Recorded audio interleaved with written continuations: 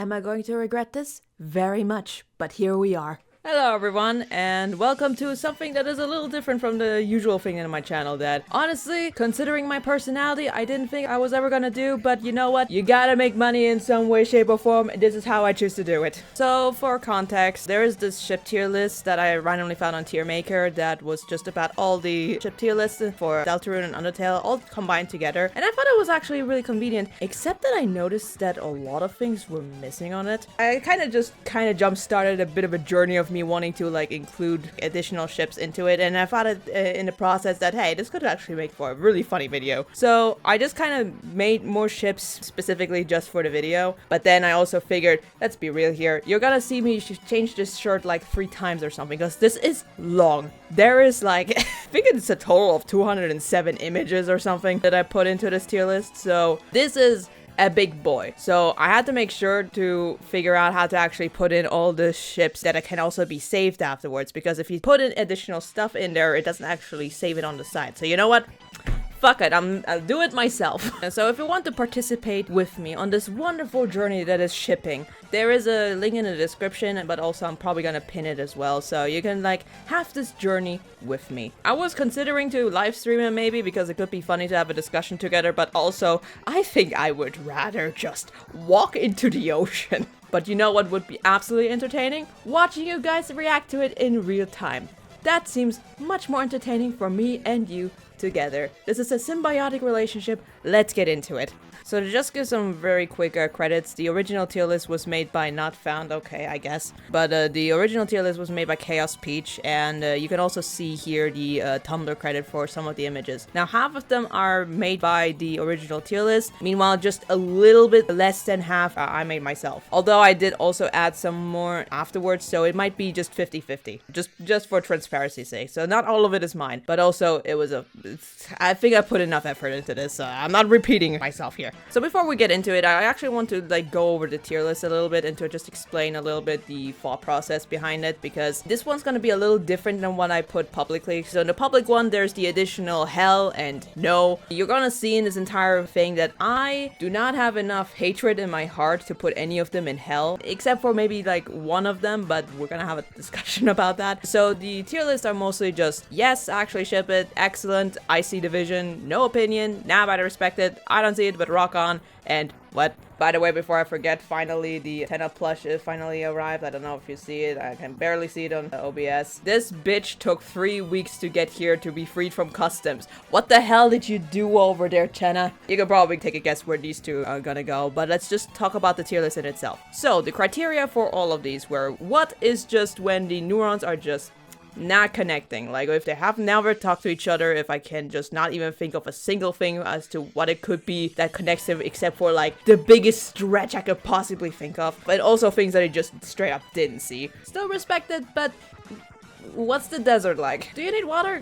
Can you give me some blinks? Honestly, but rock on is stuff that I haven't seen much, but I can kinda get the idea, but I still am not in love with it. This is often ships that are very much carried by aesthetic or something, or things of one interaction where I can kind of see the original idea that the jump started, but it's now that I respect it is basically, I have seen it, there's enough material on it, that it makes sense, and I just still don't like it. And for that, we're just gonna start off with our first one as an example, Papyton. Just gonna drag that right here. I want to talk about this more when I get to it for another ship, but to summarize my feelings on this as hopefully clear as possible, it feels a little too one-sided. Okay, there is absolutely no contestation. Papyrus absolutely has a crush on Metaton. There's no discussion about that. There's so many little inklings where Papyrus so clearly, at the very least, has a celebrity crush on Metaton. I'm going to dislike this, but I'm also not going to completely deny as to where this comes from. Right, the bone likes the robot. And in terms of energy, they kind of do sort of match, but there is a bit of a conflict to it that I'm gonna explain with something else later. The main gist of it that makes me not quite like it is, I get it, the ship makes sense in technicality, they have a lot of parallels to them, but something about the way it starts, where it comes from, just feels a little parasocial. And I know what someone is gonna say, the Metaton is not actually that famous, it's a tiny underground, the population is not very large. I get that, I understand that, I have seen the bit with the news thing. However, two things about this. The one thing that I kind of disagree with in the sense is, first of all, I feel like the news thing was part of the ruse. Like, this is more of a headcanon thing, but I feel like the fact that you see so many people afterwards say how much they like Metaton within Hotland kind of makes it feel like the whole gag of like 9 viewers was just a joke. Either that, or it's a reflection of how many people are actually in the underground, which is interesting to put in perspective. Second thing is that, to me, honestly, it doesn't really matter how large the fan base in and of itself is. Papyrus is so clearly leaning so hard on being the biggest fanboy as to a point where he just knows everything. And, well, you can definitely imagine how they could naturally meet and have a good relationship with each other. I support Dan and Phil. They're doing great and stuff, but honestly, when it comes to like a fan and a creator being shipped together, I am personally just not in it. I kind of prefer if they just didn't do it in the first place. So you can definitely tell this is more of a personal thing, right? There's absolutely nothing wrong in technicality. This is just a me issue. Actually, you could actually just rename this entire tier just skill issue, right? That's basically what this tier means. Now that everyone's gonna be talking about that for the rest of the video, let's just move on. No opinion just means that there are some stuff that kind of connects it. I've kind of seen it and I just have no emotion attached to it. Like, I don't hate it, I don't love it, there's absolutely no emotion attached to it, right? There's nothing wrong with it, it's fine. I see the vision is for when there's enough material in the game or something that supports it. I've seen it on the timeline and I just scroll past the timeline and think, cute. That's kind of where it ends. It's very little passionate to it, but I can like see the potential. Like this is the potential meant here. Excellent. Now, this is where I want to explain to you the difference between excellent and yes, I ship it. Excellent are objectively, to me at least, well, I guess it removes objectivity, but you get what I mean. They're good ships, I like it a lot, and I give it my full support. It's fantastic, it's amazing. The top one is my agenda. If something is in the excellent tier and not on the yes I ship it tier, that's just me pushing propaganda, alright? So don't take anything seriously. If I really like something and it's just stuck in excellent, that's just me wanting to spread my agenda, alright? This has nothing to do with it being like just a bit less good than the other ones actually or something. On top is just wanting to spread my truth and nothing else. So if I'm talking about something very passionately but it's then stuck in excellent, that's usually mostly gonna be because I have a certain bias towards it, and we're gonna see this quite often here. Now before we move on, I actually want to add 2 more tiers. One that I just think is funny, and 2 is a little too controversial to put it literally anywhere else.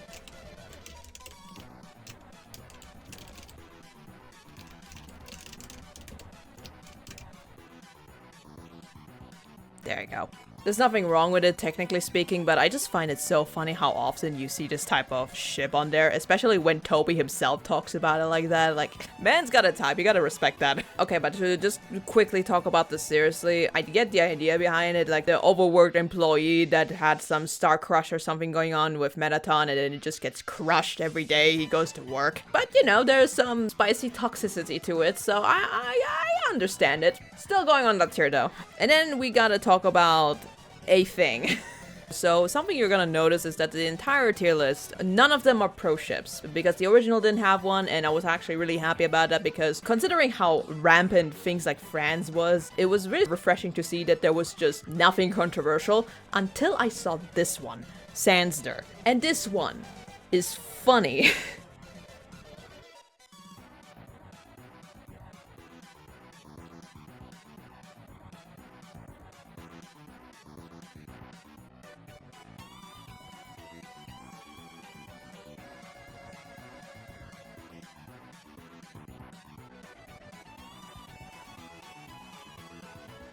So just for the sake of my sanity, I'm just gonna add another tier to this one. Hold on.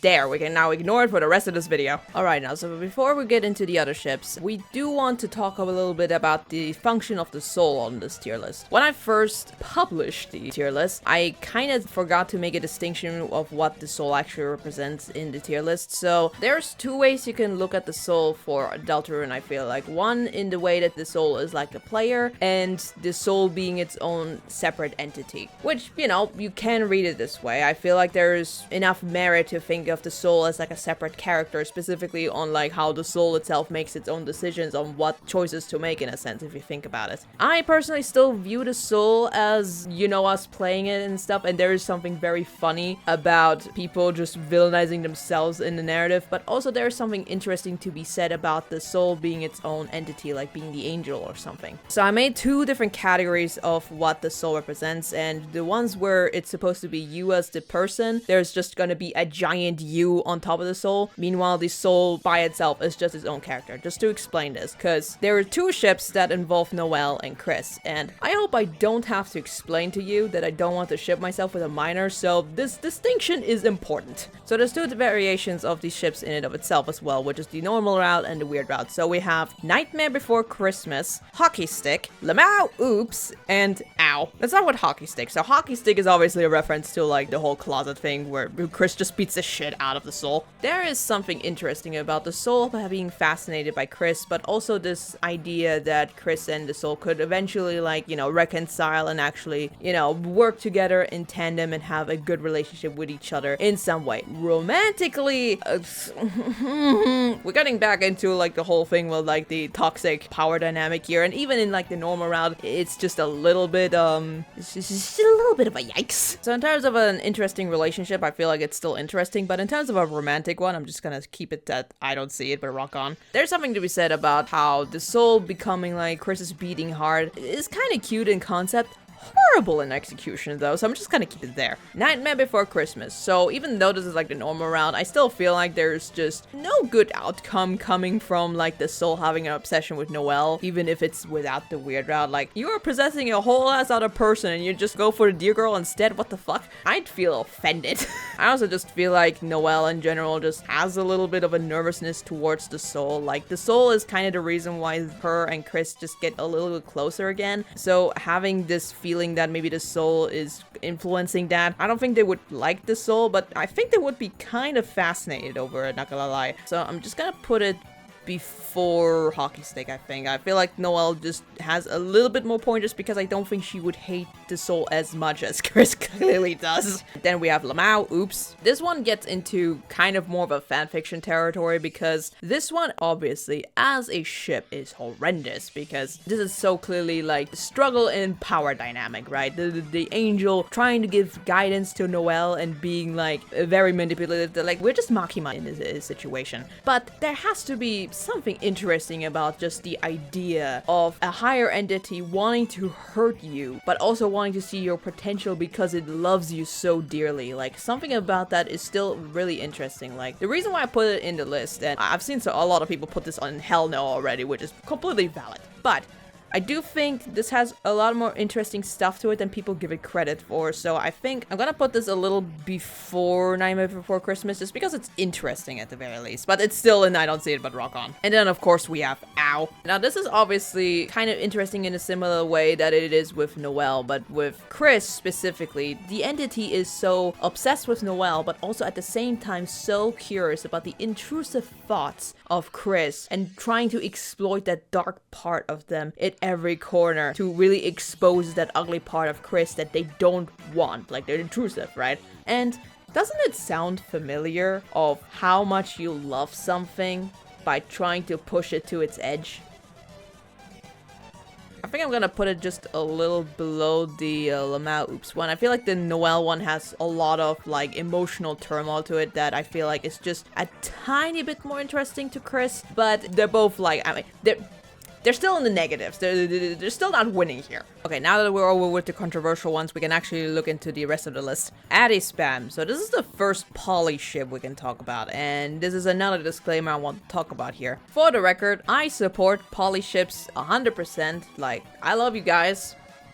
My brain's too stupid for it. I'm gonna sit down and really talk about it to really think about the thematic dynamic that they have and how it might work better in a throuple rather than monogamously. But more likely than not, none of them are gonna go into the yes tier because my brain is just it's just difficult to completely conceptualize it in my brain, right? As I said already, the yes one is anyway just propaganda, right? Some of them are gonna go into excellent, but it's probably not gonna go higher than that. There's also a lot of them where you can clearly tell someone just threw a dart on the board because some of them just do not make sense as to why they put it together. Anti-spam, I kind of get the idea. They're all just ads that used to work together, and you can definitely imagine like a polycule just kind of breaking apart because Spamton just had to go after the 10S, which, you know, fair enough. I mean, and just look at them. That being said, I just have no emotion to attach to like the Addisons at all, and I feel like in general, like I've seen a little bit of it, but anytime I see it, I just have, it's just nothing. So I don't hate it, but I also don't quite care for it, so I'm just gonna put it in no opinion. The first one, no opinion one. Alfor. I think it's so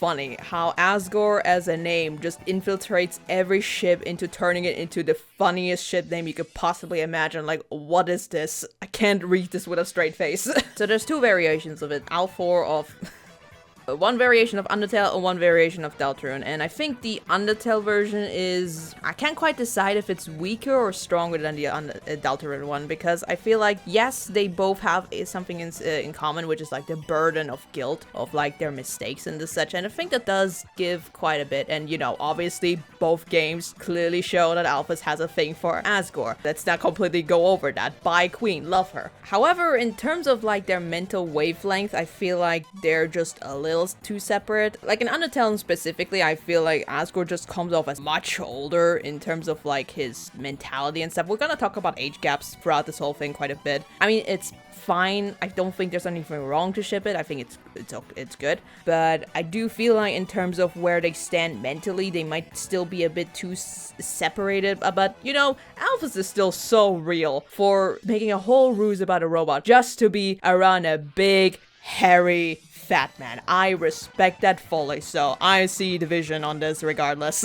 Now for the Deltarune version, I actually kind of like it a bit more because there is a bit of a removal of their status in a way. I also feel like in Deltarune they might be actually talking to each other a little bit more. Maybe this is just the impression that I got, but because of the dialogue that Alphys had about in one of the family ending, she talks about how Asgore doesn't really check up on her, so I feel like there was a little bit of neglect maybe in that part. In Deltarune it seems like she's trying to be a bit more in connection with Asgore to a point where they even share comic books with each other. So I feel like even though in Undertale it's thematically more appropriate, I feel like in terms of chemistry, I feel like it works better in Deltarune. I don't know. So I'm just gonna put it before the Undertale version.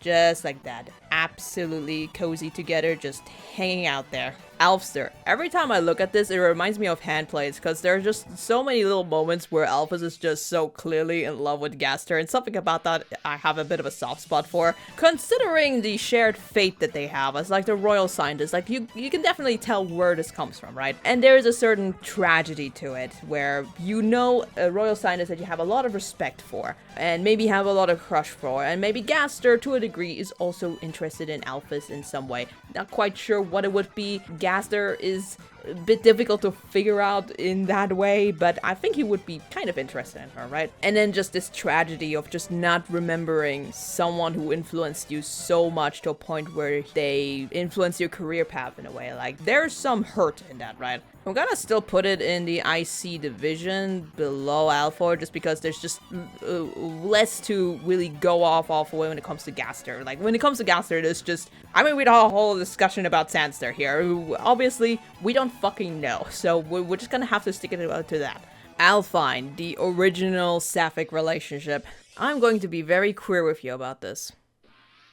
I don't care about Alpine as much as I wish I did. There's absolutely no contention about this ship. Like, this is just canon. This is just part of the game. Every single corner, you can find some kind of hint as to them actually leading to becoming a couple in this entire thing. It is great, it is cute, it is fantastic every time I replay the game and see them almost kiss, but then can't. And seeing Alphys be absolutely smitten by Undyne is always going to be incredibly endearing.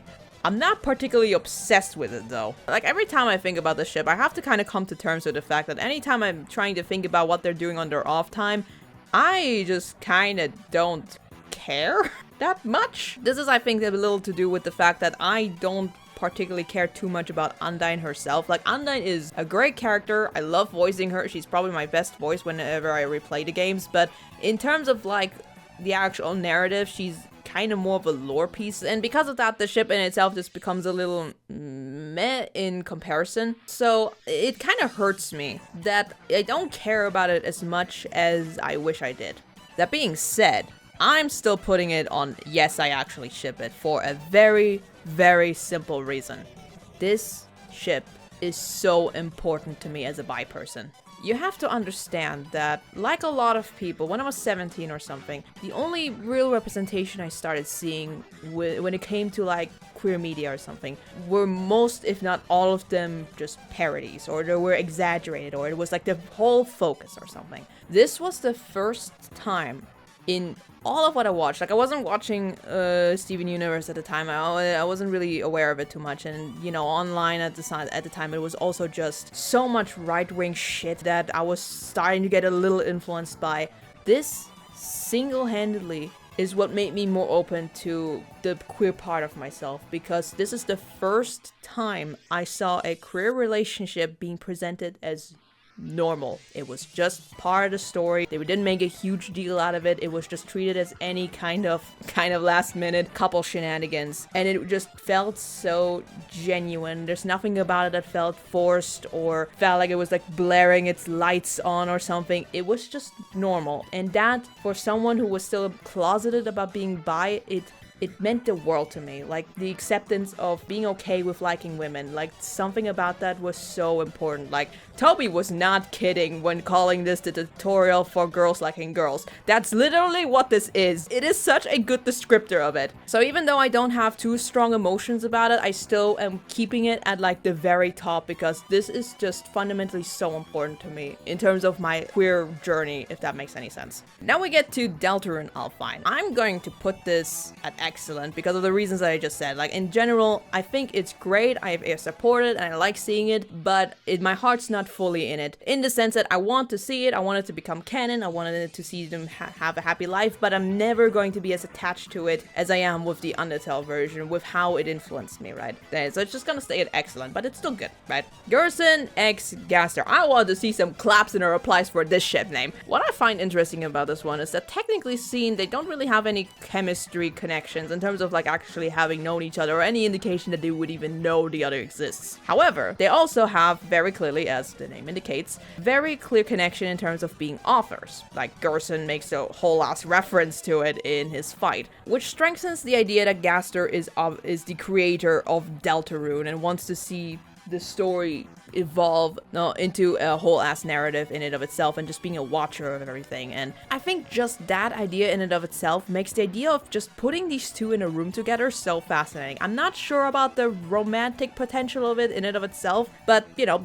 they seem to be mentally matching each other's energy a little bit, and I do feel like they would disagree on a lot of things together, but I think it would make for one amazing podcast. I think like they would still disagree on each other when it comes to like how they approach stories. Like, I think Gerson would have more of a sincerity to it, while Gaster is looking at it more as like an experiment on the soul or something, like literally and metaphorically. That being said, this would make for a banger podcast. So if anybody ever makes like a whole ass hour of just role-playing as Gerson and Gaster just having a conversation, I'd be so down for that. So I see the vision. Just because it's a little bit more interesting, I'm gonna put this before Alfster, actually. Just gonna put this here. There you go. Asby. Someone just wanted to have the shortest ship name in existence, and they took it, and I respect that. I could technically put this in no opinion because it's not really inoffensive, but also this is the first one that really feels like someone just threw a dart at the wall or something, so I'm just gonna put this at what? I think there is a bit of a theory going around that Groby may have been part of the Royal Guard at some point, like back in the day or something, and then just retired or something. I read the comic recently, and I don't think it was ever mentioned that he was, so there's not actual canonicity to it, but you know, it's still a fun thought. But even then, I feel like it's not that interesting in terms of like the ship, so I'm just gonna keep it at what? As Goriel. Yes, this could have been called Togor. You can just spam it in the chat if you want. So I do understand the perspective that some people have, where it would be nice to see them reconcile and then go back together, and I understand that idea. However, I am a child of divorce, and sometimes I feel like it's just better if people are separated sometimes, you know? And like, even if they do reconcile, I feel like there's always going to be this lingering feeling in Toriel where, I mean, I love him, but he did still kill 6 children, so I think in general, when it comes to Asgore, like I see the vision with Alfor and stuff. That with alphas, I kind of argue that I do see division, but I think in general, I've talked about it before, but in general, I think Asgore just needs to learn to love himself and be okay to be by himself, because I think that's his biggest issue right now. Being so attached to like the idea of family and having things go back to what it used to be. Now, don't get me wrong, Tora has the opposite problem where she tries to move on from it a bit too much to a point where there's just no conflict resolution, which I think is in Deltarune going to be explored a bit more. But for Undertale specifically, I think in general, it's just healthier if they're separated. So I'm gonna put this at nah, but I respect it. I think I'm gonna put this behind Papyton, because I feel like Papyton is still better, right? Asgore Deltarune. This story could potentially move around back to it becoming canon again. That there's always the possibility of that happening. I think in general, Toriel is not as apprehensive towards Asgore as she is in Undertale, and I feel like it depends heavily on what actually happened in Deltarune. So I think it could potentially get better. There is some potential reconciliation that is possible, that is a lot more realistic in Deltarune. However, I have my agenda, so I'm just gonna put it in nah. Asgore Rudy. There is some Christmas pun you could do here, but I just cannot think of it for the life of me. Even though the tier list was like made after chapter 3 and 4 came out, I just find it funny that they just didn't bother to get like the actual walk sprite of Rudy, and this just looks very funny. Poor Rudy. I mean, we know from the alarm clock, we know from the dialogue from Deltarune, like they make for an interesting couple, and I think if Toriel and Asgore do separate properly, like actually separate their ways, this has so much interesting stuff going on with what they had in the past, and also just the obvious tragedy that potentially could transpire in Deltarune that makes this so interesting, especially with the reference of Beauty and the Beast. Like, I feel like this is just, I don't have anything more to say to it. I think it's just excellent. I'm gonna put this above Alphine just because I feel like there's just, in the moment, more going on here than with Alphine. So the next one on the list would be Asterid, but I'm actually gonna go out of order and go with Charisk first. Or Karisk. How do you pronounce this one? Like, I go with Kara, but Karisk sounds weird, so I'm going with Charisk instead. This one's weird. Just stick with me on this one, okay? I've seen someone put this in like Schrödinger's incest for some reason, which I found very funny. I guess it's in the hypothetical scenario where Kara comes to life and there would be like siblings when living with Toriel, but that's like completely fanon, so I wouldn't put it there at all. So with Charisk, you definitely see where this is coming from. Like two children that go traverse the underground, one of them present, one not so much, and they're just kind of working together to get through the underground. They both have a different approach to how they look at things. Like Frisk is obviously more playful. They don't care as much about, you know, the logistics of things or the efficiency. They just want to have fun in one way or another, and Kara is more analytically minded. They are a lot more efficient with like up to a point where they have to think about how efficient it is to fill a glass of water. Fucking freak. So this contrast is really interesting, and especially it's motivational in the pacifist round where they just try to save everyone, and then in the Geno it's just, I don't know, Light Yagami and Misa as dynamic. And so this works really well. But I am going to put this at nah later for a very simple reason that is a complete skill issue on my part, and I need you to just stick with me while I'm talking about Forrest Gump for a second. So Forrest Gump I had seen like the first time about like 10 years ago or something. Somewhere recently, me and my dad wanted to rewatch it again. So we tried to put it in a DVD player, but then the DVD player got broken and had the DVD stuck in it, and so we just decided we absolutely need to rewatch Forrest Gump now, because at this point it's becoming a mission. So my dad gets a new DVD player and we start watching it, and in the beginning, if you remember, Forrest as a child goes into the bus and sees Jenny, who's the only person who gives him a free seat. And before the dialogue continued, I was looking at that and thinking, wow, what a nice friend.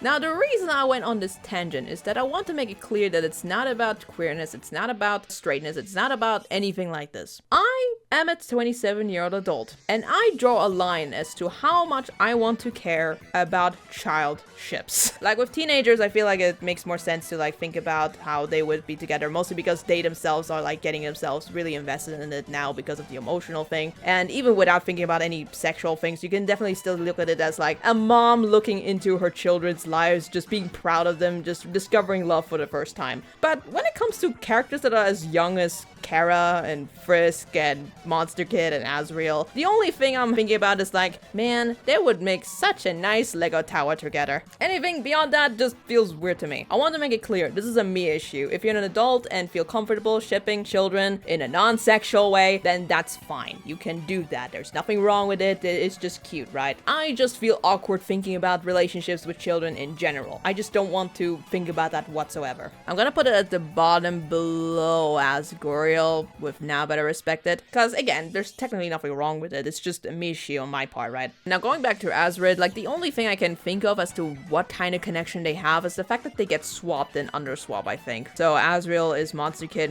is Azrael. Not sure how that works, but that's kind of the only thing I can think about why these two would be like put in the same room together. In terms of chemistry, I can't really think of anything, so I think I'm just gonna put this at, I don't see it but rock on, but just before Lamau Oops, because I feel like that one's just it would feel a little weird if I put that below that. Let's actually grab the other child chips for this, just to get that out of the way already. Frisk Kid is fine, but it's not as interesting, I think, as Chara, so I'm just gonna put it below it, but, you know, it's still a nah. There's nothing wrong with it. Like, yes, there's a moment where Frisk, like, saves Monster Kid, but they are also just as ready to just walk out of the situation entirely, so this could go either way, so I'm just gonna put it behind there. Then the last child ship, I think, would be Frisk Riel. It's fine, but in comparison, it's just not giving me as much material to work with. Like, it's cute. I kind of understand where it's coming from. I'm gonna put this a little before Frisk Kid, but other than that, I feel like Karisk in comparison has just a little bit more potential, but I'm just still keeping them all in the nah category. To reiterate, there's nothing wrong with them. I just personally, as an adult, just do not want to invest myself too much in shipping toddlers. I know they're technically not toddlers. You do not have to say that in the comment section, okay? Azrael and Brady. I'm just gonna put this in no opinion because I just do not care. Look, if we're gonna have an in-depth discussion of every single ship, we're gonna be here until August. I just noticed that Azrael and Caddy isn't here, but it would go in the same tier, so it's just no opinion there. Monogamously, Thruple, it's just, nah, I don't care. So for this one, I'm gonna go out of order again and just talk about Flowey and Papyrus instead. This one heavily depends on how you interpret Flowey, because I think once in a while the discussion is Flowey still a child, or is he like more of an ageless being now because of the absence of the soul, or because the fact that, you know, he's been now around for assumedly a few couple of years now because of the whole reset thing. For the sake of the argument, let's just assume that Flowey is a bit ageless for this and that Azrael's age is just not a factor here. So inherently, I don't think there's anything wrong with it, but I'm still gonna put this at probably behind Charis. On one side, I think there's a bit of a difficulty in imagining how Flowey would even be in a relationship, so that's the first barrier to cross, I think. The second thing is just, is the concept spicy enough to justify this dynamic? Because clearly, Flowey is mostly interested in Papyrus to basically get as much of a reaction out of him as possible, and you know for a lot of the timelines, he absolutely tortured Papyrus to bits for no good reason other than out of curiosity, right? You know that that's what Flowey was doing, right? A part of me wants to think that maybe he did still have a soft spot for Papyrus and so he didn't go as hard on Papyrus, but if we were able to kill Papyrus somehow, he probably did the same in some way. Because of that, it's just a little uncomfortable. Like, I'm sure Papyrus would forgive Flowey and be able to look past it, but a part of me thinks it's just not gonna be very healthy. Now, Deltarune, Azrael, and Papyrus is a little bit more interesting. First of all, we have no idea how old Papyrus is in Deltarune. I'm still personally banking on Papyrus being on the younger side, but there's obviously nothing wrong with shipping it this way just yet because we don't know. This obviously is kind of born from the Flowey and Papyrus one. That's why I wanted to go over that first. I think this makes it an interesting dynamic because Azrael in this instance just was able to grow up. He was able to, you know, have an education and is having fun. And this is obviously with the assumption that Papyrus would be with him in college or something like that.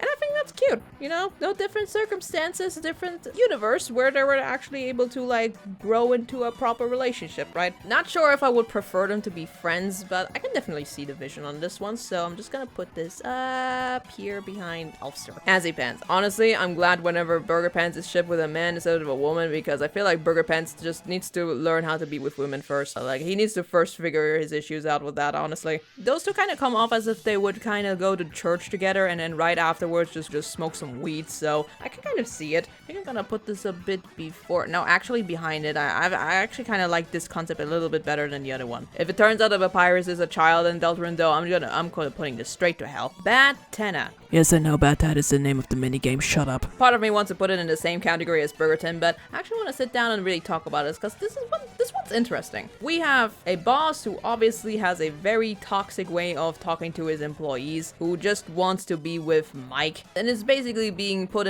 through a ruse of who Mike actually is because of Bat. And it all starts out, of course, as like a giant ruse for the whole thing, but the whole thing with Bat just slightly starting to maybe warm up to Tenna a little bit because of the tragedy behind Mike, and maybe starting to get a little attached to Tenna as a person as well in the process. Like, it's still toxic, it's not healthy whatsoever, but there is something interesting about something that was born out of a lie that turns into something genuine. Like, I actually really like the idea of it. So you know what? I'm gonna put this in IC division. And just because it's a little bit more interesting, I'm gonna actually put this before Alfster, actually, I think. Actually, no, Alfster's still more interesting. Let's not lie to ourselves.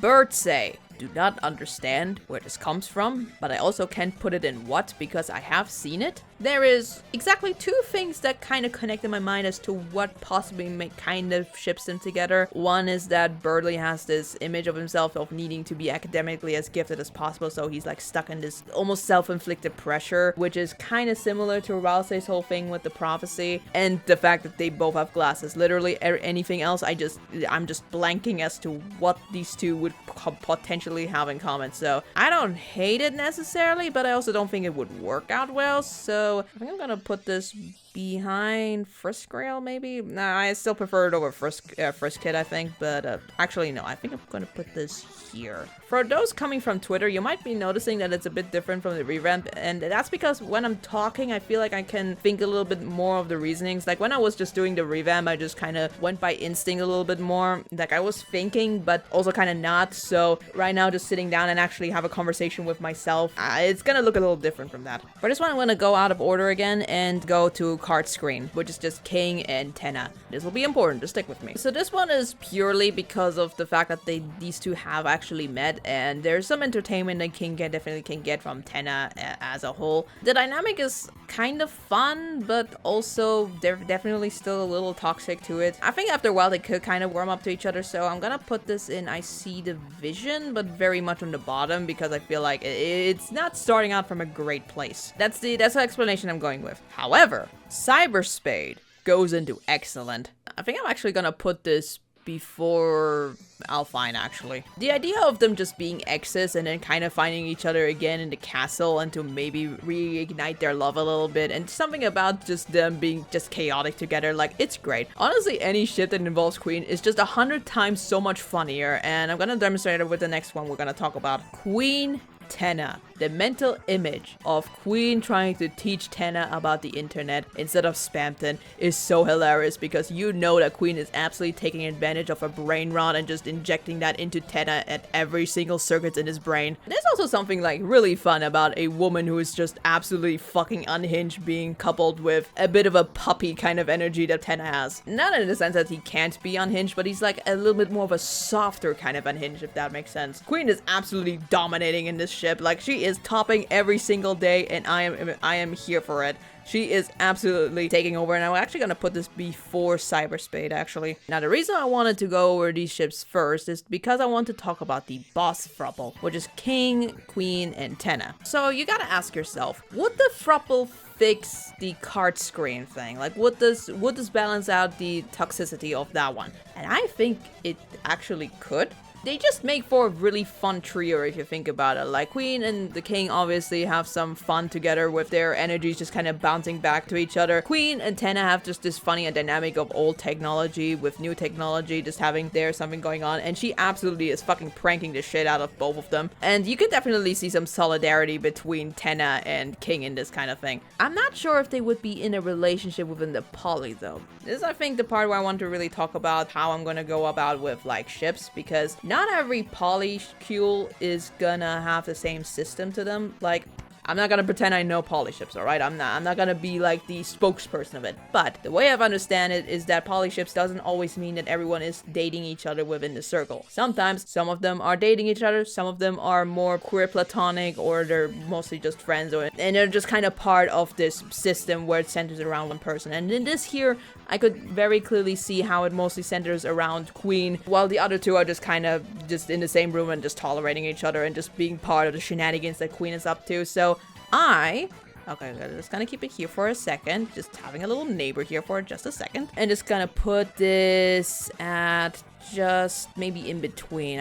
I like Queen Tenna just a tiny bit by itself, but this is still perfect. Bratty and Catty. Okay, so something that you have to understand about me is that when it comes to shipping, I am kind of blind about it. I don't really think about shipping actively whenever I watch a show, and the only way that I will ever really consider shipping is if it's literally just thrown right on my face. I'm the kind of person who watched Kim Possible and did not even remotely think about Kim and Ron being a thing until it was literally addressed within the show. The only time I've ever shipped non-canon couples is one we're gonna talk about here, and the second one was an amphibia of these two femme and butch nudes. I don't remember their names, but I remember watching the single episode that they have before the finale or something, and I remember thinking just for myself, like the first time I was like, oh, this is kind of cute, like they're not blushing towards each other or anything, but something about that's kind of cute. And then the other one calls her wife at the end of the series. I am still not over that. This felt like just throwing a dart and just hitting a bullseye out of nowhere. Reason why I'm bringing this up is because when I'm looking at the Undertale Brat and Cat, I don't really see them as a relationship. I just see two friends, right? But then you get into the Deltarune version, and it's like, absolutely, yes, Queen,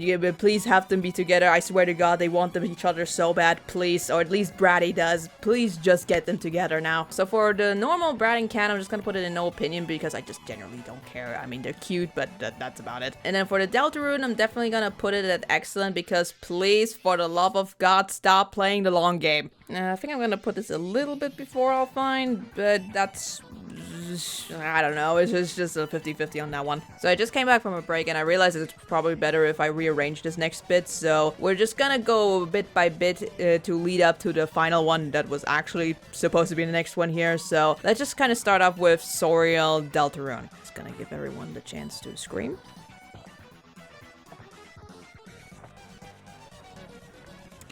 I'm gonna leave the Undertale version for later because I just have so much more to say about this. So we're just gonna start off with the Deltarune version. So, as we all know, this caused a little bit of chaos in the fandom. You all know where I stand with Soriel. I don't think that's a secret anymore. Wouldn't it be really funny if Sans was in the house now? That'd be so fucking funny.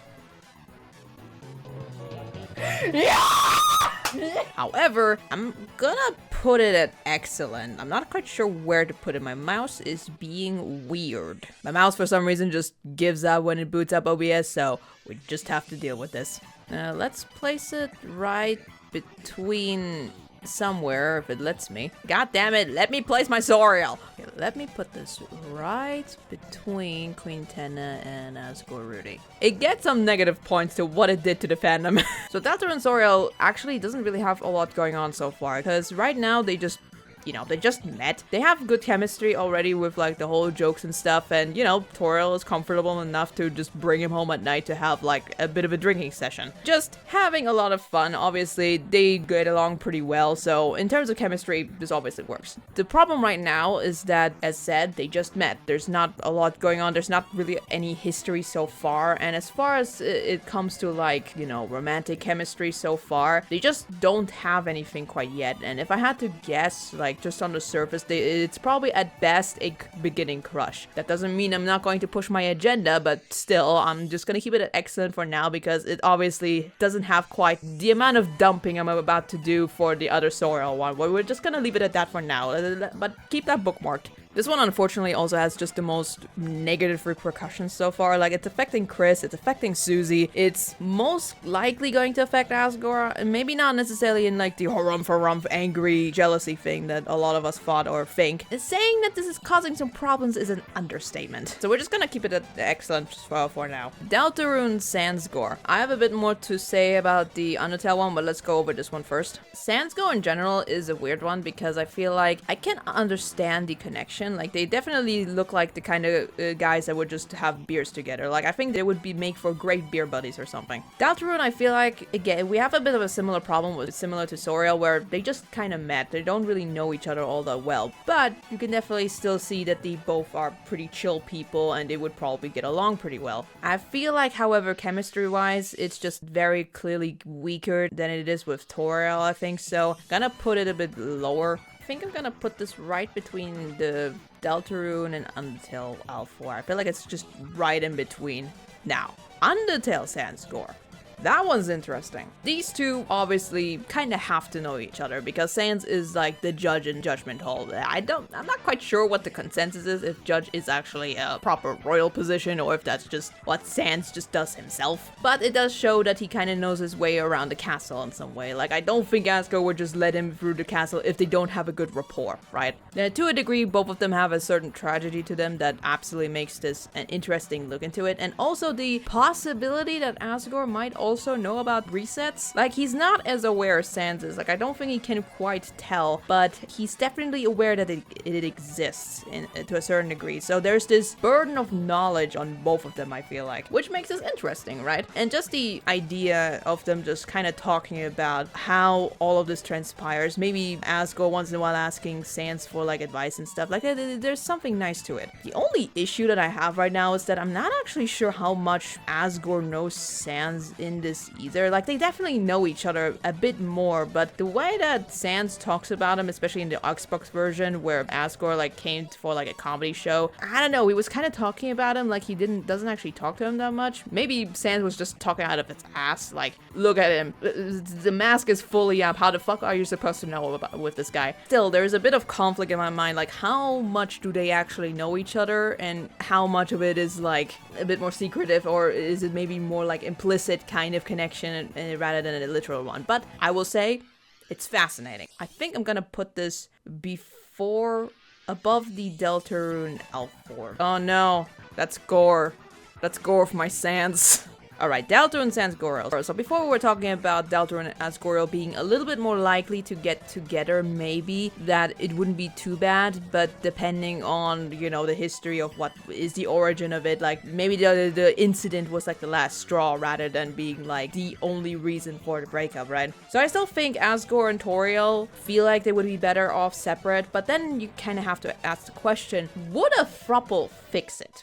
And a part of me feels like it would in this case. Think about it, for whatever reason, Toriel and Asgore have like a bit of conflict with, you know, emotional stuff. Like, I think Asgore has a tendency to be a bit over-emotional in some places where it bothers Toriel in a lot of ways, how he approaches things or how he's like stubborn. And of course, Toriel probably has her avoidant tendencies that makes it difficult to be around with because she's like avoiding subjects a lot. And then we have Sans.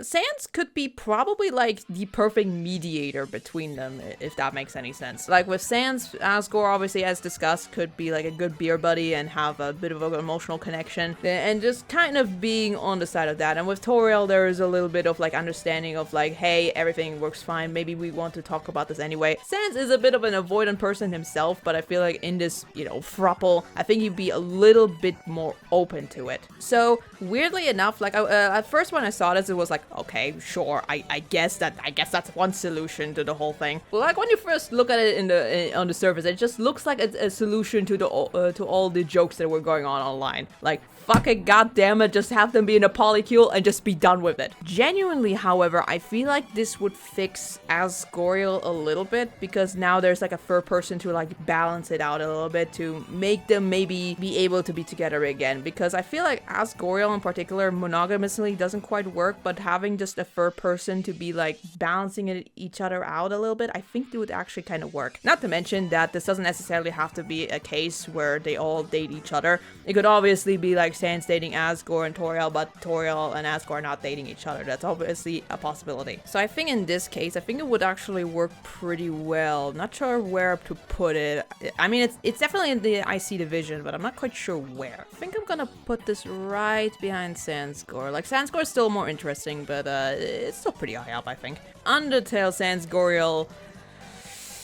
I think in this setup, absolutely, Asgore and Toriel are not dating. Like, I feel like maybe this is just me, but in this polycule, I don't think it will work out. But again, with Sans in the mix, maybe there would be a bit of a higher chance of them kind of reconciling a little bit, right?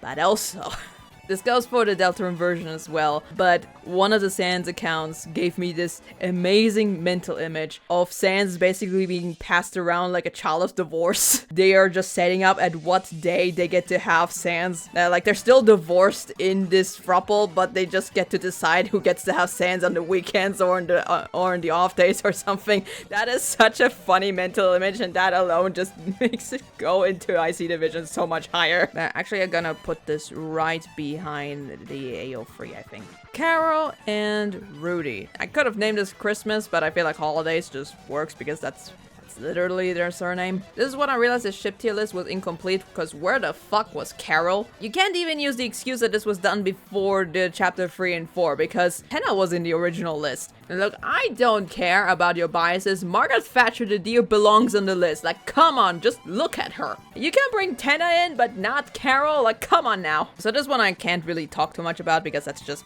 you know, it's just canon. Hold on, I just realized, what the fuck did my mouse do? Why is Alster in yes? This was way below. Where was it, actually? I kind of forgot. Oops. My mouse is glitching and it's spreading its own propaganda, which, you know, fair enough. If something looks out of whack and it looks inconsistent to what I put before, I'm blaming the mouse. As already said, there's not really much to say because these two are just canonically married. I don't know if they're like having marriage issues so far. As far as I'm aware, Rudy's like aware that Carol is like, you know, a little bit too strict or something, but also clearly still loves her. Now, with Carol, it's a bit more harder to tell because the only introduction we had of her is being the very strict, slightly coming off homophobic kind of mom. She's not, that was a joke. So there's not really a lot to go off on in their relationship except that Rudy apparently introduced himself to Carol by slapping her ass or something.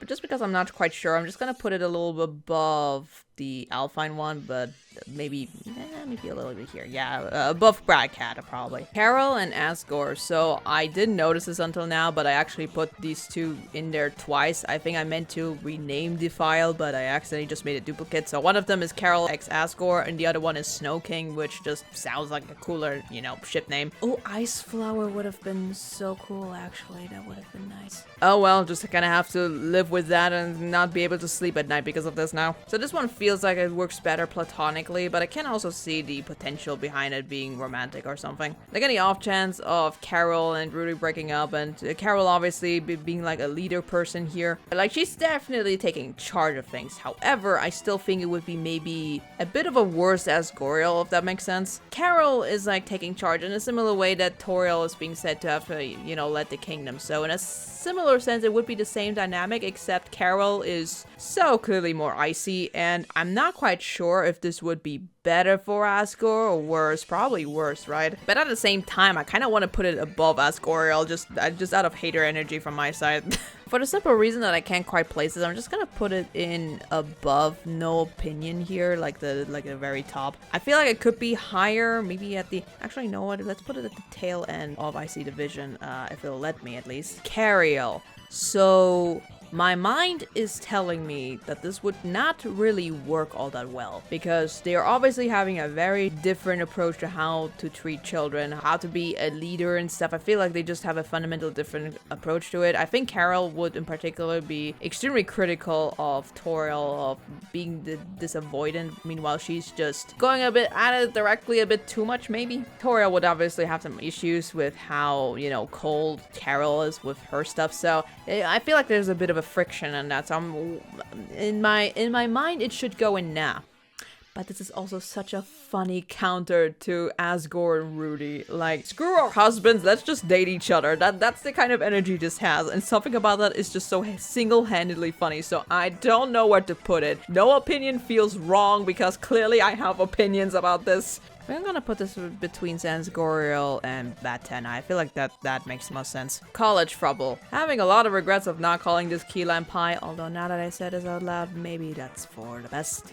here comes the question again. Does the inclusion of Rudy fix the monogamy of Toriel and Asgore here? And I'm honestly not sure about that because I don't think Rudy would date Toriel. You're gonna notice in his entire tier list there's not a single variation where it's Rudy x Toriel, and I should have put it in for the sake of like foreignness, but to be honest, there is not a single brain cell happening when looking at these two. I think these two just are good buddies, and that's as far as it goes. The idea of them dating just feels wrong. I don't know what it is. So in this setup, it would absolutely be Asgore with Rudy, and Asgore potentially be with Toriel. I'm just not sure if Rudy would be very helpful in this. I feel like he might actually make it worse a little bit. Like, I want to think that this would, you know, balance it out in some ways, but something tells me Rudy would just make it worse somehow. I'm not quite sure how to explain it. This is gonna sound a bit strange, but I feel like if Rudy is in the mix, Asgore would be a little bit more focused on Rudy than on Toriel. Is that weird to say? I don't think there is a good balance here going on, and I feel like Rudy's character in general would incite more issues than fix them. Does that make sense? If the window looks a little different, that's because I had to rearrange it a little bit because my mouse is just giving up. So the tier list is actually like on my side now instead of in front of me, which kind of sucks, but that's what we're gonna have to deal with. I think I'm gonna put the college thruple right behind Papyton. I feel like it's just a little below it, I think. Now we have Carol, Rudy, and Asgore, so this time it's Carol in the mix. I don't know if I'm gonna be able to explain it well, but something about the setup is very funny. You know very well that the dates and the spreadsheets and how the system works is gonna be made completely just by Carol, and these two are just gonna sit there and agree. Maybe Rudy would push back on a few things, but I feel like in this part, this is just a matriarchy. Like, Carol has the reins here, and something about that is reindeer.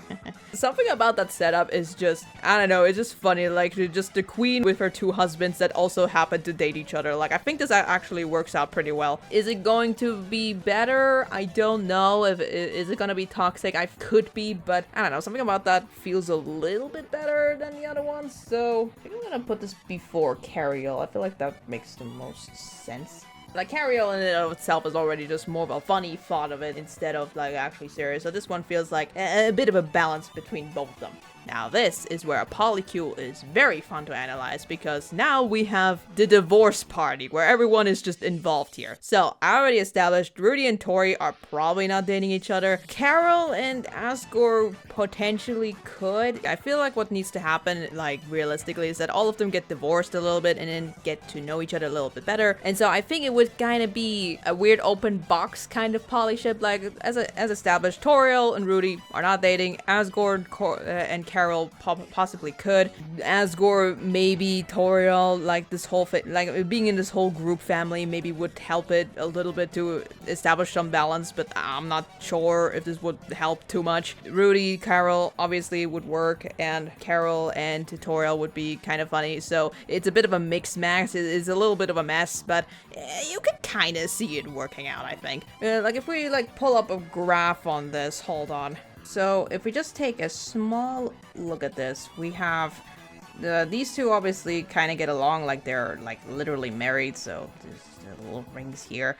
They could be potentially get together, but there's a little bit of friction, but potentially if there's like another person involved, maybe this would potentially fix it somewhat, because monogamously, absolutely not. These two have a little bit of toxic energy going on, but it's kind of also maybe a little, I don't know, a little spicy, so I guess it could kind of work out. These two absolutely are smashing. That's definitely happening. Like, these two are going very well, so this is good. These two is just a funny counter to this one, so this is also good. These two absolutely not. So we have this weird open box kind of situation where they kind of cross into each other, but they don't quite close it. Like, this bit is just open, which is funny because this is anyway an open relationship, right? Ha ha ha. So all of this feels like it could work out relatively well, I think. Potentially, I'm not sure, but you can see this is becoming a bit complicated. So how do we fix this? Well, This is where we're getting to our final one, which I just lovingly refer to bro who invited you. This is where I realized people were just bringing up bullshit into the suggestions, and I love that. So we're actually gonna look at this a little bit, right? What would Sans bring into this relationship? Would it actually benefit something, or is this just there for shits and giggles? I know the person just said it as a joke, but let's actually look at it critically. So anyway, let's just put in our Mr. Sans guy here in the middle of it. Hell, just goddammit, just expand already. Up, too big. So let's just put him right here. I think oh yeah, it's all in the same layer. Well, fuck it. So we already established that Toriel and Sans just kind of met, but they kind of could work because of the chemistry. So this would be kind of nice. Right? And we already established that by being this mediator between them, this would kind of work out itself. And as I said already, these two do have beer buddy energy that could turn into a bromance, so that's definitely good. Like beer. Yeah, beer, and potentially these three could share this beer energy to them. Like these three are definitely going into a pub together. Would it end in a bromance? I'm not sure. I'm not sure what to feel about these two, because they technically have a similar energy to them, like just a jokester guy, right? But I feel like for Sans, it's more so, you know, being a trolling nature. Meanwhile, Rudy is just the tiniest bit misogynistic. I don't think it's wrong to say, like, I still love Rudy, but you kind of have to acknowledge there's some issues still going on here. So I feel like there would be tiny bit of friction, maybe, like I feel like they would try to outbait each other, and of course he would absolutely win every single time when rage baiting him. And while I don't think he's ever going to be entirely angry, but I think there's going to be some resentment that he is that good at it and not quite able to go under his skin or something, mostly because he's a skeleton. Ha ha ha. Does Carol know Sans? That's another question. Like, these two in particular, like, in their perspective, who is this guy, right? I mean, Carol obviously needs to kind of know of Sans at least, because he probably had to, like, get a permit to have the ability to actually start, you know, being in a supermarket. So they obviously know each other business-wise. Relationship-wise, she would, I think, absolutely hate his fucking ass, which is actually kind of cute. So there's no actual relationship going on here, I think. So right now we have a throuple that kind of works together and kind of fixes the problem between these two, and potentially expand the beer convention that these three have, like the visits to it. It wouldn't fix anything between those two. I think these two just stay open. I think he could potentially be an interesting mediator between Carol and Toriel, but other than that, I think there's just no way that that she is dating his fucking ass. I don't think that's happening. This is kind of the weird chart that we have. Do not ever make me do a chart. This is looking like a fucking mess. Hold on, maybe I can like clean it up a little bit. Give me a chance. Without Sans, it's a open box. With Sans, it's a weird bubble. Like, we have the throuple here that works. We have the potential beer thing going on here that's kind of nice, and the rest I feel like is just individual. Like, I think we'd have like a bubble here, a bubble here, potentially. Maybe if we want to expand it, like who knows, maybe this would actually go here, so we would have something here. I don't think it goes beyond that. And look at that, we have our functioning throuple.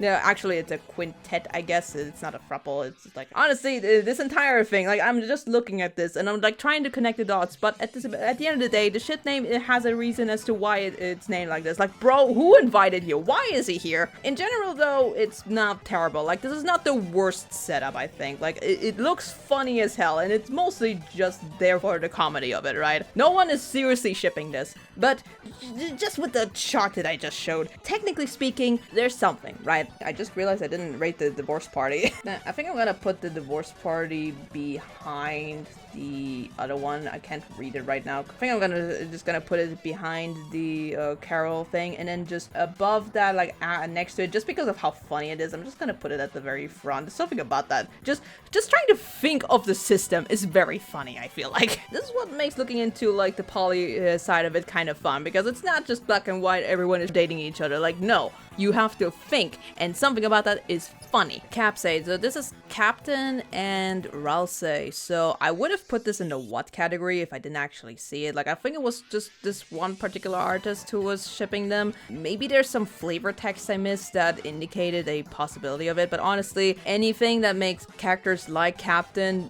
be shipped with men instead of women, I'm okay with that, because I just do not like Captain being near women. I'm sorry. Something you're going to notice is that I really do not like what I'm gonna call Casanova characters, like the ones that want to be like, you know, want to get all the chicks and all that. And I get that they're mostly made fun of. I get it's a joke. I don't care. It annoys the shit out of me. This one I think I'm just gonna put in no opinion, because I can't quite rate it. Like, I just don't care about Captain too much to really have an opinion on this. And I feel like Ralsei could probably do better, but I also feel like it's just, I don't know. I just have no emotion to it. I'm just gonna put it there. Cat food. Honestly, the only thing I was thinking about is just Catty eating Birdly for some reason. That was just the first thought that came to my mind, because, you know, haha, cat eating bird. There's probably some other connection that you can do here outside of just the obvious aesthetic of the goth dating the nerd or something. Like, I'm sure there's a bunch of AO3 tags for this one, but beyond that, I just don't see it. So I'm just gonna put it in no opinion, and maybe a little, but no, below. Yeah, I'm just gonna keep it a no opinion. Caddington. This is probably a very obvious ship for some people, but for me, again, as long as it's not being thrown in my face, I just don't care. So I'm just gonna put this maybe before cat food, potentially. Yeah, I feel like it's a little bit more interesting. Actually, let's put this maybe after, like, maybe Brad Cat, potentially. But it's still no opinion. Caddy pants. So last time I put this in what, and someone was asking like what was wrong with it, and I just said a caddy deserved better. That was mostly a joke, because I just like bullying burger pants. But to just be genuine for a second, I feel like for this one, this is one of those again where it needs to be thrown in my face to see it, and this one I can kind of see it, because Caddy seems to have a thing for burger pants, or somewhat. It's not completely out of nowhere, but at the same time, I feel like she can just do better. So I'm just gonna put it at now, and maybe put it like before Papyton, maybe. Like, it's not that bad. And then actually, let me put it behind, maybe not. Yeah, I'm just gonna put it here. I'm very hesitant to put anything before Papyton, because Papyton is like the ultimate, there's nothing wrong with it, this is just a me issue ship, you know? It's gonna take a while before anything like takes over Papyton in this tier list, I think. Alright, dark joke. So this is one that I put in because I noticed that Jackenstein was nowhere in this list. And to be honest, I kinda get it, because when you look at Jackenstein, you don't really think of shipping all that much. Just for the sake of foreigners though, I just tried to see if there are like some variations with Jackenstein you can do with him. This one was suggested, and I just decided to just call it dark joke. I probably should have called it dark humor, but dark joke I feel like was just, I don't know, something that has a bit of a stronger sting to it, even though it's technically kind of wrong. Outside of like the obvious Halloween vibes and the, you know, sinisterness that has this, I kind of don't see it. Like, I feel like Jevil would find Jackenstein maybe hilarious to play with, but outside of that, I feel like other than that, it's just kind of meh. Yeah, I'm gonna put this in no opinion, because I don't dislike it enough to put it in now, I feel like. So for the next throuple, we need to go about the individual ones first. So let's start with Metatenna. Metatenna is interesting because when I first saw it on the timeline, you know, the first week when everyone was just drawing Tenna tied up in 50 different positions in every angle, that was a fun week. I kind of liked the idea of it where the ship, not the, god damn it. The idea of Metatenna is interesting because Tenna is obviously, I think, going to be the factor of causing Metaton to transition. And I think that's gonna be an interesting insight to how this evolves. And I think they obviously have like the same kind of showman kind of vibe to them that definitely connects them. That being said, the more I think about it, the more I feel like I'm not as attached to the idea as it could be. Like, I feel like it's missing some sauce to it, right? Like, Metaton is technically kind of similar to Queen, but Queen has just this extra brain rot unhingedness to it that I really liked in this dynamic, and I'm not sure if the fabulousness is enough. I still see the vision because I feel like there's still a lot of potential with it, but I'm not entirely as in love with it as I thought I was. So I think I'm gonna put this before Cario maybe, or actually behind it maybe, just a bit before Batat, I think. Actually, no, I'm gonna put this behind Batat. Batat is still funnier to me. Why am I just saying Batat? It's Batena. Meta Queen. Now, putting these two in a room together is fascinating to think about. We have two basically superstar kind of fabulous people. One of them being a queen, one of them being a drag queen. Absolutely fantastic combination. I think they would make for a really good power couple. So you know what? I'm actually gonna put this at excellent, I think. I feel like I like this a lot, actually. Which brings us to Death by Glamour. I was sitting there for like a good few minutes to think about a good ship name, and it's like, nah, that track title is just perfect for this. I don't care. I weirdly like this a lot because Tenna's whole thing is about, like, you know, having issues with attachment and stuff. And then we have these two people who are so full of energy, who have this glam to them that definitely would be maybe good for Tenna to like have some self-confidence and stuff, and just to be surrounded by two queens, right? The idea of putting them all in the room together and see how they're going to kind of lovingly but still bully Tenna a little bit together, like that image is just so cute to me. I don't know. I think I'm gonna put this actually before Meta Queen. Actually, maybe, you know what? I'm gonna put this before the holiday, I think. Yeah, I like this a lot, actually. You know what? I actually like both of these a lot. I'm gonna push these forward, I think. Maybe I can put this behind. I find the dynamic with with Tenna just a little bit funnier than with Metaton. And then I'm gonna put this one right here. So next up we have Depression, or Ram Sans. So these two obviously have a bit of something in common with being a bit too aware of the world and be kind of suffering psychologically due to it. And then also the whole thing about them both trying to come off as old customers by asking for the usual, except one of them is successful at it and the other one is just a bit of a loser about it.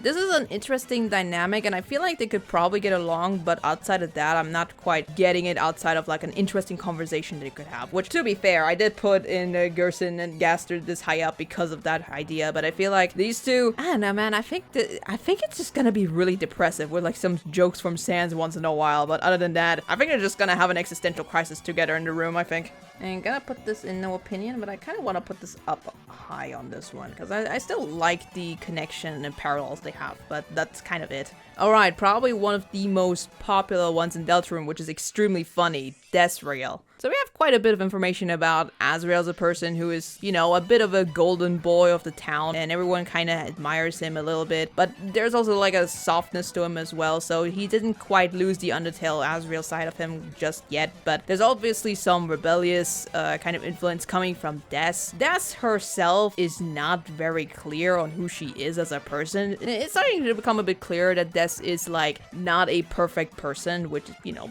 is completely fine. That makes it interesting, right? So this contrast between like the golden boy and the kind of rebellious teenage girl, you know, is a good combination, and I can always be on board with it. That being said, we don't really have any on-screen interaction with them, let alone any information on screen about Des. So obviously I see the vision on this one. It's very nice, and obviously Heartbreak Juan does an absolute fantastic job at indoctrinating me into the propaganda, but for now I think I'm just gonna keep it at I see the vision, because until we actually get a proper look at Des, I think it's just difficult to tell. The drama of it, however, is really interesting, so I'm just gonna put it right behind AO3 Yaoi, I think. I know people have this quite high up, but until we have some canon stuff going on in Deltarune, I feel like I can't rate this higher than that. Dog Amy Ressa, I'm gonna be queer with you for a second. I still don't know who of them is Dog Amy and who is Dog Aressa. Like, in my mind, it keeps getting jumbled. I'm sure it's like, I think Amy is the one with the swirl, and Dog Aressa is the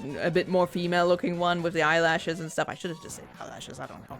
It just occurred to me that I think Dog Amy was supposed supposed to be a pun on Jeremy, maybe that was what it was supposed to be, but on the surface it just looks like Amy but dog attached to it. Not gonna lie, I like seeing them whenever I replay Undertale, but to be honest, there's not much emotion to it, so I think I just don't have an opinion on this, so I'm just gonna put it at the lower end, I think.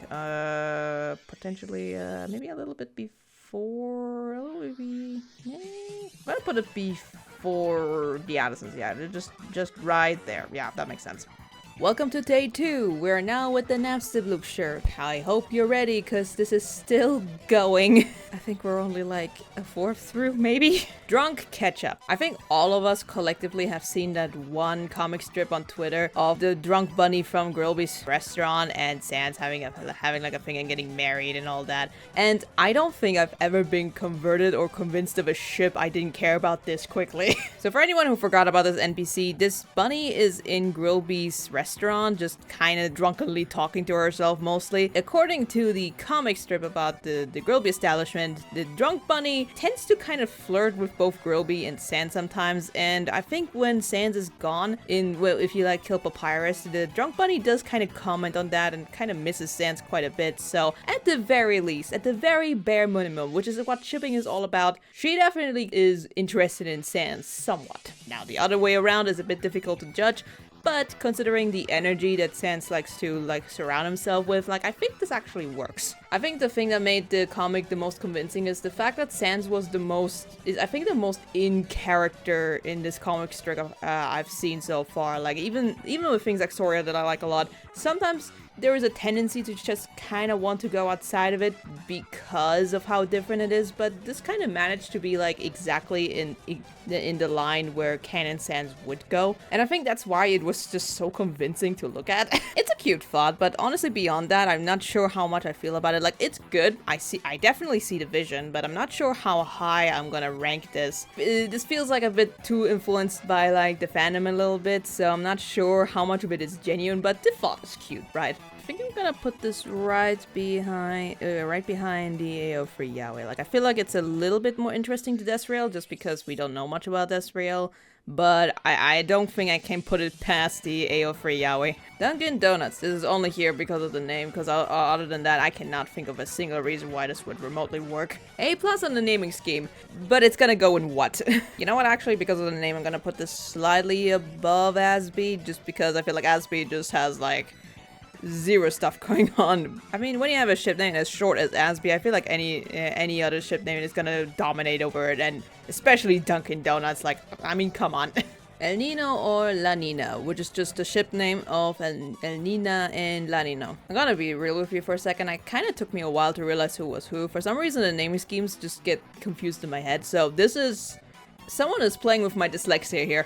This one has a bit of a similar energy to Dog Oressa and Dog Amy in the sense that they're a cute couple, but they also don't really matter in the grand scheme of things too much. That being said, in terms of how they're involved in the story, I feel like the fact that they have an on-screen character development going on with their relationship makes this a little bit more interesting, and in general, I just find it really cute. This is also very carried by their character designs. I really love seeing them together, so this goes in excellent, but I'm gonna put it at the very back. Other than that, I don't care about it too much. Actually, I think I'm gonna put this before the holidays, I think. Alright, Fall Cut. So this one is with Jackenstein and Tenna. When this was first suggested, it was wait, what the fuck, why? It seemed like a bit of a rare pair, but then you remember that both of these are the first real casualty you can get if you don't recruit everyone within their respective chapters. So this one's interesting. It's really fascinating how these two characters are so far the first real casualty of not recruiting everybody. So this would be the first neutral route kind of consequence to them. And that's interesting.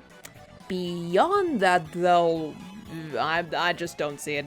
The naming scheme is coming from the way they both die, so for Jackenstein it'd be falling to his death, and for Tenna it'd be from, having his limbs cut off. And it is also just a very, very, very, very small Dr. Megalo reference. You're welcome. I'm gonna put this in, I don't see it, but rock on.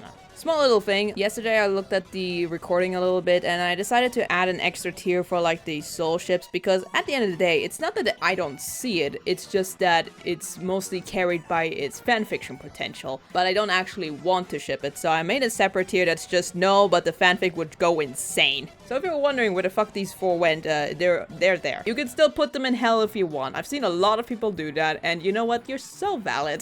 Flowey X Temmie. When I was looking for the sprites, I went to the wiki and I was going to look for like the normal Temmie sprite, but then I saw this one and I swear to you, I have never seen this one and it makes me so angry. I was around in 2015 to 16 as well when Undertale first came out. I've seen all the videos with like the extra things you can do in this game. I have played a lot of the routes that I wanted to play. I've watched most of the Let's Plays of different routes. I know every single thing about the other endings. I have seen so many coding things. I have knowledge of Gaster too much that I kinda wish I could just blend him out of my mind because it's too much. And then I see shit like this and I feel like a toddler again. This one I kind of put in because I remember very vaguely that this was a thing on Tumblr at least. But if you were to ask me what the logistics behind it is, it's just small critter, I guess. Actually, I think it might be again the swap AU kind of logic where these two get swapped, so people immediately just think of these two to put them in the room together or something. But other than that, there's just no real connection, so I'm just gonna put this at what? And actually, I'm just gonna put this a bit before, no, actually behind Asred. Gerson X Asgore. This is technically for Undertale, but you know, the Deltarune drip is just too strong. How am I supposed to just take that away from him? There is something extremely funny about the thought that Gerson is talking shit about their relationship in the past and is so happy that they finally got like separated afterwards because of how disgustingly cutesy their relationship was, because Gerson himself just wanted to hit it, and I feel like that's so valid. These two are obviously like friends, like they do know each other, and you can definitely understand how their dynamic would be. Romantically, I'm not so sure though. I think I'm gonna put this at I See the Vision, but probably gonna keep it behind card screen. I feel like it's a good idea. I think the relationship could work, but other than that, I feel like, I don't know, I feel like they work better as friends, I think. The problem with Gerson is that he looks like such a grandpa. So in order for anybody to feel like they would work in this setting, they'd need to have like the same grandpa energy. Which, you know, Gaster to me kinda had. So this one feels a little, like Asgore feels like a dad, Gerson feels like a grandpa. Does that make any sense? Magic Hammer. I have no idea if the idea of Gerson being in love with a human existed before the 10th anniversary stream, but if it didn't, it absolutely does now. There is an inherent tragedy to think that Gerson used to be so in love with a human magician who was basically forced to divide the humans and monsters. And that is a nice idea, but we have a similar problem to this one with Desreal, where we just don't know a lot about the magician themselves. It's a tragic story, and I do think it's really nice, but I also just feel like there's not a lot to go off on. I think I'm gonna put this behind the Asgore Gerson one, because I feel like with Asgore, I feel like they work better as friends, but they are a bit more interesting just because you know their connection a little bit better than the other one. But you know, it's still good. It's still solid. I mean, I still see the vision. The glasses are just a little blurry. Ghostly Webs. So I think I saw a few assumptions and headcanons that basically had the idea that the reason why Muffet has the same leitmotif of Ghost Fight is because she actually just bought the rights to the song from Napstablook, which is a funny idea. And I can also kind of see a little bit the appeal, like Muffet being the a bit more ambitious kind of career woman, and then there's Napstablook who's like crying about everything. Like, I can definitely see the aesthetic appeal of it, but in terms of like actual canon, it's just kind of nothing. I think I'm gonna put this before Asred, but behind Volcut, I think. So it's just, I don't see it, but rock on. Goat Bun. There is maybe in Deltarune the only connection you could possibly think of. The fact that like the Dreamers used to like go to the restaurant at QC's once in a while, and that's how like Toriel would know her. But other than that, like the only thing that they have in common is that they have mommy energy. Don't lie to me. I'm gonna put the Undertale version in what? I think I'm gonna put this behind Asby. And then for the Goat, but I'm just gonna put it in no opinion because it's not inoffensive or anything. You can kind of understand it, but at the same time, it's like, I don't know, kind of a nothing burger. Grillster. This is 100% carried by aesthetic, because in terms of what we know of both Gaster and Grillby, there's nothing. I just realized I completely forgot about River Person. Maybe I want to add them later. But there's also already like 200 ships on this. I don't know if I have the heart in me to include that, man. The thing that makes this kind of interesting as an idea is that Grillby, again, has a certain mystery to him, so you could kind of imagine him to be having been in the Royal Guard at some point. So maybe in like, almost like a Romeo and Juliet kind of feeling, where Grillby is in the Royal Guard while Gaster is sometimes like still watching what Grillby is doing, and Grillby's watching what Gaster's doing, and there's this big tragedy of them getting separated and stuff. Like, there's something there in like the fanfiction category, but in terms of like content, it's like one of them is an NPC and the other one is just baby jailed in the code. So it's a bit difficult to judge. I think I'm gonna put this at the front of depression, maybe. It also just gained some points because I have seen it quite frequently, and look, I'm not immune to the aesthetic propaganda of like two handsome scientist and bartender. I'm not gonna pretend I'm any better than any of you. Gruffit. Does that sound like an actual, like, pastry or something, or am I just weird? This is one of those ships where you can absolutely just look at it and see the tag by just looking at it. Like, that's just enemies to lovers. This is a rivalry kind of romance going on there, and honestly, it's interesting, but there's, again, not a lot of material to it. I'm not even sure if they know each other. I do want to, however, give it credit and say that I do see the vision on this one, so I'm gonna put this in front of Carl and... I just called Carol Carl. Hello Water, or Jackenstein x Miss Mizzle. This was another suggestion, and honestly I can kind of see this one. Like, we know from Jackenstein that he was kind of like ostracized by the other people in Dark Sanctuary and was therefore basically isolated into the Dark Zone. And there is something interesting to think about, that there's this beautiful, graceful monster woman, or Darkener, I guess. Are they monsters? Can you call them monsters? I guess they're a different thing entirely. We're not gonna think about the logistics on this one. You know, just woman.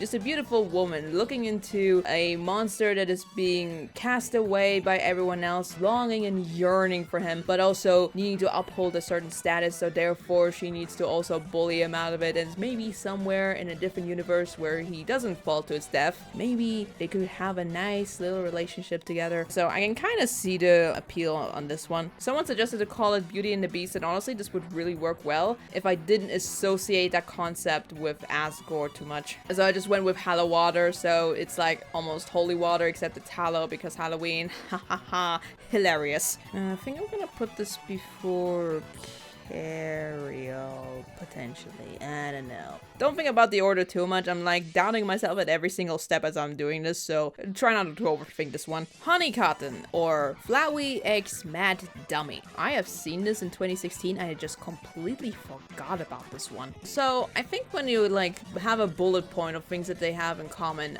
it kind of makes sense if you think about it. Like on the first gut reaction, it does look a bit like a rare pair, but once you kind of sit down and think about it, it actually makes a little bit of sense. Like, those are two entities that are just full with malice, stuck in a body that they do not like. So that's obviously something that connects these two together. However, beyond that, when it comes to like their actual chemistry, I'm not sure if it would go beyond just having a shouting match with each other. I am going to probably put this at nah because I just prefer Mad Dummy turning into Mad Mew Mew, and I think once she becomes Mad Mew Mew, I feel like the appeal of it just kind of gets a little weaker, I think. Like, it would still be Mad Dummy at the end of the day, but I feel like it would be just a little bit different, and I think Flowey would also be just the tiniest bit salty that Mad Dummy can just do that, just change her body however she wants, and while he's just stuck like this as a flower for like his entire existence, presumably. You know, where to put this? Where? I think I'm gonna put this before Catty Pants, maybe. I like this idea in general a little bit more, but it's still in that category. Ice Queen, or Carol X Queen.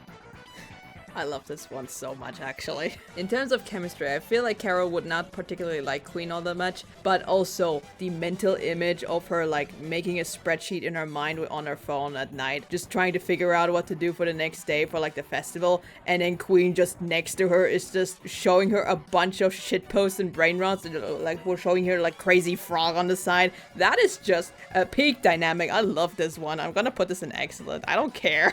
Just the sheer comedy of it is just funny. Do you see what I mean with how much funnier every ship is when Queen is involved? It's just 100% always better with Queen. I love that so much. I think I'm gonna actually put this before I think. Jack and Swatch. So I put actually two versions of this. One is Jack and Swatch and one is Jackling. Because the suggestion I got was just saying Jack and Swatch, and I'm assuming they mean the Swatch one, like the one that's actually just a color palette that we're talking to at the shop. And that one, I honestly can't see.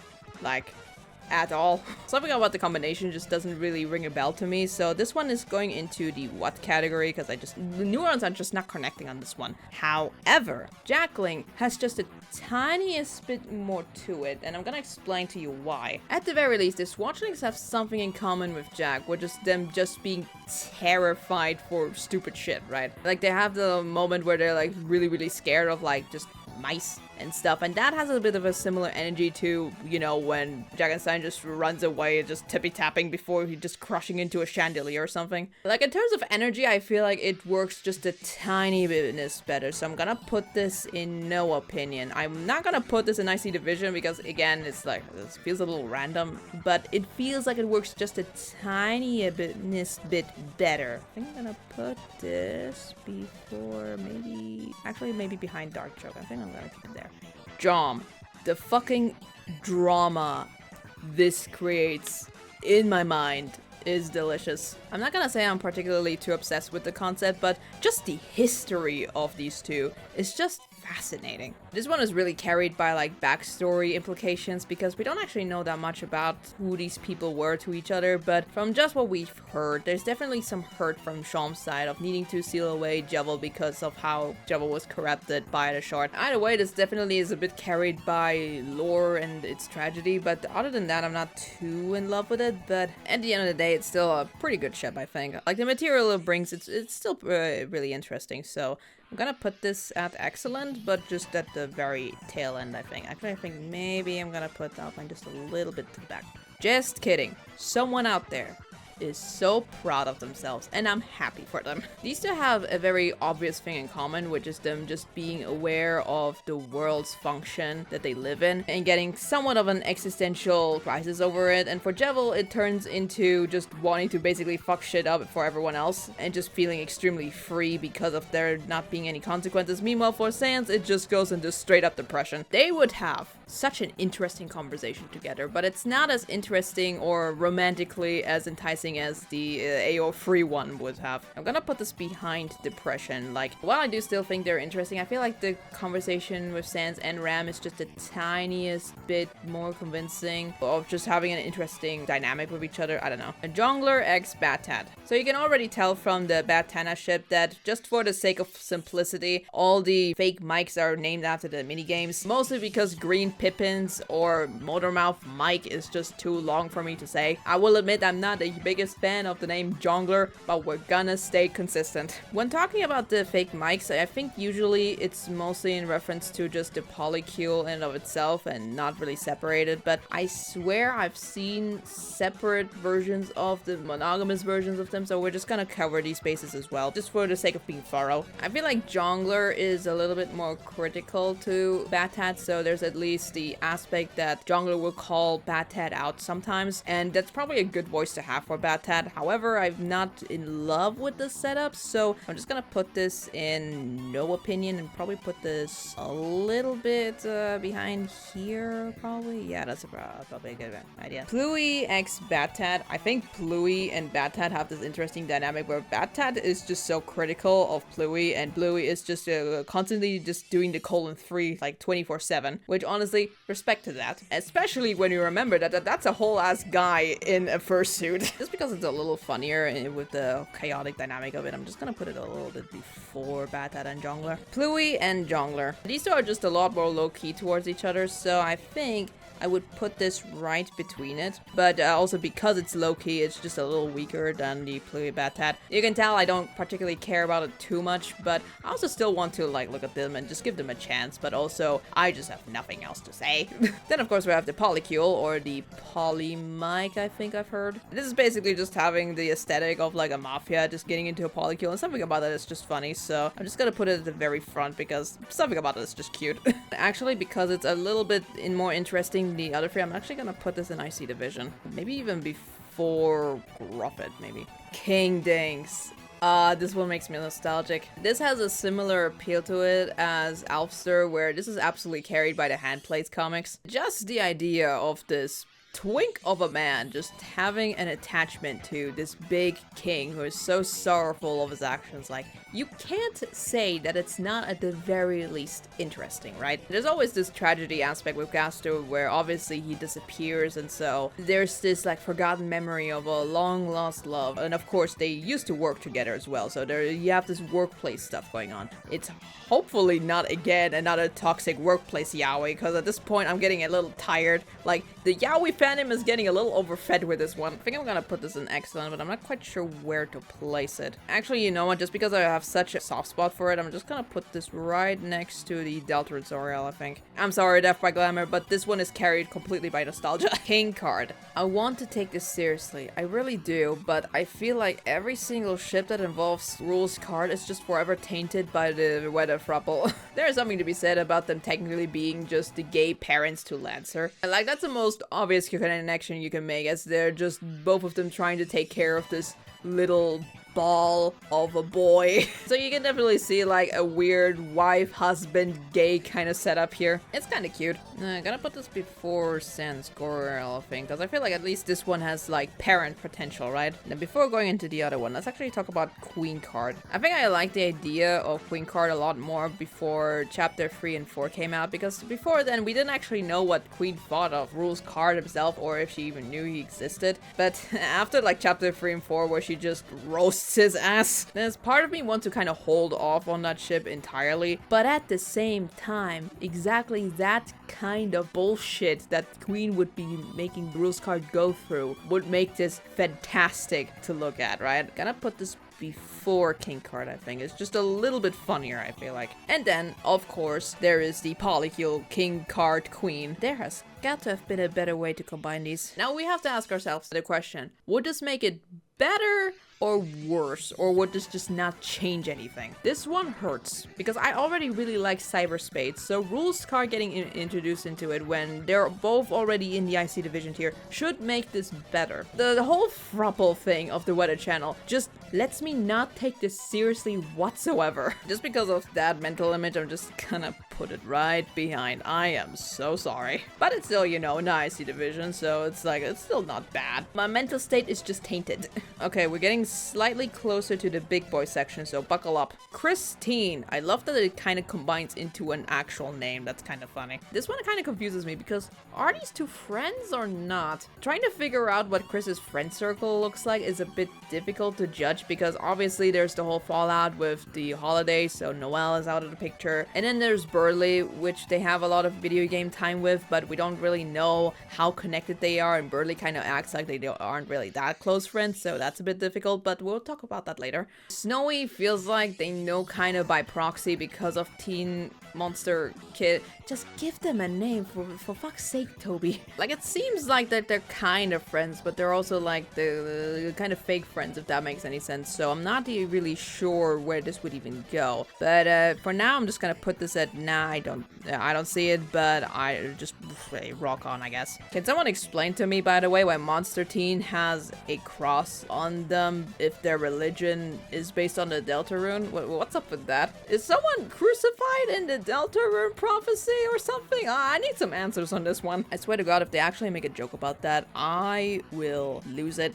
Nap Sans. Shout out to the Sans account that basically coined this one. To a certain degree, I think I kinda get it. Like, they have a similar energy to them, but I don't know. At this point, this is just... Honestly, this may as well have also been called depression, because that's what this is. Although on Sans, it's more like existential depression, while the other one has, like, just chronic depression, I feel like. This is like if you put Garfield and Eeyore together in a room, I feel like. This is the best way I can describe their vibe to me. Just gonna put it in no opinion, I just don't care. I think I'm gonna put this slightly above cat food, maybe. Yeah, that's a good placement, I think. Nap Shiren, or Napsibluke and Shiren. Weirdly enough, I kinda see this one where, you know, they're obviously going into the same band as with Metaton. And I think during the practices and stuff, I think they could get a little bit closer. They're both very, very shy, hence the name Shiren. And since this is absolutely not gonna become a throuple, I fucking hope not, these two could kind of bond together with the idea of just sharing music despite their anxieties, I think. I feel like there is a lot to it than I think at first gave it credit for. I see the vision. It's kind of cute, but I'm just gonna put it at the tail end of it, I think. So for the next hour, I will assume we're gonna go over the entire Fun Gang ships. So buckle up. You get some popcorn. Maybe get yourself some tea and the toast and just enjoy yourself as we're trying to dissect this entire thing. Starting with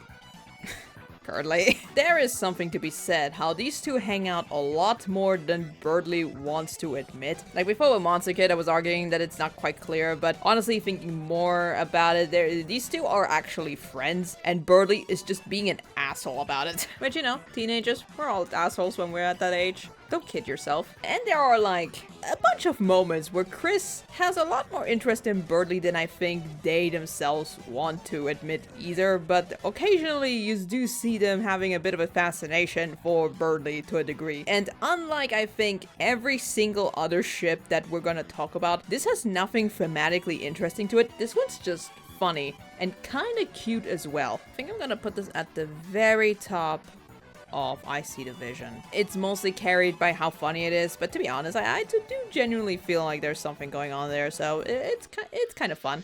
Suzel, or the way that I like to refer to it, the new gen Alphine. You can tell that this is absolutely going to be so important to a lot of queer kids right now. And I think this one is potentially able to maybe surpass Alphine in a way. Like, okay, I'm sure someone's already typing it. There's not a lot of content to them just yet in comparison to things like Alphine that had like a lot of things sprinkled in. But I want you to put into perspective that this one is just great.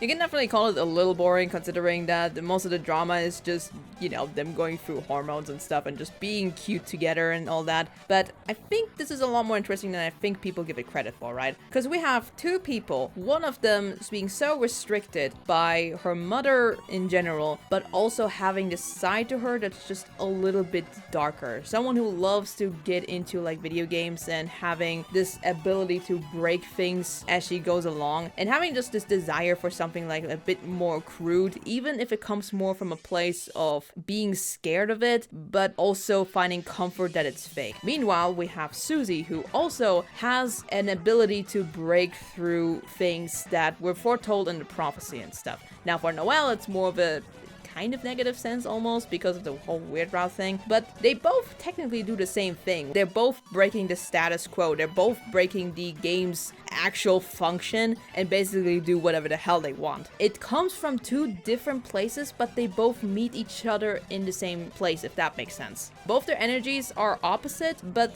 they eventually just find themselves in the same spot, and that's where their connection really shines. Susie is really into horror movies because she loves, you know, gore and scary things in general, while Noelle is mostly looking at it from a fascinated but still kind of scaredy cat kind of way. And that makes it so cute and wholesome because that way their differences really complement each other fantastically. This one is, yes, I actually ship it. This one's actually so good. And in a weird way, I kind of like it just a little bit more than Alphine. Maybe because they are a bit younger.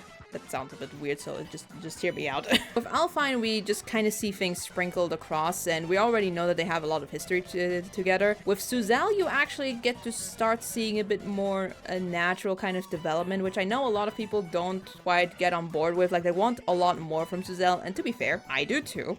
I'm putting it in yes, obviously. But I think I actually kind of like how low-key it is a little bit. It's small, but every time they're together, you can definitely see, oh, they have chemistry. It's a bit hindered by the plot right now, but you know that these two are absolutely going to be in love with each other by the end of it. I need to see them kiss, or at the very least hold hands at the festival. I'm begging you, Toby. Suzerdly. This one's kind of understandable because you definitely can kind of see the aesthetic reasoning for it. Like, it's just the butch and the nerd being shipped together. Like, I get it. It's kind of fun as an idea. And you can definitely see how Susie's positively trying to influence Birdley to a certain degree. I'm not quite sure what Birdley would do for Susie, not gonna lie, in terms of thematic thing. It went kind of over my head to do this the same thing with Chris and Birdley, to like look at their actual personalities, how they work together. But to be honest, there's also just something funny about someone who's as low-key as Chris just rage baiting Birdley, so that's always funny. For this one, it's, I feel like, in a similar way, but just a different flavor to it. However, I have my agenda, so I feel like I'm gonna put this very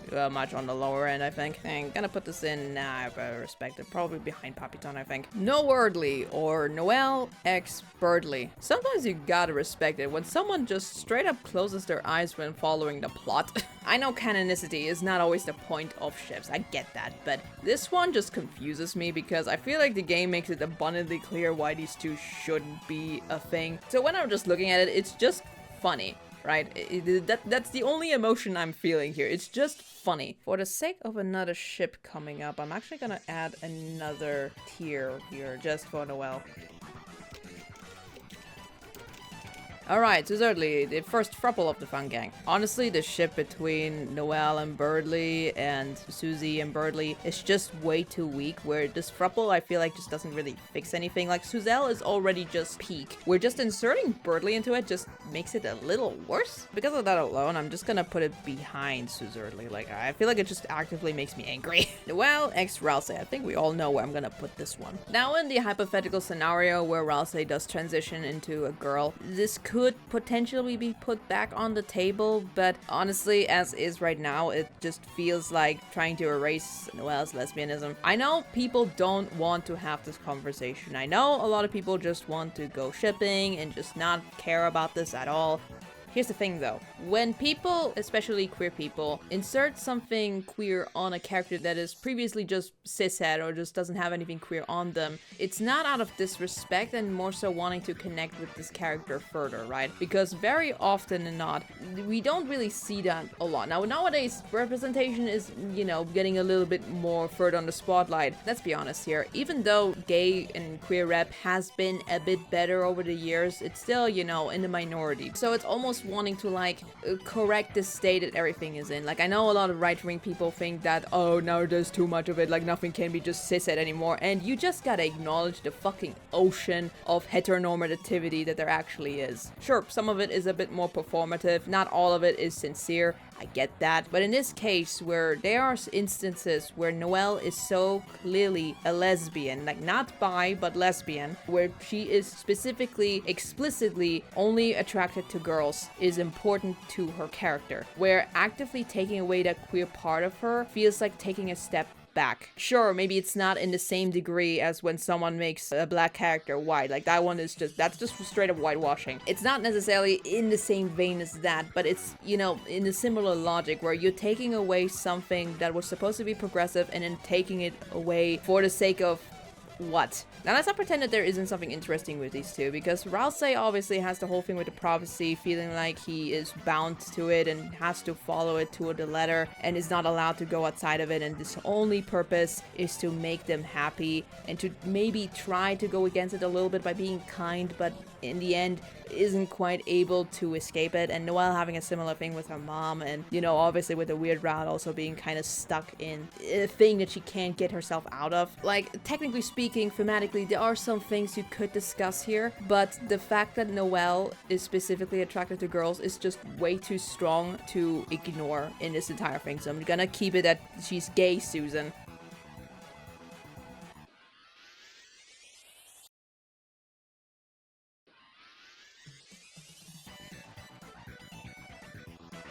I'm not gonna necessarily say you're a bad person for wanting to ship this. Like, if you want to ship this, then you know, go ahead. At the end of the day, they are still fictional characters. I just want you to be aware about what that means to take that away from her, right?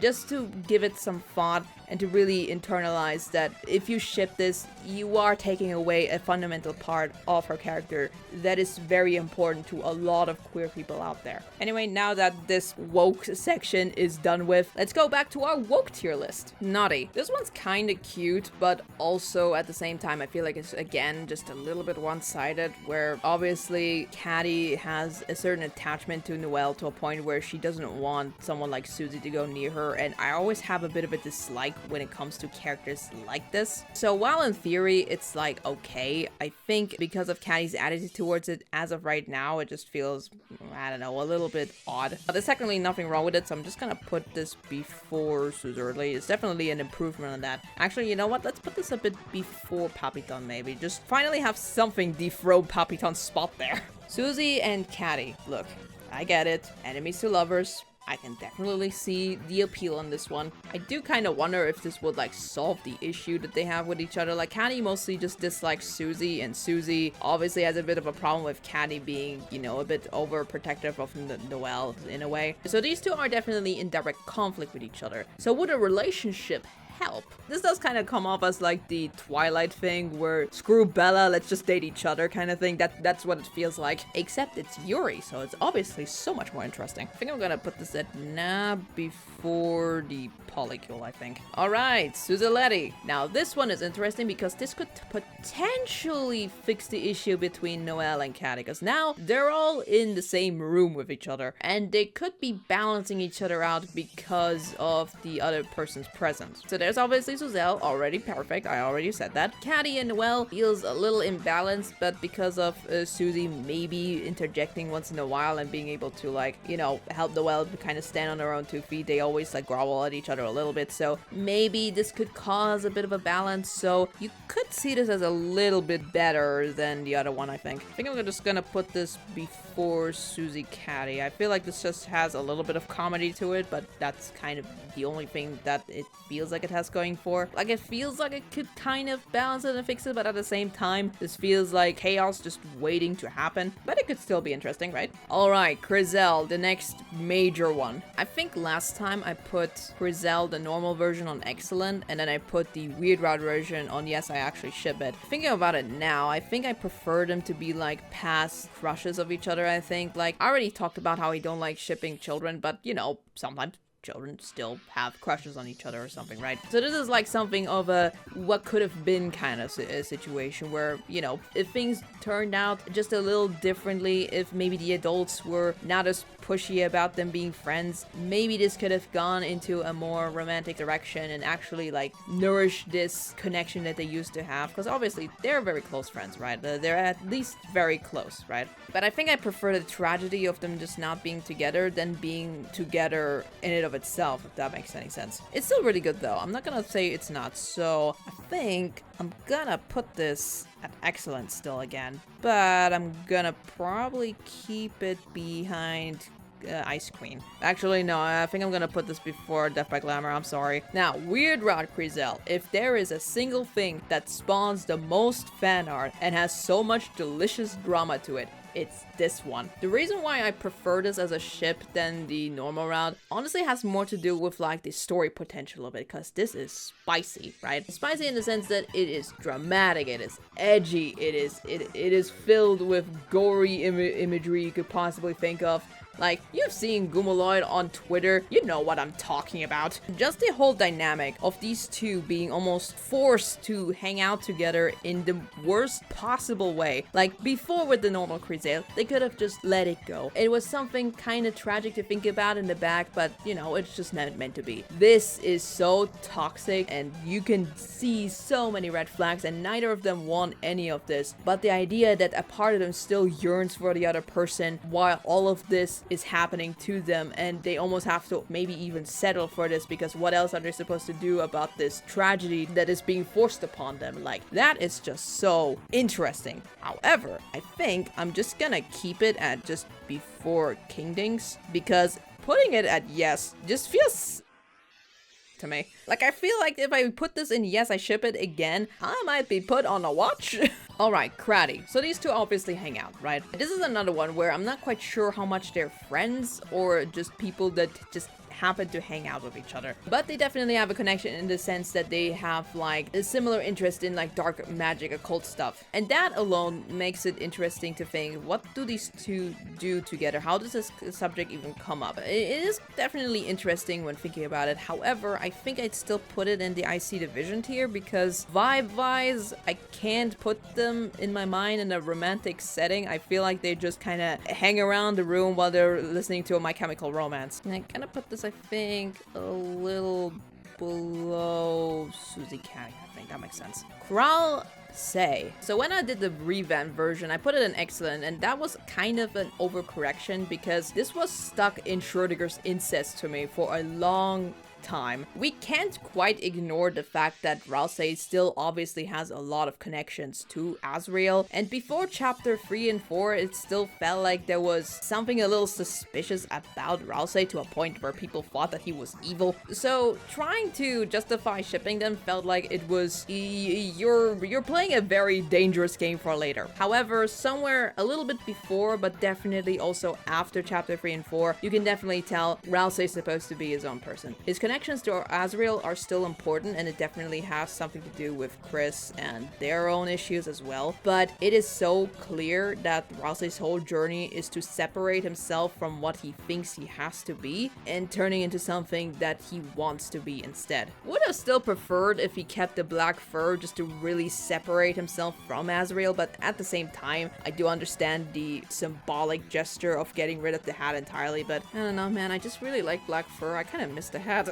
Because of that, I do think that putting them in the same room together and just having a conversation about how they feel about the prophecy would be still very fascinating, because these two have such a tragic connection to the prophecy. On one side, Rousey, as explained before already, is basically stuck with this role that he has of being just the Prince of the Dark and not having anything else and not feeling like he deserves anything else. And then we have Chris, who is basically bound by whatever the promise might be with the whole thing with the night, but also the fact that, you know, they're obviously being controlled by an entity that it basically can just make them do whatever they want and not be able to have a say in it, aside from like few instances where they can just rip it out of them, right? And throughout the story, you can definitely tell that these two are starting to get closer and closer together. Like before, there was some slight feelings that maybe Chris wasn't the biggest fan of Rousey at first, but as the story continued, you can definitely tell that they got so attached to Rousey to a point where they are willing to just flop themselves on the ground for them and just have a little nap together. That's sweet.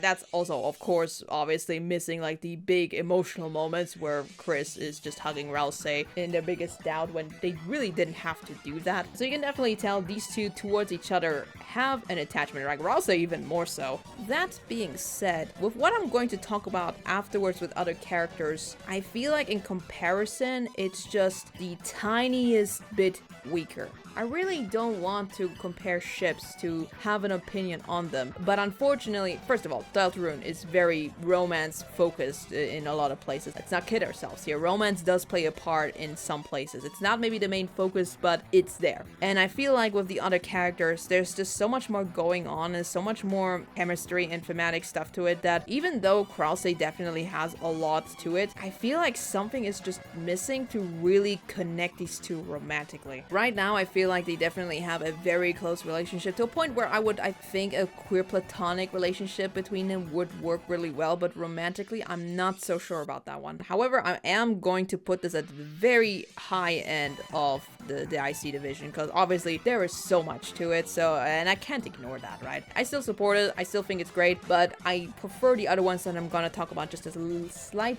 bit more. And for this one, we are bringing in Ral Susie. Now, on a very first gut reaction, I thought, okay, the main girl and guys just being shipped together, okay, I guess. That was my first gut reaction. But the more I thought about it, the more I start to get obsessed with this. I probably don't have to even bring up this scene, but the whole part of Susie calling Ralsei out on his lying and her actually just being the most emotionally supportive person even after this crash out is so endearing, and how these two influence each other throughout the story is so important to me, honestly. The way that these two influence each other on a positive way, like Rouse gets a little bit more confident with Susie's brashness, and Susie starts to get a bit more influenced by his kindness and fluffiness as well, to not have her guard up all the time. Like, these two work in tandem so well in a balance where, yes, it's probably better if they stay friends, but as a romantic dynamic, this works surprisingly really well. So I'm actually gonna put this in excellent, I think. It feels wrong to do that, to be honest, but I need to follow my heart on this one. Actually, I think I'm gonna put this before the normal Crizel, maybe. Just because of the amount of things we have in the main story right now. Cruzy.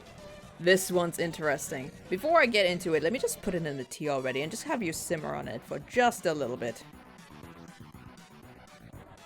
Alright, now, you might be thinking, the top row is my propaganda, so why am I putting two contradicting ships on it? Very simple answer. I don't think I have seen a game dangle canonicity of something that is so clearly not going to be canon as much as this game has. Now, obviously, before we get into it, we do need to address that Chris, before all of this, was Susie's bully victim, right? You can't just ignore that. However, I feel like from the very get-go, you can tell that Chris never hated Susie for this. And the fact that they got to kind of see more of her in chapter 1 is, I think, the big reason why they decided to protect her at the end of it, because they just got to know her on such a fundamental level. Even more importantly so, realizing that Susie can just break through the narrative and not give a shit about this. And for someone who is as stuck in the narrative as Chris is, this is incredibly admirable, right? And with Susie, you have her reconcile with the fact that she was taking her anger out on someone who just did not deserve it, and realize how loyal Chris can be. And just the discovery that these two match each other's energy so perfectly. Like, I know that a lot of people complain a little bit how it's only been like 4 days and they're already big buddies, but if you really think about it, it actually tells you a lot more about Susie in a positive way than I feel like people give it credit for. The fact that these two bond so quickly once they get over their barriers is just proof of how much Susie was masking her true self to other people because of the label that was put on her, because of the prejudice that she was enduring. Just this realization of how much they could have been friends if she just got over that is tragic in its own right, but Chris just does not care about that. They love Susie to bits, and Susie keeps on proving why they should. The whole star thing on their house still has me fucking weeping, because that is just such a nice gesture for no reason. Like, she's so casually kind, it hurts. And you definitely can tell that by the end of the story, Susie is so important to how Chris is ultimately going to break away from the promise, from the shackles of guilt and burden that was put on them, the commitment that they have to make because of all the shenanigans with the night. And then there is Susie giving them hope for a better tomorrow no matter what, and for Chris to show her this unconditional love and forgiveness, to just be able to see her. Like,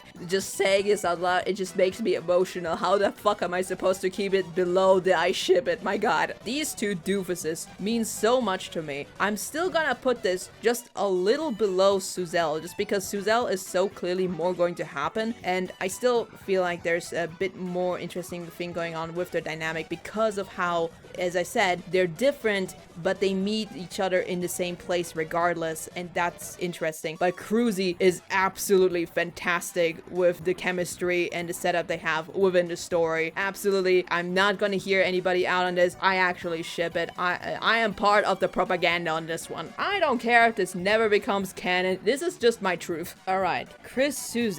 You know what I'm starting to think? Maybe the thing that was missing between Krause was just Susie. I think Susie just makes both of them just better people altogether. So I prefer them monogamously. Like, I prefer Cruzy and Ralph Susie by themselves, but you can definitely tell that in a throuple, at the very least, fixed Krause. For the other two, I'm not so sure about that. So just because of how passionately I just talked about Cruzy, I feel like I have to put this quite high up. I'm gonna put this right beyond the Deltarune Soriel, actually. There is something funny about me just pondering about what is missing in the Krause ship, and the answer is just being Susie. Alright, Cruziel, so this is just a triple whammy on like all the ships that are like. One is Crizel, one is Cruzy, and one is Suzel, so this is just a fucking buffet. While I do think I still prefer them monogamously, you can't deny that this is a really good setup for the entire thing. I also have just seen a lot of memes where there's just Suzel hanging out and then there's just also Chris just being like the third wheel, and it would be funny if that's just both of their partners just kind of sticking together while they're having their own rendezvous, just so to make it quicker when they have the rendezvous with Chris individually. Like, I don't know, something about that is cute. I'm gonna probably just keep it at the very top of excellent. I think it's doing God's work. I think I'm gonna put Zuzi right before Asgarudi.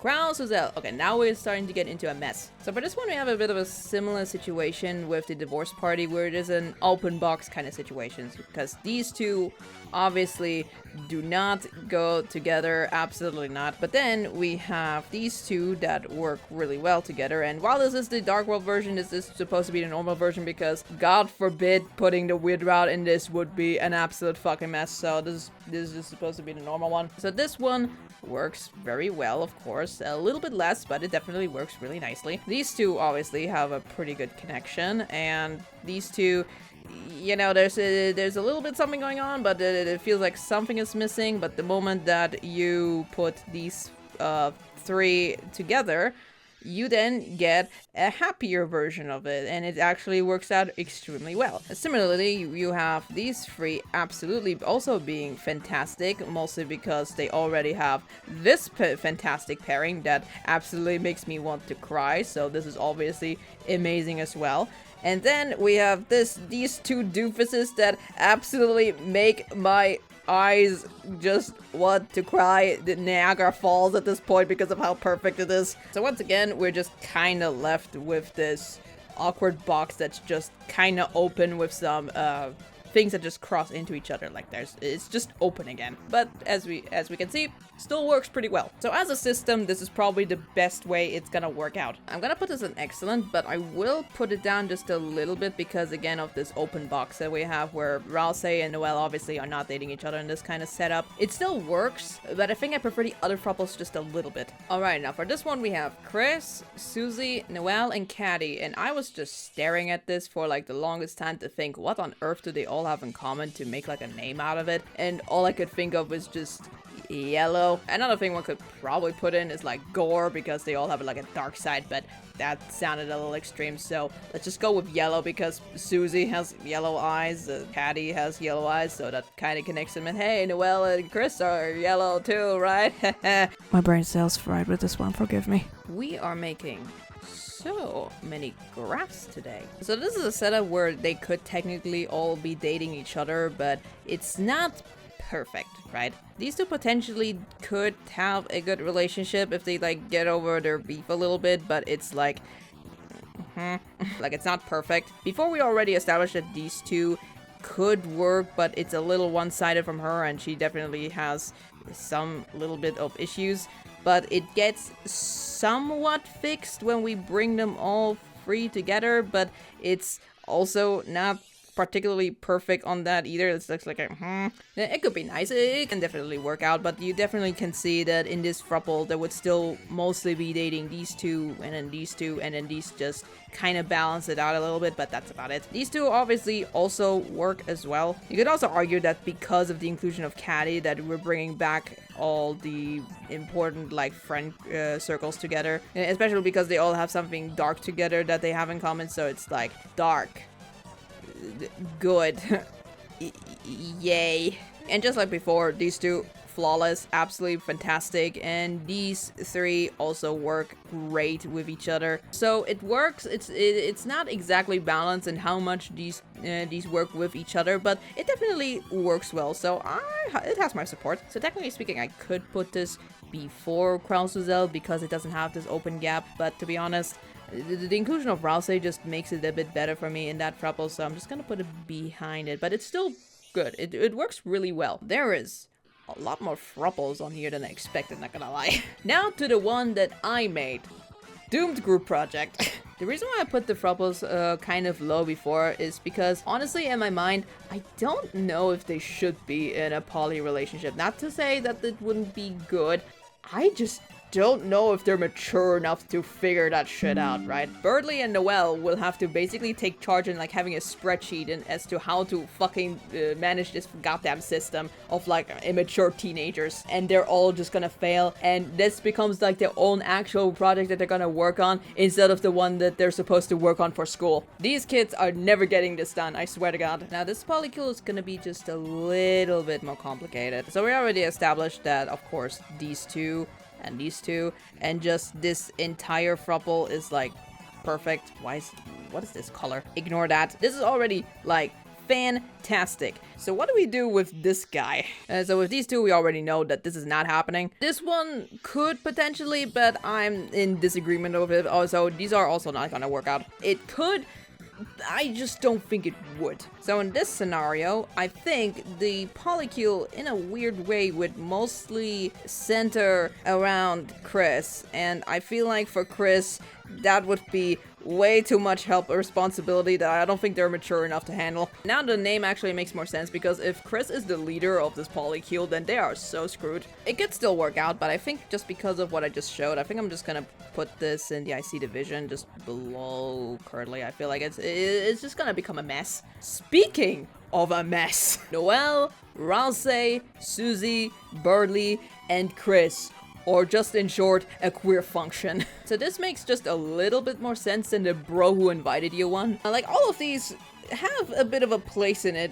Birdly feels maybe just a little bit out of place, but, you know, it could work. So we already established that these two are, like, okay, but I also don't have much of an opinion on this, so this could work, but it's not flawless, I feel like. This one is already like working out fantastically. This one is a little meh, so it's not quite clear, and obviously this is an absolute no-go as already established. Similar to this one, absolutely not happening. No, absolutely not. Just the biggest frown I could possibly draw out of nowhere. Can you tell I'm an artist? This is probably not the best demonstration of it, but I swear. So these three already would work out pretty well, and if we rearrange it, this could potentially close the gap a little bit, actually. So if we put Ralsei here, wait, hold on. Wait, we need to, I think, swap these two for this to work, so... Okay, so I think this way we can kind of close the gap here a little bit. So let's go over it again, just rearrange it a little bit. So this one's fine, it works, so this one is a viable option. These two have already established that this could work. I'm not in love with it, but it works. These obviously have a very strong connection, so this is perfect. This one is absolutely wonderful, flawless, absolutely in love with it, best thing in the universe.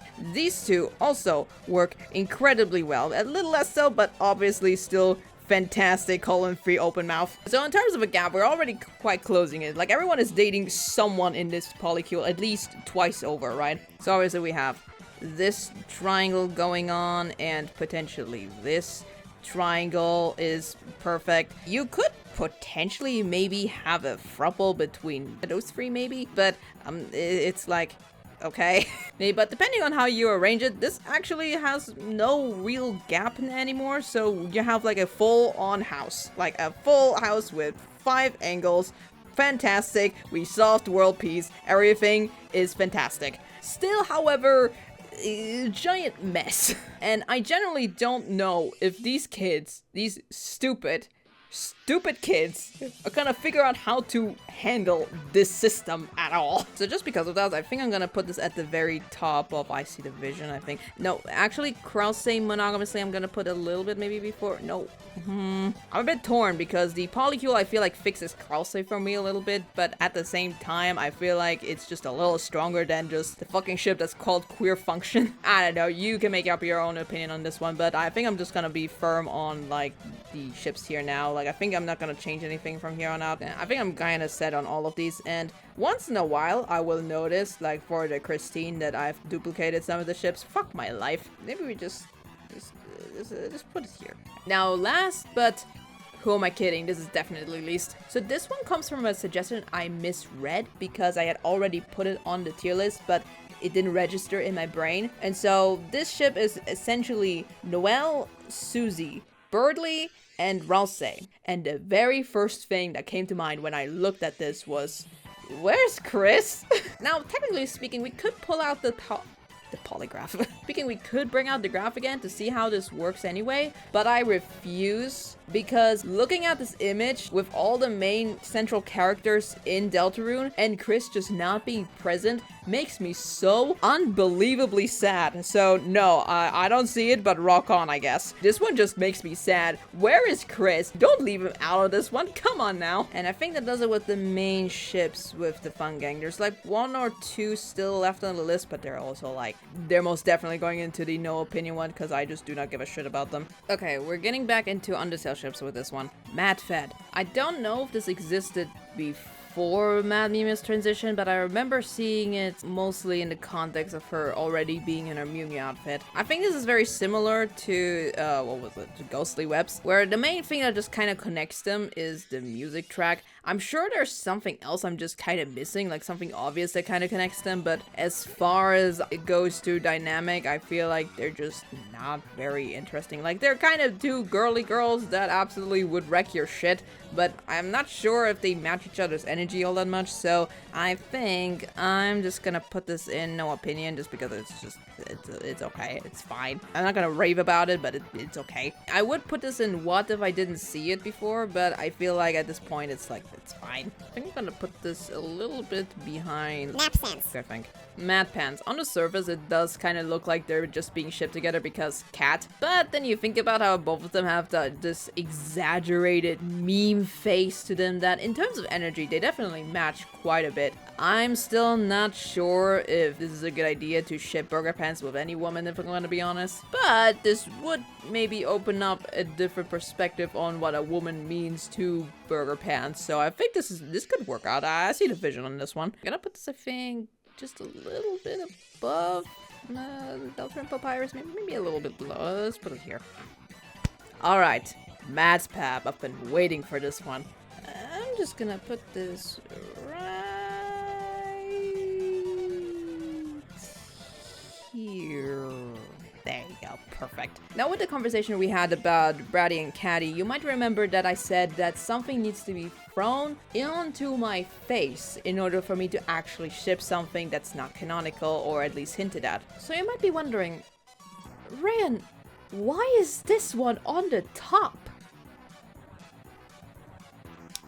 This is where I'm gonna bring back Papyton as a subject because I feel like it makes it just a little easier to understand why I like this one more. I don't want to start beef, they're all great, but this is the propaganda tier and by God am I going to spread it now. So on the surface, these two never interacted with each other, don't have much anything in common, right? So why on earth are you shipping these two together? Well, the thing that makes this interesting is that these two actually start from a very similar place. Both of them are created by Alphys as a robot, right? So they both have a body that was created or found by Alphys. I'm not sure if the consensus is that the Alphys made the Mew Mew doll or if she just found it in the dumpster, but either way, she's the reason why it exists in the first place. And so these two already have in common that they're both possessing a somewhat robot doll kind of body as like ghosts because they need to do that in order to actually feel corporeal. And as we have established in one of the newsletters, Papyrus would absolutely smooch a ghost. So, yay to both of these, actually. Both of them are kind of in the running here. Now, before we get into full-on propaganda, I do want to acknowledge that there is a rather natural way that these two would meet, right? So, obviously, these two have a rapport, and because of that, these three have absolutely met, and there's absolutely a moment where these three could be in a get-together, and he is just the guy that just got invited because of Undyne, right? And that makes for a good first impression where obviously he fanboys first and then this guy gets so in love with the fact that he's a fucking doofus, right? That's endearing. I'm not gonna pretend it's not. However, I am still hung up on the fact that he knows so much more of this guy than he does of this guy, and that bothers me just a tiny bit. So, how do we fix this? Well, in comes probably the setup of this that makes me feel a little bit happier about this, right? So in this setup, there's already a lot less steps to actually get through. Rip to Alphys. Here is the reason why I like this setup a lot more. So we have this kind of closed bubble at first, where Undyne is using the dummy to absolutely beat the living shit out of it. So it's just... ouch. But for Mad Dummy, it's not an ouch, because she absolutely loves Undyne.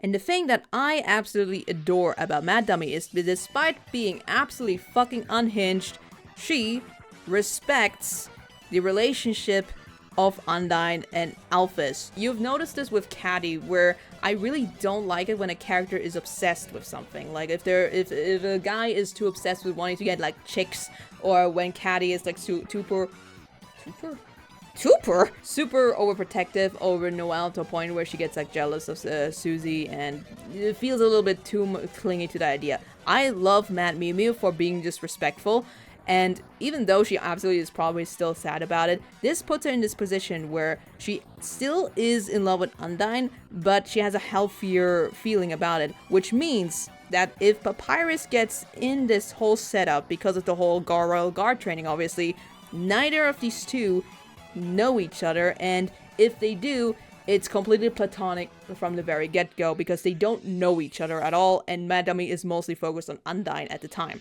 which in turn removes the thing that I disliked about Papyton, which is just this very heavy one-sidedness, and here that doesn't quite exist. That you could almost see it as one-sided because Mad Dummy obviously knows more about Papyrus by just being there, but she's also not giving a shit about him in the moment here. There's definitely some rapport being built because of the Royal Guard training, but at the same time, it's very much coming off from a place of friendship first, at best. Maybe just more of an acquaintance, really. But you see it, right? You can understand how these two would even know each other in the first place. It's not completely random, which is the thing that is insane about this, because it looks like a complete random rare pair, but the moment you sit down and think about it, it actually makes sense, and I'm gonna continue with this rhetoric. First of all, however, I do want to acknowledge something that these two kind of have in common, but prevents me from fully getting into it, which is the whole idea that these two are kind of insane, right? They're like, these two make elaborate,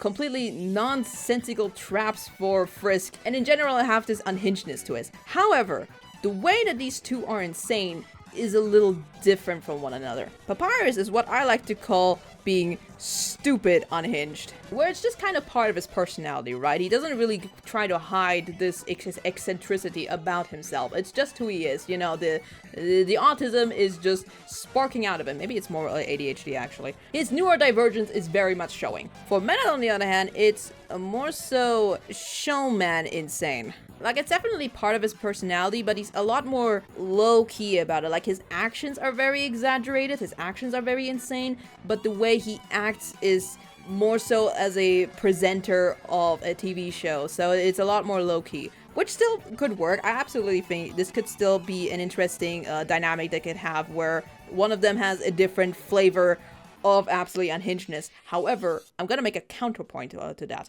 because we actually have a pretty good indicator of what kind of person Papyrus vibes with the most.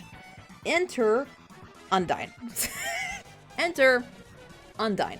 Before I get into it, I want to make it clear that the reason why these two are not in the tier list is because I do not ship these whatsoever. They are best friends, and you can absolutely not do anything about it to change my mind on this. To give a very, very quick reasoning as to why, Undyne is so clearly lying to Papyrus in all the ways about how he can't be in the Royal Guard. So there's very clearly a sense of her viewing Papyrus as a child, right? So even though Papyrus definitely isn't a child, I feel like that's pretty clear when you actually, you know, have eyes. She does not quite respect Papyrus the way that she should. So obviously there's already like this imbalance in the dynamic. However, I still bring this up for the sake of shipping, because what this dynamic does instead, it establishes what vibe Papyrus goes with the most. Like, both of them are incredibly unhinged and keep it on their sleeves. Like, Undyne does not shy away from showing how absolutely insane of a person she is and being able to just be angry about it 24/7, right? Yeah, we're gonna talk about Mad Dummy and Undyne later on in the tier list, but I'm gonna finish it off with the Mad Pap first. Because she and Mad Dummy have a similar kind of unhingedness to them, where they are very clearly evil kind of unhingedness. Like Undyne, it comes more from a justice place, but when you look at the dialogue, she absolutely just wants to throw down most of the time, so they definitely do match in energy as well. And another thing that these two kind of have comically in common is that both of them kinda hate this guy's ass, or at the very least do not get along with him the most. With Mad Mew Mew, it's more so as just a rivalry, and for Undyne, it's like just not liking his showbiz ass or something, which, to be fair, Papyrus is a bit more in tune with that. However, problematic height gap, hold on. So because of the indication that we have with Undyne, we know that Papyrus is more so in tune with people who are insane and also have it on their sleeves and just not be unapologetic about it. Therefore, in terms of personality, or at least in chemistry with what Papyrus vibes with the most, Mad Mew Mew is absolutely part of this circle. There's also the thing that Mad Mew Mew is just checking off quite a few boxes that Papyton kind of does as well, but I feel like it works a little bit better here. Now, one, obviously, not a dog. Even though both Mettaton and Papyrus have some characteristics that kind of make them a bit puppy-coded, Papyrus very clearly is not a fan of dogs. Cats, on the other hand, he seems to be a bit more in tune with, to a point where someone had asked him what to name their cat. Papyrus had absolutely no qualms with it, so he seems to be a bit more into the whole cat aesthetic, right? Another pointer that Mad Dummy has is that she is very much a combat person. So Mettaton obviously does fight as well, but his whole thing is more so in the line of just being unhinged on the camera, right? So he's not actually meant to be a fighter, or at least it's not really his thing. Meanwhile, Mad Dummy is, you know, who used to be a dummy, so she absolutely loves to throw hands, which is absolutely great. This is a weird representation. Let me just do a fist real quickly. How did I get through art school? Oh my god. So that's already something that kind of connects them again. Another thing that kind of connects them, which also has a bit of a negative attached to it, but could kind of turn around to being positive again, is the fact that she is an action figure. A very big action figure, technically mostly a doll, but in the technical sense of what her body is, it's technically just a life-sized action figure, which we already established in the game, and with Papyton specifically, he would absolutely be into that. And now the only negative on this whole thing is the fact that she is an anime girl. Now, in case you missed the dialogue, in one of the phone calls, Papyrus does say that he isn't really into the whole anime thing, which actually connects him back to Mettaton a little bit. I hear you, it is definitely a negative. However, this also gives an opportunity for character development. Because what better way to finally get yourself to just sit down and give anime a chance than for your wife to be an anime girl, right? It would get rid of his prejudices, and I think this would work well. So in terms of compatibility on Papyrus' side at least, this works incredibly well. Now there's also the question, would Mad Mew Mew be into Papyrus? Glad you asked. So something that Mad Mew Mew definitely likes about Undyne is the fact that she's also like really headstrong and all that, because they have so many things in common, right? Papyrus is definitely more naive, so that could be a bit of a negative, but it is exactly because these differences, that because he's a bit kinder and a little bit more hopeful, that this could positively influence on someone like Mad Mew Mew, who is mostly looking at anger and stuff to actually, you know, fuel her desire to like fuse with her body. So having Papyrus, who is just unabashedly himself and just wants to be kind, but in the most eccentric Papyrus way possible, where he still throws hands with a child, but let's ignore that. Then just this positive outlook is something that someone as angry and emotionally disturbed as Mad Dummy would absolutely need and really appreciate and look up to, probably. And so emotionally speaking, like in terms of like what her type is, it's getting a little bit outside of it, but again, this is a difference that could connect them together instead. There was a comic a while ago where Mad Mew Mew retreats back into the sink, which, by the way, why the fuck is she in the house? That also brings up a lot of questions. She must have like followed Papyrus home or something. You know, there is so many places in Waterfall she probably could have hid from the rest of the world, and now, canonically speaking, of course, she's just there because that's where all the special things of the Xbox version were, or like the Switch, right? But in universe, she kinda doesn't have to be there. Unless she obviously knows Papyrus, so maybe she just followed him home because that's where she feels the most comfortable.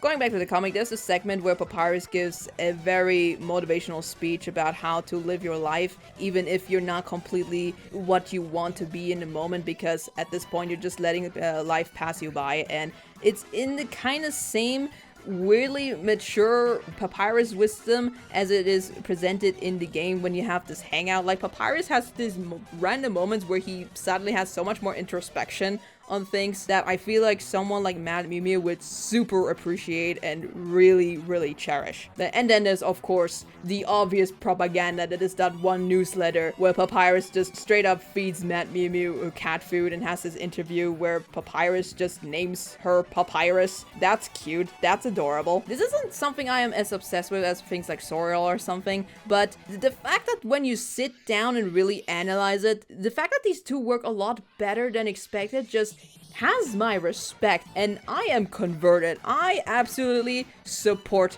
these two massively. Props to whoever figured this out. I support you. I ship it. I am part of the propaganda now. Now, before I completely close off this entire rant I just went on, I want to reiterate that this is fine. There is enough going on, and a lot of things that I said for Mad Mew Mew obviously applies to Papyton. That's why I kind of brought it up in the first place. There's also something to be said about how the stardom of Mettaton is exactly the kind of thing that would have him need someone like Papyrus, who's like outside of it and admires this, but also gives him a perspective of how it's much more important to see the person behind the glam rather than the one on the screen, but still having this pride in it, right? You can still definitely see that. Yeah, like, Mettaton absolutely has this problem where he is trying to reach too high while leaving behind the people that got him there, like similar to like his relationship with Alphys. So this obviously still works really well. I want to make it clear, this is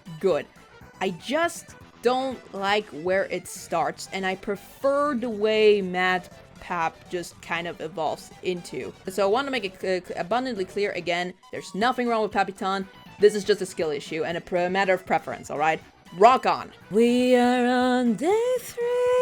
Cut that out. So as you can see, I bit the bullet and just made 3 more with River Person. You're welcome. First up is River Person and Gaster, or Broken River. For a lot of you, this is probably gonna seem like a rare pair or like kind of nonsensical, but this was actually a lot on Tumblr. Which, if you think about it, it actually kind of makes sense, because both of them are like characters that we don't really know of and have like a mystique to them. Sure, River Person definitely has more vocabulary on them, but in terms of like mystery, we don't fucking know anything about River Person. To a point that a lot of people at the time used to actually think that River Person might actually also be Gaster at the same time, or at the very least very closely related to him. And that's mostly because of the dialogue of the, you know, when they say, beware of the man who speaks in hands, or beware of the man from the other world. Now, the other world thing could be referring to Sans now because of the theory and stuff. But we're not talking about theories right now, we're talking about this ship, alright? There's a certain mystique to both of them that I feel like just has a certain appeal to it, where you don't know anything about these characters, and yet something about them, you can tell they know more than they lead on. At least if River Person isn't just talking about wearing like a 10,000 pants to a concert or something, whatever the fuck that dialogue was. I think I see the vision on this one, but it's probably going to be a little bit on the lower end, just because it's very much carried by like the mystique and the aesthetic of it, not so much on like actual on-screen conversation between the two. I think I'm gonna put this before Gruffit, maybe. Yeah, that seems right. Then we have River Person and Grillby, what I just dubbed Smoke Underwater. I don't know if they have a proper ship name, but that just seemed kind of cool. This one is very much carried by vibes, because those are just 2 NPCs just fulfilling their role. Grillby is just a bartender, the River Person just carrying over Frisk over the river and stuff. You gotta admit, though, that they do match each other's energy in the fact that they just don't have any energy at all. You can definitely imagine them to just kind of sit on the river and just have a bit of a conversation about, you know, how the underground is. Maybe we were talking about their work. Who knows? Maybe the pants that the River Person has comes from Grillby's. I guess I could make it same argument with like Grillby and Gaster that before I talked about. Like, it's definitely carried by vibes, but you can definitely imagine them in the room having like a, you know, a chill vibe. You know what? Actually, because of that, I'm gonna bump up Grillster maybe a bit before Broken River. And then I think for Smoke Underwater, I'm gonna put this behind Broken River and just maybe in between just a little bit. I'm not quite sure which one I prefer over the other. They're all just definitely not having the most loud conversation. They're just kind of vibing. I think because of just the mystique of it, I'm just gonna put maybe Broken River before it, but I think both of them have like a similar vibe to them, I think. And of course, the Frapple variation, just dubbed silence, because you know these motherfuckers are not gonna say a single word to each other. Although, depending on Gaster's personality, this could be a very funny setup where there's just this tragically beautiful scientist just talking about the philosophy of the world, being mystic about the idea of dark worlds and his experiments, having this beautifully tragic scientist energy to them, and then there's just Girlby just kind of sitting there smoking, not quite sure what the conversation is about, and River Person just quietly thinking to himself how many pants are gonna go out with. You know what, that's what the setup is. It makes it really funny, because I feel like all of them are silent for a different reason. It's more so funny than interesting though, so I think I'm gonna put this at the bottom of it, just because I feel like it's a bit more carried by the comedy of it rather than the interest of it, but still, it's good. I just remembered that there is a Carol and Asgore duplicate, so where did I put them again? Just to strengthen their bond, I'm just gonna put that one right, but actually before it, maybe that might be good. Could I remove it? Yes. Am I going to? No. Do you see this list? I think I've done enough. Okay, back to the original list. Metagore. Oh no, that's gore. Let's go for my meta. There is, maybe, probably something interesting you could do with a flamboyant superstar and a tragic king. But as far as I'm seeing, this is just a very clear what. This one is definitely the weirdest one for me, because why? Where are the nuance current connecting? Because it's just not there. Want to reiterate, again, if you do ship any of these as a rare pair, that's completely fine. I'm just worried about your hydration. Meta Grill. This feels like a what, but for some reason it kind of feels familiar, like I've seen it before, but I just can't recall it for some reason. There's definitely an idea that you can get into, and in terms of like dynamic, like Metaton, like as I said, is more so showman crazy, but you know, he's still crazy, kind of. And I think this energy that he has to him could be bounced off by someone as calm as Grillby, so technically speaking, you could do something with the kind of opposites attract kind of thing. So technically, you could probably do something with the dynamic that's like, you know, bouncing each other off on like their opposite energies in some way. I'm not sure. It's a little weird. I don't know. I'm probably still gonna put it at what, but I feel like it could be a bit more. Maybe I'm gonna put this before Dunkin' Donuts. No, Dunkin' Donuts comes before because of the name. I'm sorry. It has to be at the front. Meta card. I kind of love this one, but maybe for the wrong reasons.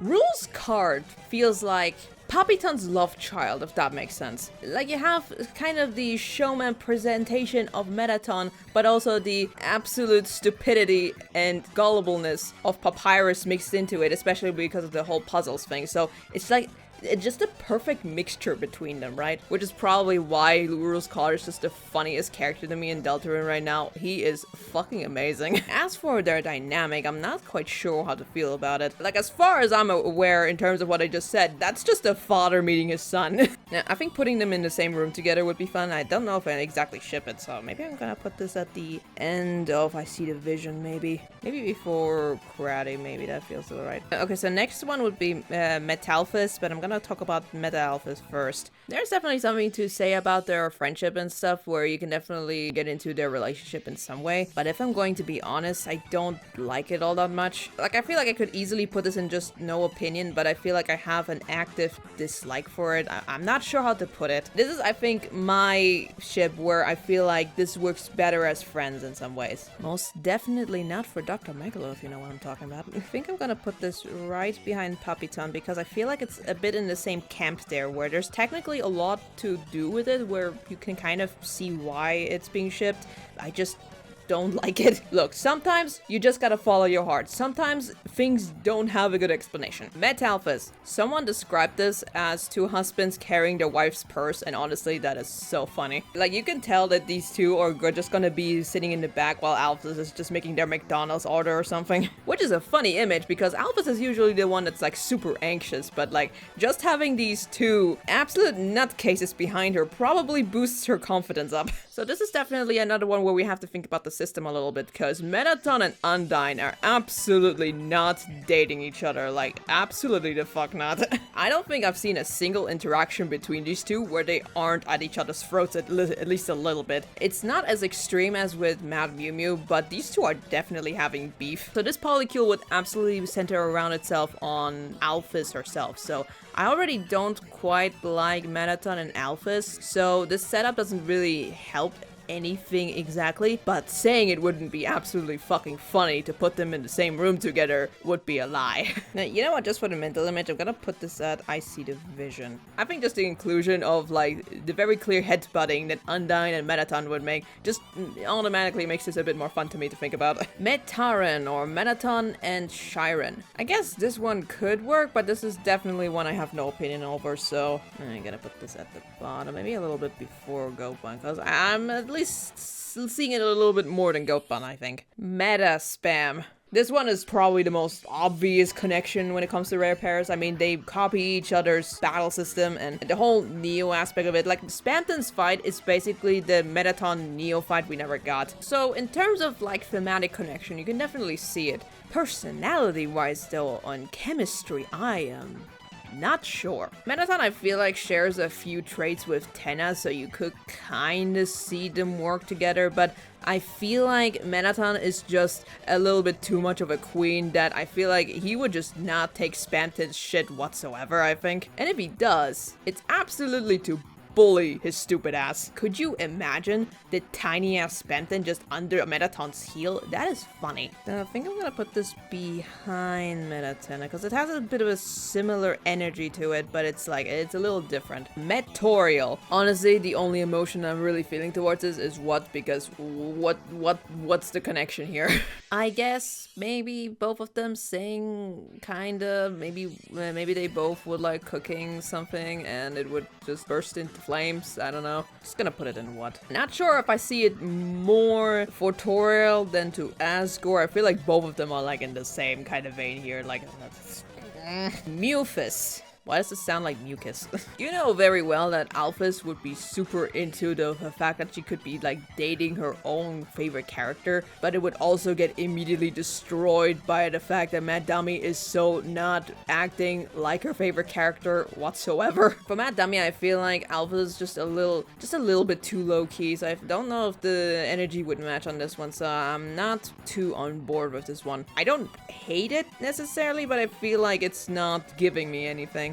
I'm gonna put this in front of Papyton, I think. Actually, no, maybe a little bit behind. I see this a tiny bit more than Metaton, maybe, I don't know. I thought it for like 2 seconds more and I'm putting it back here. Mewdyne. So this obviously comes from the fact that Mad Mew Mew has a massive crush on Undyne. And I think to a certain degree you could probably see how Undyne could maybe be into Mad Mew Mew as well, especially because they just both fucking hate Metaton's ass. Now when I say hate him, I'm not saying it like, oh, they want to fucking kill him or something. I mean it more in the sense of, oh, they both have like just some general beef with him. Obviously they probably would still be okay in a room together or something, but you'd hear a lot of yelling, I think. Come to think of it, a throuple between all three of them would be kind of funny. Like obviously Mew Mew and Metaton not dating at all, ew. But just putting them in the same room together, that'd be so funny. Gonna put this a bit on the front of no opinion, because I feel like I don't care too much about it, but you know, I can kind of see it, I guess. Just edging towards the IC division, but not quite there. Now going back to the polycule, this would have a similar energy to the throuple with Metaton, but this one would be just so much louder, I think. Like they're not having beef with each other and instead would just be consistently screaming in the restaurant and Alphys just has to just look down a little bit in embarrassment. I think that's cute. And I think it's just a little bit less than Metalphys. Like I feel like with Metalphys it's just a tiniest bit funnier as a mental image, but you know, both of them are like, I mean, the setup is just funny. Poor Alphys on both of them though. Mismanaged. Fantastic ship name, A+. In terms of the dynamic though, I don't really care about them. Like I know so many people absolutely are in love with Task Manager, and I get it. She's very, very beautiful. I do not care. Miss Mizzle is kind of in the same category where it's like, Would. Outside of that, though, I feel like I just don't have an emotion to it. So, you know, they're very pretty women. I respect that, but I'm probably gonna keep them in no opinion. Maybe just before just kidding, I feel like. Monster Teen and Snowy, those are just two friends hanging out. I don't know. I mean, you could definitely see the vision on this one, but also I just don't care. I'm gonna put this in front of cat food, I think. Muff Dine. Bro, these two could not be further away from the morality spectrum from each other. Could you imagine shipping Undyne, who absolutely is the heart of justice in Undertale, who believes to fight for the right, what's good, with someone who would kill a child for just a little bit of money? To be fair, they're both going after children, but let's forget about that for a second. One of them does it for justice, the other one just for money. Now, I don't think these two would get along well, like, at all. Gonna put this in, I don't see it, but rock on at just the very bottom, I think. Muff Gore. Oh no, that's Gore. It's Gore of my Muff. Asgore, why does your name have to end with Gore? I swear to God. Putting this in what? Alright, so we have two versions of Napstadine. One of them is for Undertale, the other one is for Deltarune. For the Undertale version, I think I'm gonna put this at the bottom if I don't see it, but rock on. Like, I guess in a certain sense, they have a similar vibe to Alphys, and maybe that's why it would kind of work, but also at the same time, they're neighbors, they know each other, I guess, but that's kind of it, I think. And it's just nothing. Deltarune and Napstadine, maybe just a tiny bit more, just because they're actively working together, maybe. Like, there is this dialogue where Napstablook definitely has a lot of respect for Undyne, even if she is just the absolute worst cop to deal with. So I think for this one I can kind of get it a little bit more, but absolutely still putting it in now, but I respect it. Once again, we have two versions, Undertale Nice Pants and Deltarune Nice Pants. I'm gonna put this one already in excellent because Jesus fucking Christ, just get together already. Just stop playing the long game. This is another situation where something needs to be really thrown on my face for me to really see it. For Deltarune Nice Pants, I am just sitting there grinding my teeth at this stupid approach of the ship. For Undertale, I need to kind of think about it because I'm not sure if they know each other. I think there is, maybe there's like some dialogue I missed where they do talk to each other, or at least have like a reference to one another. I feel like I've seen it, but for some reason I just can't recall it or something. This might be a dialogue that happens after you defeat Azrael already, or like something a bit more specific, I don't know. I mean, it's two dudes just working their minimum wage jobs. You could definitely see it, right? I'm gonna put this in I See Division, I think. I guess I could put it before the thruple, but I don't know, the Mu-Alpine and Meta-Alpine is still just too funny to ignore. No Suit. How long do you think it's gonna take for both of these to be put in the room and for Rules Card to just run out crying? I feel like Jebel would just have a lot of fun with Rules Card, but I'm not sure if they would actually have a good dynamic or even have a good friendship between the two of them. Not sure where the name comes from. Like, it's a good ship name, but I'm not quite seeing why. Like, the No Suit it's just inaccurate. Like, they're clearly both suited. They're not naked, Margaret, come on. I guess you could kind of connect them because they have a little bit of a connection to Gaster somewhat because of their faces and stuff. Other than that, I don't really see it. I mean, there's definitely some chaotic energy going on, but I feel like Rules is just getting dominated by this absolute menace that is Jebel. Just because it's funny, I think I'm gonna put this right before Mismanaged. Papalphys. If I had to guess as to where this comes from, it's probably the one interaction where Alphys and Papyrus talk about the image Papyrus sent with him and his many very clearly photoshopped apps. But I think that's kind of where it ends. Like, they have a similar kind of awkward energy to them. Like, just look at them staring at us. No thoughts, brain empty. Yeah, I think I'm just gonna put it at what, but maybe just right behind Dunkin' Donuts. Pap B. Someone a long time ago explained this one to me, and I wished I remembered the points, but it's all evaporated in my brain. So let's try to analyze this one, right? Just for the courtesy of it. So the thing with Papyrus is that he's obviously not very in love with Grillbees as an establishment, because he's not really into Greece and stuff. So already, he probably doesn't want to really hang around the place in the first place, but obviously, because of Sans, he kind of has to. So there's definitely some opportunities for them to actually, have a little bit of a conversation, and you can definitely see the energy bouncing off of each other, where it's like Girlby is so fucking deadpanned, and Papyrus having such high energy that he's just having energy for the both of them. As I explained with Mad Mimi, however, I feel like it's not quite the energy that he would be in love with. He can tolerate, obviously, I mean, he has a brother like this, but in terms of like choosing to be with someone like this and have a romantic relationship, I still don't quite see it. I don't necessarily hate it, but I also just feel like it doesn't quite fit. And just to give it a little bit of respect, I think I'm gonna put this at the high end of no opinion. Oh no, that's gore. That's gore for my pap. So I think this is supposed to be a counter to Soriel, because other than that, I can't quite see where this connection comes from. Now, if you're thinking about the Underswap version, then obviously these two have the exact same setup as Soriel, which obviously makes it peak. Other than that, I'm not quite sure what they would be even talking to each other about. And I feel like their energies are just so wildly different from each other, I think. Also, this might be hypocritical because of my love for Soriel, but look at their height difference. Like, if Asgore decided to sit on him, he would fucking die. The same thing with Sansgore, but for some reason here it's just way more apparent. I was gonna put this in the what category, but I think I'm gonna put this somewhere else. Because technically speaking, there's something wrong with it, and you can definitely see where it's coming from. And I don't hate it, I just don't know. You know what, just because of the AU thing, I think I'm gonna put this a little bit before Pappy. Paralysis Demon. So a little disclaimer, I know a lot of people think that either Mike or Eram are both Friend, or maybe all three of them, I don't know. But right now, when it comes to theorizing who Friend is, there's a little bit of a mess going on around that. Just for the sake of the fact that we don't quite know yet, and it's still just theories right now, I just separated all these three entities, so Eram, Friend, and Mike are all considered separate entities from each other. But if you don't want to, ship that at all because you think they're the same person, that's fine. You could see it as self-cessed.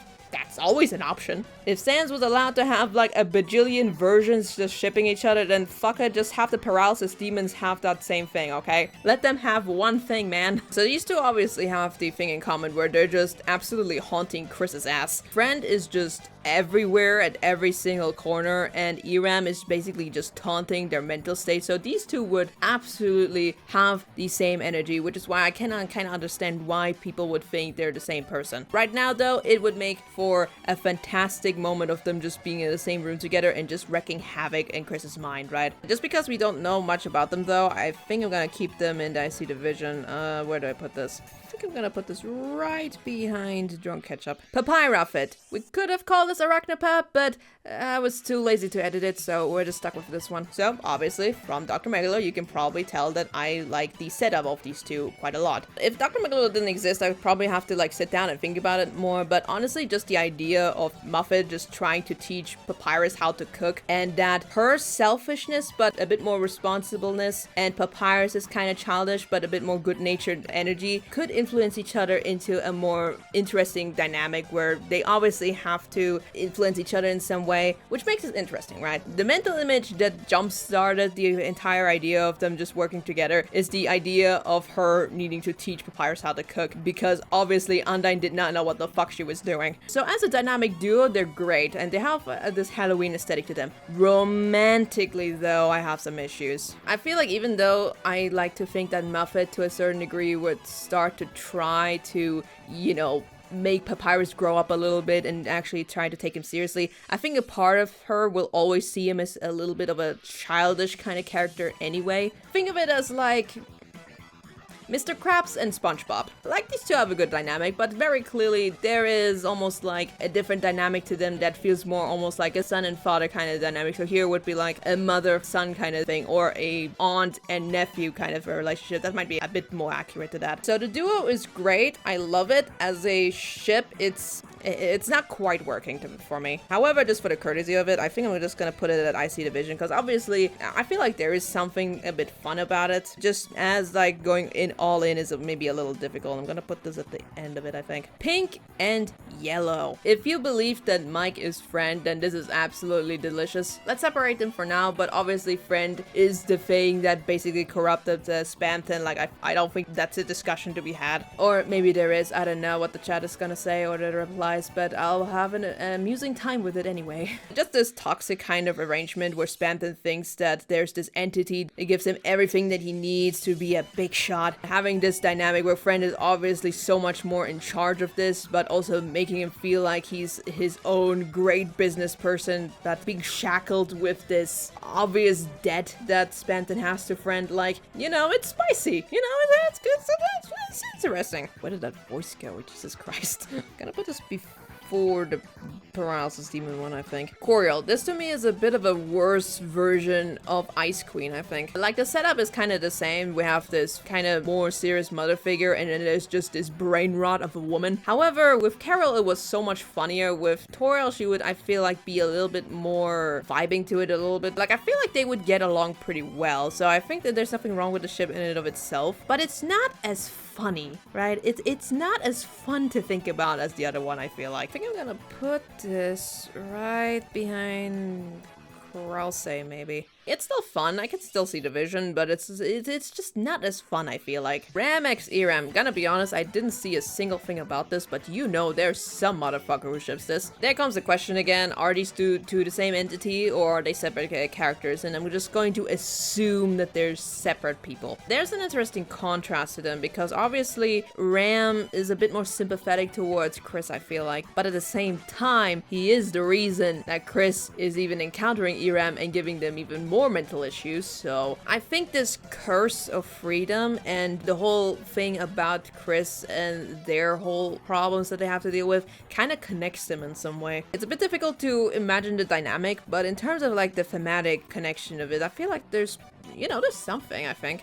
Putting this before meta spam, I think. Ram X Gaster. There's a lot of them where it's just Ram, because I feel like Ram does kind of come off as a character that could be shipped with a lot of people, I think. It's very interesting because he comes off as like almost a Sans character, but he's not as popular in contrast to everyone else. Like, he definitely has a fan base. You definitely have people who are obsessed with Ram, but he doesn't quite have the same reach as everyone else. Like he's not as relevant, I feel like, for a lot of people. The reason why I put these two together again is because, again, they have like this connection of like what freedom even means. Ram does feel like maybe something that Gaster himself put into Deltarune. This might be just a me thing, but something tells me Ram knows about Gaster. I don't know what it is, but something about his mystique just kind of makes me think maybe, to a weird degree, maybe he's aware that he exists. There's obviously nothing there, so I'm probably gonna put this in no opinion, but I want to just start a conversation with some of them. Like, a lot of them that I put in myself,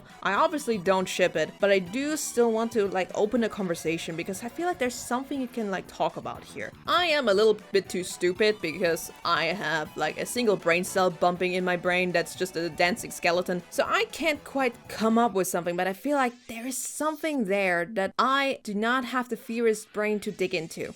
Putting this before depression, I think. I feel like if there is something, it could be so much more interesting than depression, I think. I mean, depression is happening either way for Ram, but you know.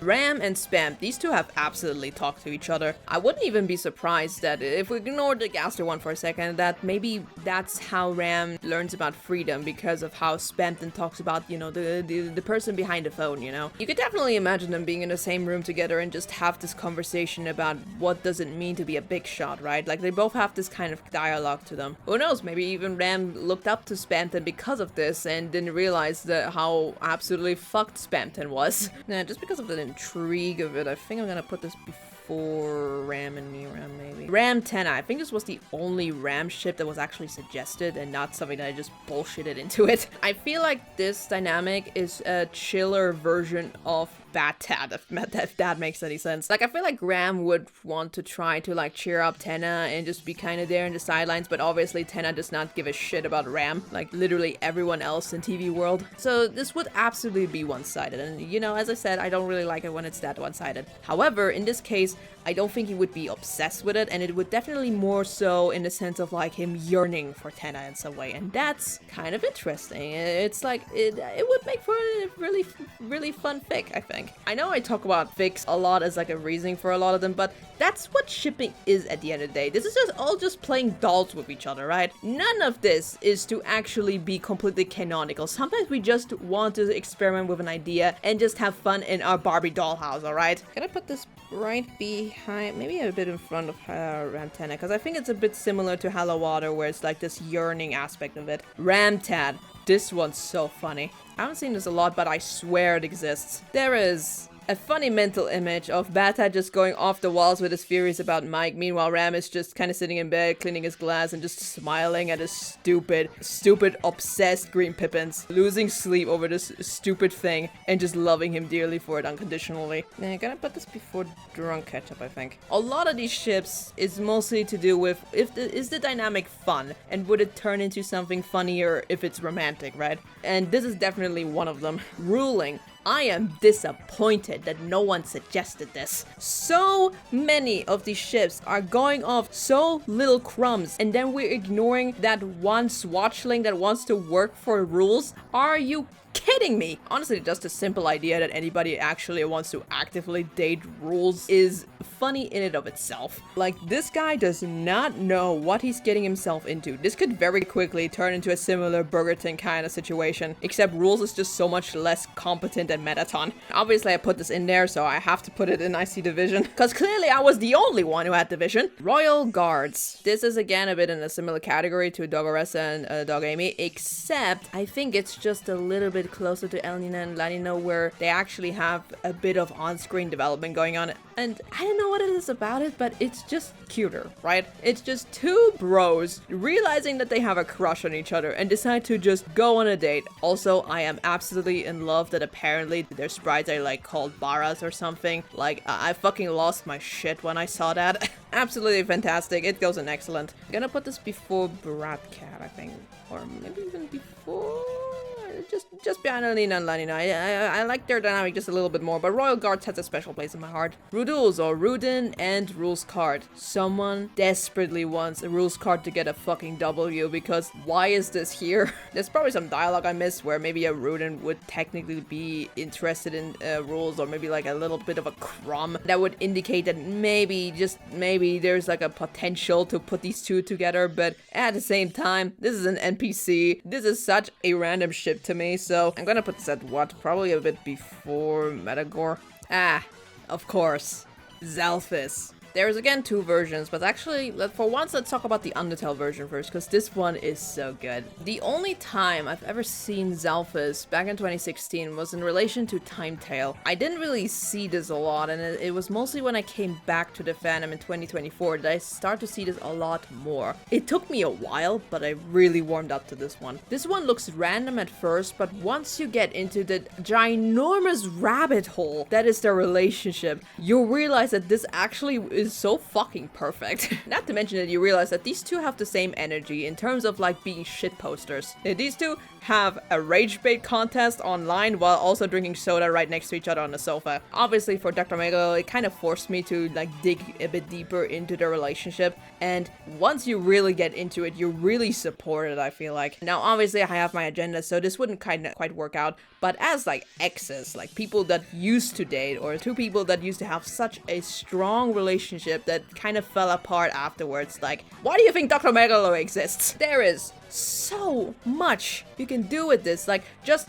follow Beth. Beth has like a full-on document about the science peopleisms. Now, to be fair, it's more in the sense of being friendships, not necessarily in a relationship, but just because of the amount of material that I have, this is probably one of the easiest ships that you could possibly have. So you'd think that I put it in excellent, but I'm actually gonna keep it at IC Division and probably gonna put this at the very top. I don't think I'm gonna move it away from there at all throughout this entire tier list, because I prefer them to be X's, I think. because I very much prefer them to be exes, but still be on very good terms. We have so many doomed divorces in this tier list. Let's just have one couple that decided to separate and still post memes to each other. Like, let's have one separated couple that's on good terms. I'm begging. As for the Deltarune version, there's not much to go off right now. Like, obviously, I feel like the energy between the two would still work pretty well. In terms of like on-screen stuff, there's like literally nothing, and off-screen there's like apparently just a single conversation they had. As Sans puts it, their relationship is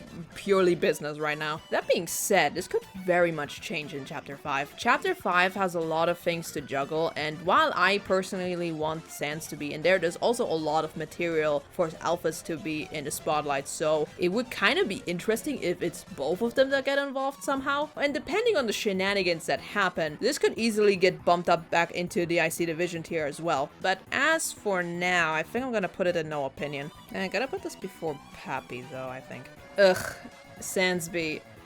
Mwah.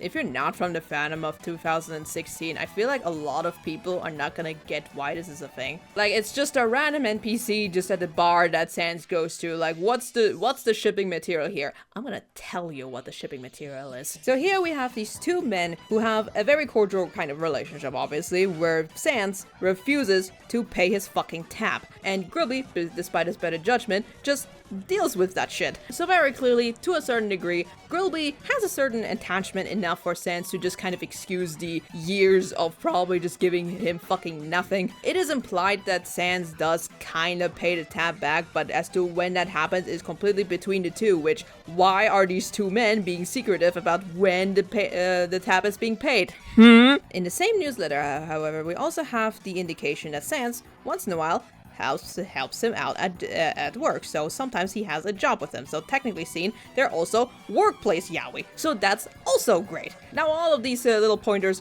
are a little bit stupid. Like, in comparison to alphas, there's obviously not as much material. However, I want you to think about a certain fact for a moment. Think about all the endings that happen in Undertale. In every single one of them, Grilby is still there. Obviously, when it comes to the Exile Queen ending, Sans goes with Toriel and just kind of self-isolates with her, which I'm gonna get into that one. But when literally no one is around, like in the No King ending, where there's no Alphas, there's no Papyrus, there's no Toriel, there's no fucking no one he actually cares about, the only one that is left is Grilby.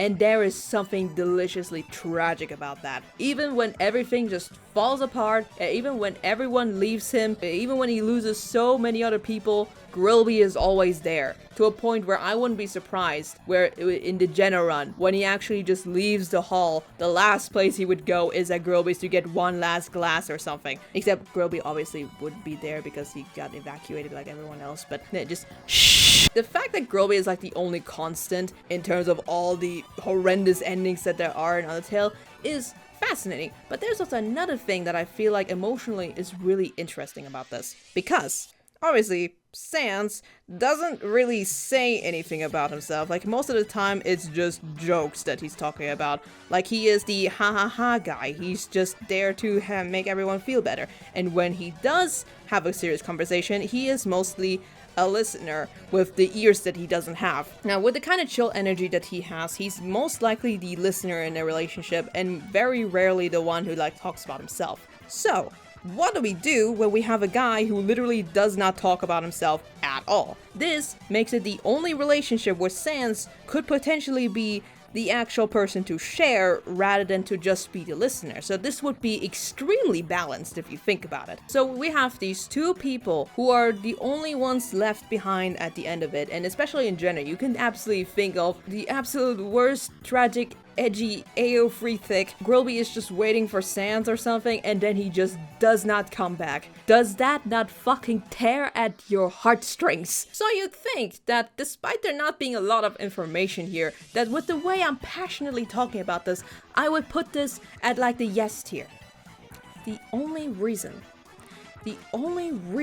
I cannot get myself to put it at the very top is that I don't know who the fuck Grillby is. With all the other ships that are going on in this tier list, with Grillby in it, you kinda can still imagine him being very calm. He doesn't really talk all that much, and I think a lot of Sansby shippers still do that. But a lot of the times, like, as we all struggle to figure out how to put our dolls together to kiss, Grillby doesn't really have a strong personality to them that makes for interesting interactions, I think. And, like, obviously, these are two chill guys, so they can absolutely work together in terms of, like, the vibe that these two can provide, right? However, whenever I see someone trying to do, like, a ship art of them or, like, ship dynamics in, like, fanfics or something, they always change Grillby's personality just a tiny bit, mostly because we just don't know it that well. The only thing that we do know is that if he gets like super angry, his flames get like a burst, but that's also the reason why he just is a chill guy. And so because of that, every time I see art of these two where they're like all lovey-dovey or something, or where Grillby actually has like a more defined personality, I want to love it.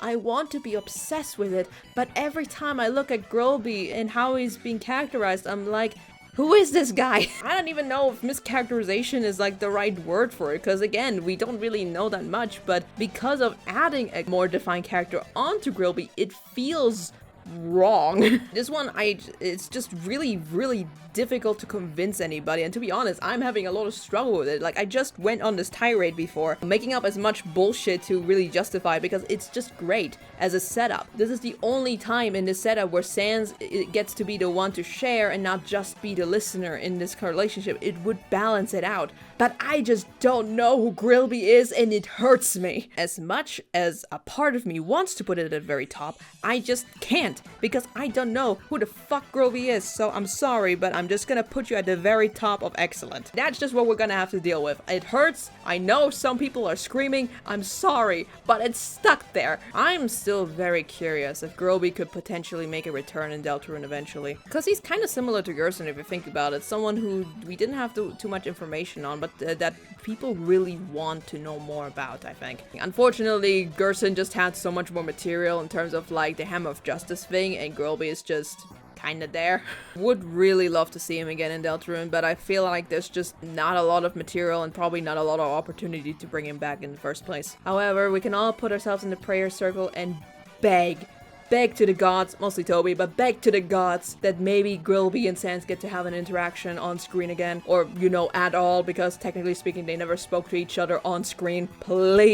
Please give us that, Toby. Sans job. I think this is just there as like the headcanon with Sans being Arrow Ace, which honestly doesn't so valid. I actually do still like the idea of Arrow Ace Sans, but over time I've started to feel a little bit apprehensive about it. Like, it's a possibility, and of course being Ace doesn't stop you from being in relationships, and being Arrow Ace doesn't prevent you from being in like queer platonic relationships. Like, it works. That being said, I feel like we need to be a bit careful when it comes to coding, because a lot of people want Sans to be Arrow Ace because of that one comment Toby made about Sans being too lazy to get into relationships, and I don't know if laziness is a good way to use as coding for an Arrow Ace character. Like, someone just being generally disinterested in relationships or just doesn't quite care about it, you can use as coding for someone who's Arrow Ace. Being lazy, I don't know if that's a good way to look at it. Like, I feel like when it comes to being Arrow Ace, I think there is already this stigma that, oh, you don't want to commit yourself into a relationship, that you just want life to be too easy or something. Love takes so much effort, and you not wanting to get yourself into that is disrespectful or just a lonely ass behavior, just an incel in denial or something. When no, it's just some people just do not care and don't want to do that, right? So I feel like with using laziness for this is a little risky. Like, it can work, but it could turn around into accidentally stereotyping, I think. You can all have a discussion down below if you think that's good enough reason for it to be coding for that. However, the reason this bothers me a little bit is because in Sans's case, laziness is a result of his depression. It's a direct consequence of his existentialism about the world he lives in. That, of course, why would he care about anything around him or want to do anything if it just gets reset? If nothing is permanent, then what's the point of doing anything? That's Sans's whole thing. That's the reason why he's lazy. Sure, you could argue that maybe this is just his general personality. I'm not gonna deny that, but for Deltarune, I think you can already tell that Sans is not as inactive as he is in Undertale. I mean, we all had to, fortunately for me, but unfortunately for a lot of you, had had to see him boogie his butt, okay? So to me, at the very least, laziness for Sans in particular just doesn't feel like a good indicator of his sexuality, because that is just a result of his worldview, right? Now, of course, you could rephrase it in saying that, oh, because of his depression, he has a harder time to commit to something like a relationship. That is valid. But he could be voluntarily celibate. That's also an option. Like, I think some people forget that you don't have to be in relationships without being aro ace. You could just say no to it. Like, yes, it is exhausting, so you can just say no. You can still be attracted to someone sexually and romantically and still just not want to deal with that. An orientation isn't necessarily an indicator as to what you have to do in life, right? Going back to this stupid image that is the origin of this entire rant, I do still want to respect the Ares headcanon, just because as a vibe it still kind of fits Sans. He does kind of come off as someone who would maybe potentially not be interested in that, so it's not completely out of nowhere. Like, his energy does kind of come off as someone who's just completely fine on his own. I'm gonna have a discussion about that later, but for now I'm just gonna put it at IC Division, maybe right behind Drunk Ketchup, I think. This image does not deserve such a huge segment to it, my god. Sanston. I'm going to be very real with you. If I didn't know that this existed, I would have put this in what immediately, because I don't see it. I have a feeling that they don't particularly care too much about the other person, and if they do, there is just a little bit of conflict with just their characteristics in general. Not in the Papyton way, mind you. Like, that was just way too exaggerated. Frankly, it's a little bit of the reason why I don't like Papyton. Like, Sans in the Papyton ship is, to me, the Asgore in Soriel. Like, the reason why I just don't like it. Like, it just taints my mouth a little bit. I really dislike the extreme aggression that these two would have at each other in these kind of comics, but at the same time, I don't think they would get along all that well either. That said, there is an ending where Sans is just straight up his bodyguard, even without Papyrus, so you kind of can, like, ask yourself, like, that's weird. Why is Sans not commenting on Papyrus' death for once? That's a bit weird. Is there something going on?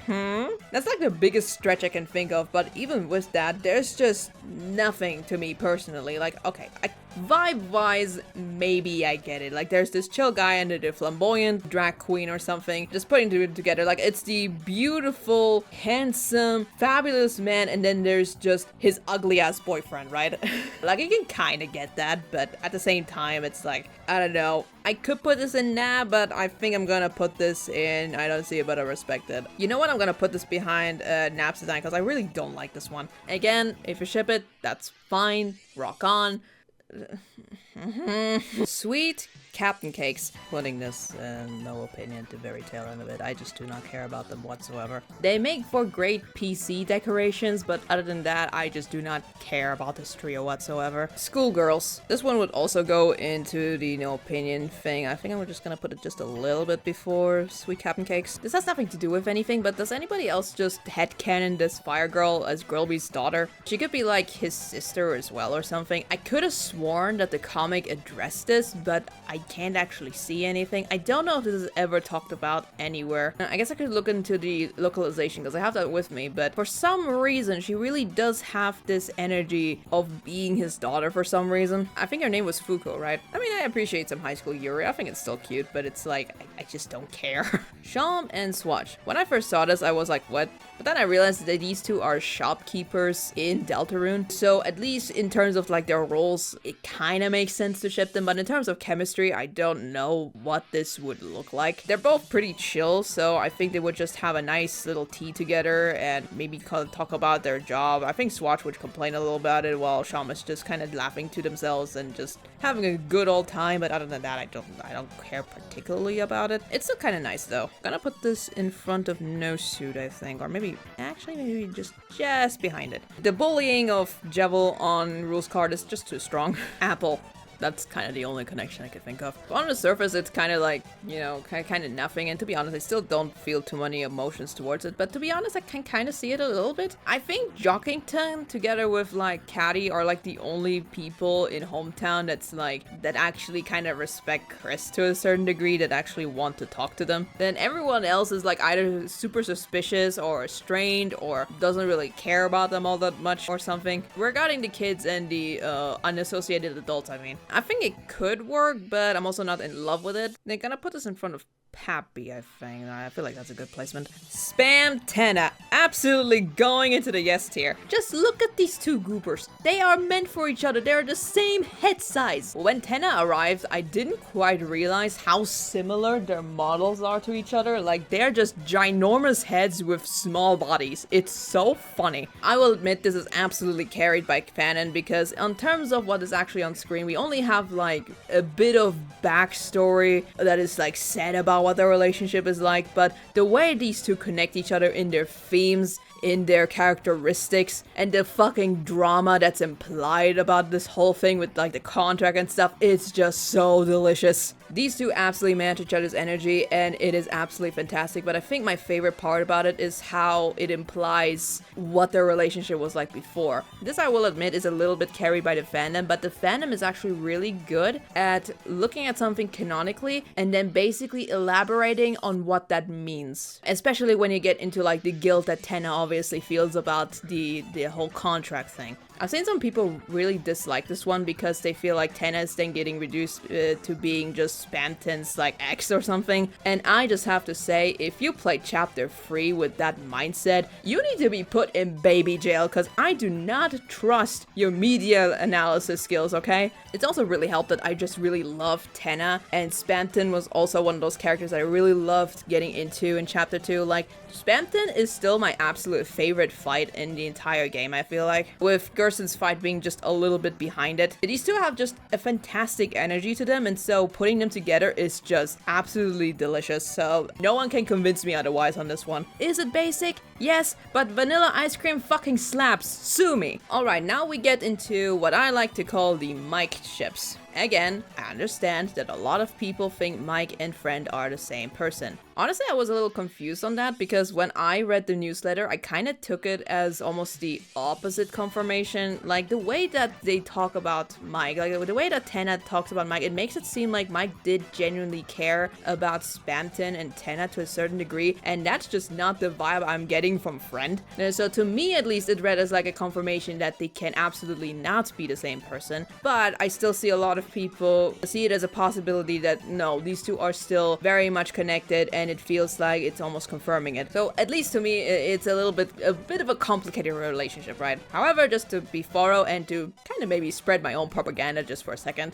I'm going to treat Mike as a separate entity to Friend. And the way I will explain it, you're probably gonna get a bit better as to why. And yes, I know the real Mike is not actually Mike. It's a joke on the real microphone. I get it, but also, what the fuck else am I supposed to use for visuals, alright? It is also just a very funny image of just seeing this sprayed on Spamton being shipped with a literal microphone. No one can take that away from me. Getting into the actual reason why I put this in here. I think Mike as a concept for quite a while kind of disappeared because of the Mike room. Now obviously with the newsletter it got kind of revived a little bit, but it was honestly kind of sad how the subject of Mike kind of disappeared a little bit, and I think in hindsight it was probably because Mike and Friend were just being fused together, so there wasn't as much discussion about Mike himself, I think. And to be honest, it's a bit of a shame because if you really think about it, the idea of Mike and Spamton having been in a relationship is fascinating. Like what kind of relationship they must have had. It's not quite clear if Mike came with Spamton to Tenna and that's how Tenna got introduced to Mike, but you can tell from the sweepstake and from the actual game itself that Spamton does seem to actually care for Mike to a certain degree, to a point where he would actually still call him a friend.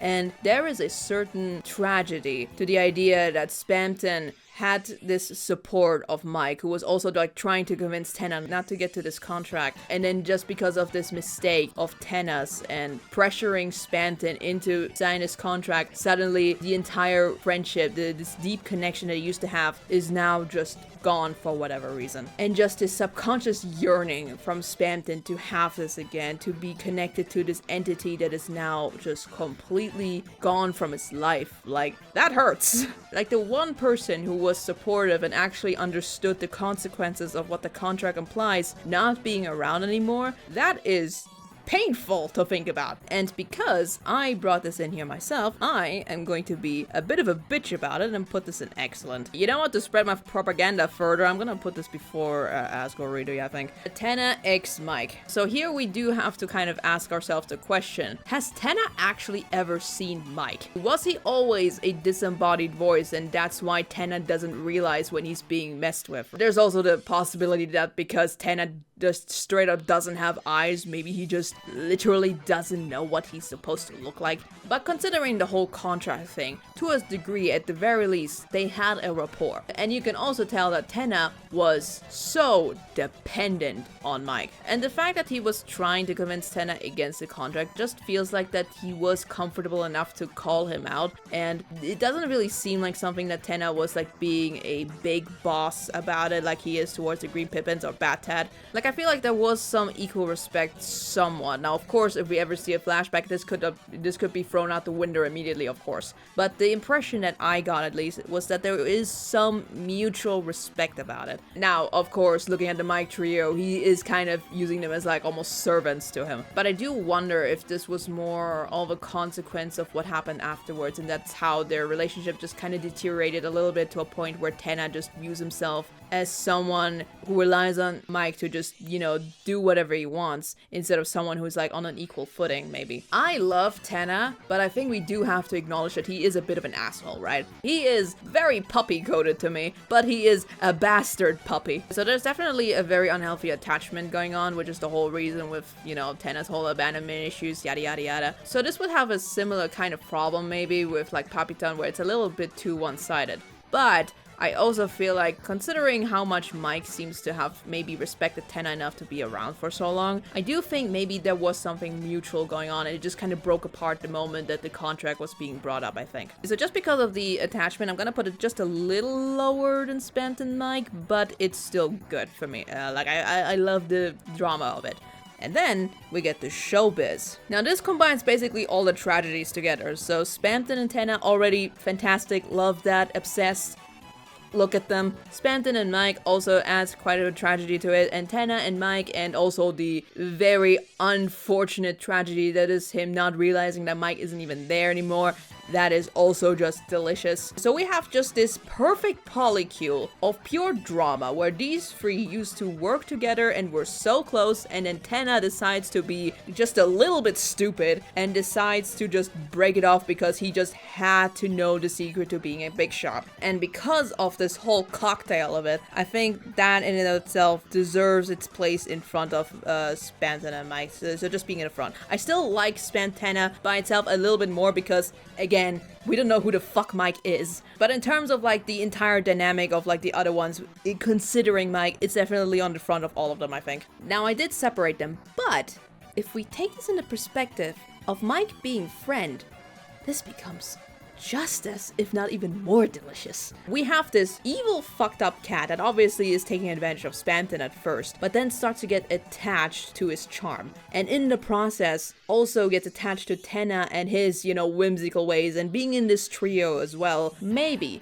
just maybe, he actually didn't want Tenna to go through with the contract thing. Maybe in his fucked up little evil mind, maybe a little bit of love seeps a bit through where he actually doesn't want it to end. And the moment that Tenna commits to the contract is when this evil fucked up cat goes back to his evil fucked up cat shenanigans. Because how is love worth it when it can just disappear just like that? There is an inherent tragedy to it. That said, this is under the assumption that Mike is going to be like a cat that can like transform himself into somewhat of a darkner form in a suit or something. Because if he is just a straight up cat, then we have some issues again. But as is, the idea that Mike as friend still works really well here, I think. It just adds a lot more sauce, I think. So whether or not you see Mike as friend or not, if you want to separate them, I think this is still a really good setup, I think. Smile. This heavily depends on your mental image of friend. The most common depiction of him right now is that he is an actual cat with like a pointed tail. So obviously, shipping a whole ass man with a cat a little bit weird. But then we have to think about, is Friend supposed to be like a creature pet thing, or is he just a monster like Darkner or something? Because then I feel like we can kind of remove the, problematic aspect of, Gaster dating a cat. Now, I did put this in here myself, but I will say that I think I'm gonna put this in now, but I respect it. I think I'm gonna put this a little bit behind here. There we go. I think it's just a lot more appealing to think of Friend as like Gaster's fucked up cat or something, rather than being in a relationship. But I still want to bring a possibility in because we never know how Friend is actually going to be presented. Like if he is a monster Darkner that actually has like, that can be anthropomorphized, or if he's just a cat. Alright, so it's been a while, but we have another soul ship here. This is again under the assumption that the soul is a separate character and not us. There's another one separate for just that. I think having two higher beings that are basically the equivalent of demons, being obsessed with each other and trying to find each other is kind of interesting if you think about it. Like we have Friend who is just lurking in the dark, trying to tease the player into finding him in the dark.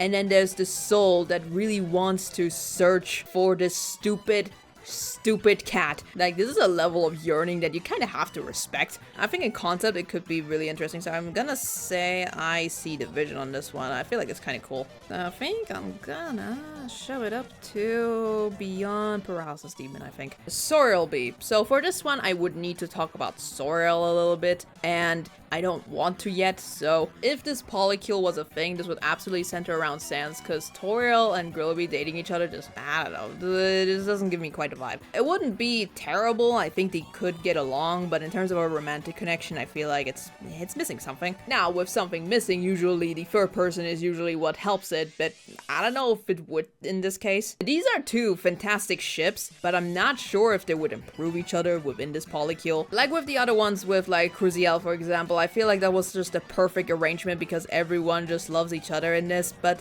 the moment there's like a gap in between, it's a bit difficult. Not to mention that in one of the endings, Sans is very clearly willing to just self-isolate with Toriel, meanwhile just leaving Girlby behind, so you can definitely tell where the emphasis on the relationship would be, I feel like. It would be a bit unbalanced. I still think it could potentially work, but I'm not in love with the idea, I think. I'm gonna put this in now by the respect that I think before it, I think. Yeah, that makes sense. Soul X Gaster. This one's interesting. This could go honestly either way with either the player or the soul being its own character, because essentially it's the same setup. It's this mystical connection between the creator of a world and the one experiencing it, right? Having this desire to reach out to this higher power that is the soul of some other plane that he has no reach to. Like, it's not clear if he made the soul or if he like called upon it. I like the latter one a little bit more, but of course there's something beautiful about how much he cares about his creation and wants to be part of it almost, but isn't quite able to connect with it directly. He's always going to be an outlooker, but has this yearning to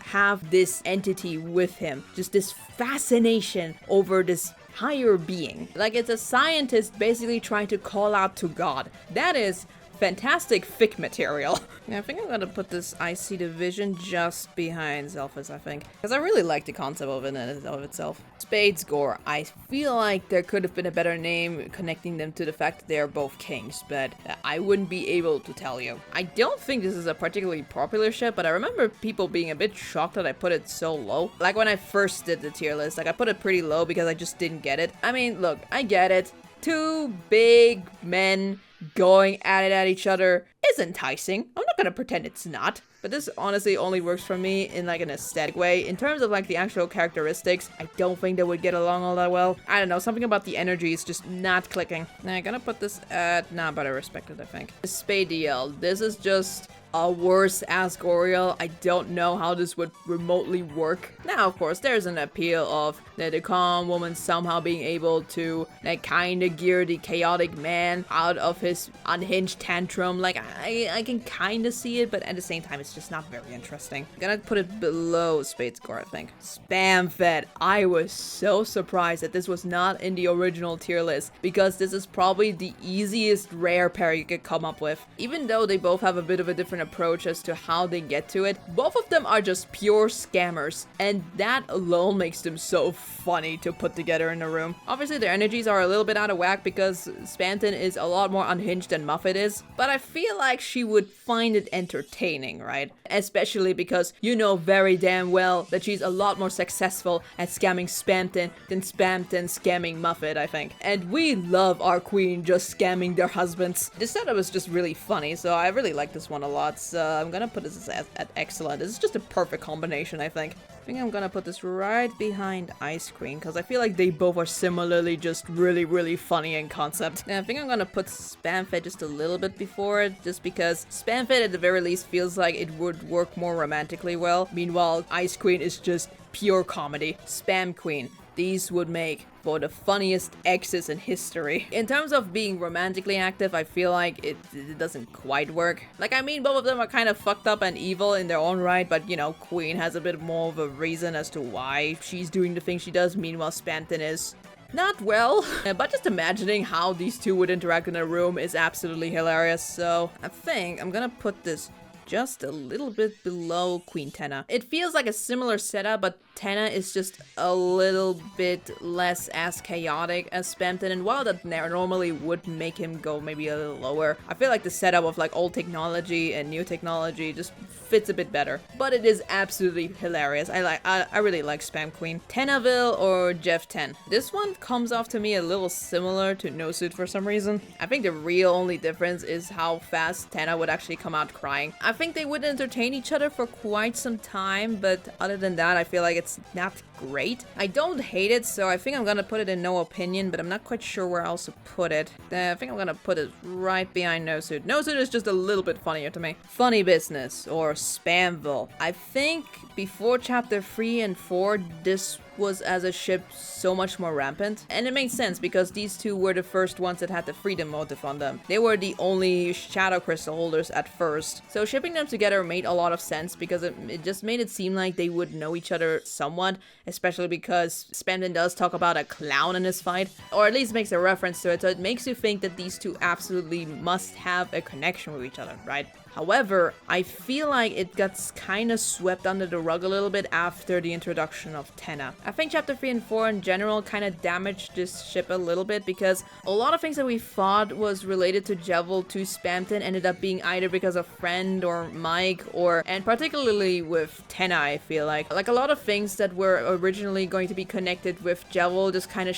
got shoved into other categories afterwards. Like a lot of people don't think the one on the phone was Gaster anymore, but instead Friend, which kind of removes the Gaster connection that Jevil had with the Shadow Crystal and stuff that made him connect to Spamton. Like, of course, there's still a connection that these two are Shadow Crystal holders, but I think because how fucking confusing the Shadow Crystal business is in chapter 3 and how Gerson has almost nothing to do with anything except he just found the shard and someone wanted him to use it, but he just didn't. It kind of removed the unity of it, I think. So despite them both definitely still matching their energy quite a bit, the interest of it has kind of lost its value a tiny bit because of it. From my perspective at least, it lost its charm a little bit afterwards. I'm still gonna put it in Icy Division, but I'm probably gonna put it on the lower end of things. Maybe just before Ram Spam, I think. This sounds sad because I really liked this at first, but the more you got into the game, the more it kind of lost its charm a little bit. But they're still a funny duo, and the fact that they're probably watching the events of chapter 3 like a Twitch stream is extremely funny still. Okay, the reason why I went out of order is because we have now this specific throuple. Here again, we ask ourselves, would this fix anything? I'm gonna be honest, I feel like Tenna at some point, like he would have a lot of fun with it at first, but I think the fact that Spamton and Jevil are in the same room together will give him a massive migraine, I think. That TV head is just gonna explode. It is a little funny, so I'm going to maybe put it just a little bit above Spamville, but it's not by a lot, to be honest. I think I do prefer Spamville by itself, actually. Let's swap this. Star Shower. I am so disappointed no one brought this one up. What do you mean you didn't put in the funniest throuple in the entire game? What? As established already, I really like the weather duo quite a bit. I'm not sure if Starwalker adds anything to it, but considering the issues that they have with each other, where obviously they have some self-esteem issues within each other where they have to up themselves too much by basically putting the other down. So Starwalker being, of course, the ultimate personification of perfection. I mean, of course, that would have to have them be put in their place, right? It's more funny than anything, but I feel like it would maybe even things out just a little bit for like the issues they have. So I'm gonna put this in front of their monogamous relationship, I think. I think we have all realized that it's better to not take anything in this list seriously. Susie Teen, to a degree. I kind of get this one. Monster Teen has absolutely no idea who Susie is, and basically perpetuates this idea of her being the mean girl. However, there is of course the appeal of someone being so terrified of her kind of having a thing for her, right? Like, maybe he's like coping, like of course it's better not to get close to the mean girl, but a feeling of wanting to anyway. I mean, that's just a teenage experience. Susie, on the other hand, I feel like she would just straight up not like the monster kid like this. I mean, maybe later it could be water under the bridge, but as of right now, I feel like she would just not be into it whatsoever, especially because there's so much clearer attachment to Chris and Noelle. Going for this stupid little thing feels just a little bit hurtful. I don't see it, but rock on. Actually, I just said I kind of see it, so I'm gonna put it up just a tiny bit. Swask. This is just shipping two attractive people together, and I respect that. Like, in terms of characteristics, they do work together. I don't have too much of an opinion on this, but I feel like it is working. Like, it works in a theoretical level, so I'm gonna put this at the very front of no opinion, I think. Swatch card. I don't think I can take a single ship with rules card seriously, because you can absolutely tell that Swatch would be getting fucking tired of his shit so quickly. But of course, there's a comedy to it again. I wish I could give you a serious answer as to whether or not the relationship would actually be healthy, but the comedy of rules card in any ship is just too strong. This one's just funny, so I'm just gonna put it just behind Swask, I think. Swatchton. This feels very similar to Swatch card, except that I actually have seen this one. I think Swatch does kind of know Spamton, if I remember the dialogues right. And because of that, I feel like he would not be too much of a fan of Spamton. But again, there's some hilarity of how their energies just do not match whatsoever. Just bouncing right on his head on this one. And I'm gonna put this in no opinion just because it's funny, but I'm pretty sure I'm just gonna put it maybe below Swatch card, I think. Actually, just because of the extra point that they probably do know each other, I'm just gonna put it on the front. Swaxton. That ship name is a lot easier to pronounce than I thought it'd be. This is absolutely carried again by how funny it looks. Both the ships that I just talked about are absolutely only in there for like shits and giggles. Absolutely no way that the relationship would be remotely serious whatsoever, but it's just a funny ass concept. I feel extremely bad for swatching this setup. Just because of how funny it is, I'm just gonna put it on the IC division, but probably still on the tail end of it. Maybe I'm gonna put it before the ruling, I think. Task Queen. They sort of match each other's energy, but there's also just so much more brain rot on Queen that I feel like Task Manager would at some point just lose it. But you know, I see the Yuri version. I can respect the pairing of two beautiful women, even if one of them is absolutely unhinged. I think I'm gonna put this before Azzy Pants, maybe, I don't know. Maybe actually below that, I don't know. Taskville. For anybody who is confused about this one, I think it's because Task Manager has a similar dialogue somewhere where she makes a direct reference to Jevil, with like the chaos kind of thing. I think they would have fun with each other, but not for a long time, so they could be exes to a certain degree. Gonna put this behind Papgore, I think. And maybe in front of it. Tenna X Pluie. This is only here because of the newsletter, not gonna lie. I think there's something cute about Tenna having a special connection with Pluie. I'm not sure if it's more so as a pet kind of thing, but we also have to remember that Pluie is just a shadow guy in a fursuit. And I'm just being okay with this arrangement. Something about the idea is just kind of nice. Logistically speaking, I should have also put a variation with Tenna and Jongler, but I have not seen a single variation of it. Not to mention I wouldn't even know what that would look like in my mind. Just because the connection is just a little bit cuter, I'm just gonna put it right before Bat Tat and Tenna. Bat Tenna is still more interesting in concept, but Tenna and Pluie just feels so much more wholesome, so I'm just gonna put it in the front. Gerson and Jackenstein, or Titans do not interact. I still am so in love with how Chapter 4 foreshadows how to defeat the Titan. It is actually insane once you look at everything that Gerson and Jackenstein do. Now, technically speaking, there's not really a problem with the setup, but Gerson, again, has this very clear grandpa energy that he feels so old. In order for any ship to work with him, they need to kind of match his energy a little bit. Like, they need to be in the same mental wavelength, and I'm not sure if you would have that with Jackenstein. Jackenstein could probably be like in his 50s and 60s, and I still wouldn't necessarily know how to feel about it. It kind of feels like this 100-year-old grandpa took Jackenstein, who's maybe like 50 or something, into his home as for refuge away from the Dark Zone or something. Like, even if he is like much older, it still has this feeling to it. So it feels more parental than anything. You can obviously disagree on that, but in general, the energy is not quite matching to me. I still like them as a duo, but as a ship, I think I'm gonna put this at the lower end. It may be behind Papyton, I think. That makes sense. Toaster. Someone saw a chance and they fucking took it. This could technically go into the similar category to Kingdings, with the difference that we don't actually know how much Toriel might have known Gaster. I feel like there's a bit more tragedy in him knowing Asgore than him knowing Toriel, I feel like. There's an inherent tragedy to it over having this deep connection with like the queen and the royal scientists and stuff. Like, I get it. But other than that, I feel like it's just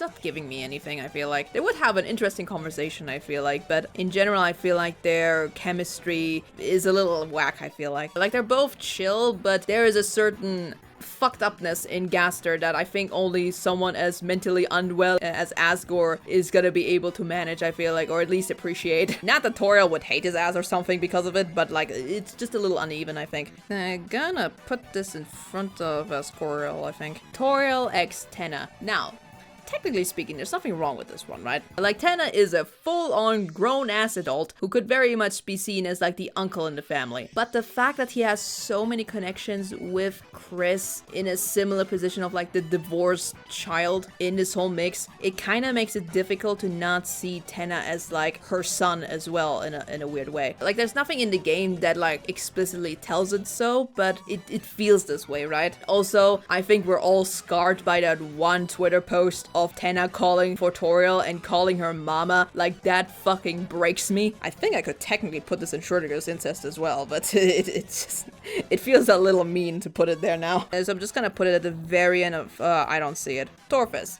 Alphys has a thing for furry monsters that are twice as big as her, and I completely get that. From Alphys' perspective, it kind of makes sense, but from Toriel, I'm not so sure about that. I think they would have good chemistry together, but in terms of like a relationship, I feel like it's just not connecting something. I'm not gonna say nah, because I feel like there is something there maybe, but it's also like, I'm gonna put it a little bit before Sweet Cap'n Cakes, I think. Yeah, maybe just behind, just kidding. Now this is the Undertale version. Now we get to the Deltarune version. So for the Deltarune setup, they do have a bit more conversation together, so you can definitely have more of an easier time to think how they would interact with each other if they were in a relationship, I think. And to a certain degree, it would be kind of cute. Now, I can't quite tell you what makes me a bit hesitant to be on board with this one, but something is just missing. I do wonder if a throuple with Alphys would help. Like, I'm an Alphine believer, but I do wonder. You can have that debate yourself at this point. I'm not putting anything new into the tier list anymore. Like, this is too many. Are you seeing this list? This is already insane. I think I'm gonna put this at the front of No Opinion again. It could be an IC division, but it's difficult. Tough it. Kind of sounds like truffle for some reason. Not gonna lie, the only connection that would make this work remotely at all is the fact that Muffet is a bug. Like, that's literally it. Everything else, I think they would kind of dislike each other quite a bit. They do have an interesting contrast to them if you think about it, because Muffet refuses to leave her spider colony no matter how fucked the rest of the underground is. Meanwhile, Toriel abandons her queendom and basically leaves the rest of the underground behind, so she has like no loyalty versus too much loyalty, if that makes sense. So there's a very strong contrast between these two. So it's an interesting parallel that just kind of mirror each other, but other than that, I think think I'm just gonna put it in, maybe just a little before Ghostly Webs. I feel like there's just a little bit, but it's still in, I don't see it. Chris X the Vessel. Someone suggested Soulbound as a ship name, and that sounds good, but I feel like Chris would disagree. There's something interesting about the idea of putting them in a room together and just kind of talking about their relationship to the soul, right? One of them was made to be the angel's vessel, meanwhile the other one was forced to be that. Would the vessel resent Chris for taking away their purpose, similar to Rousey in some ways? Or would they be glad that they do not have to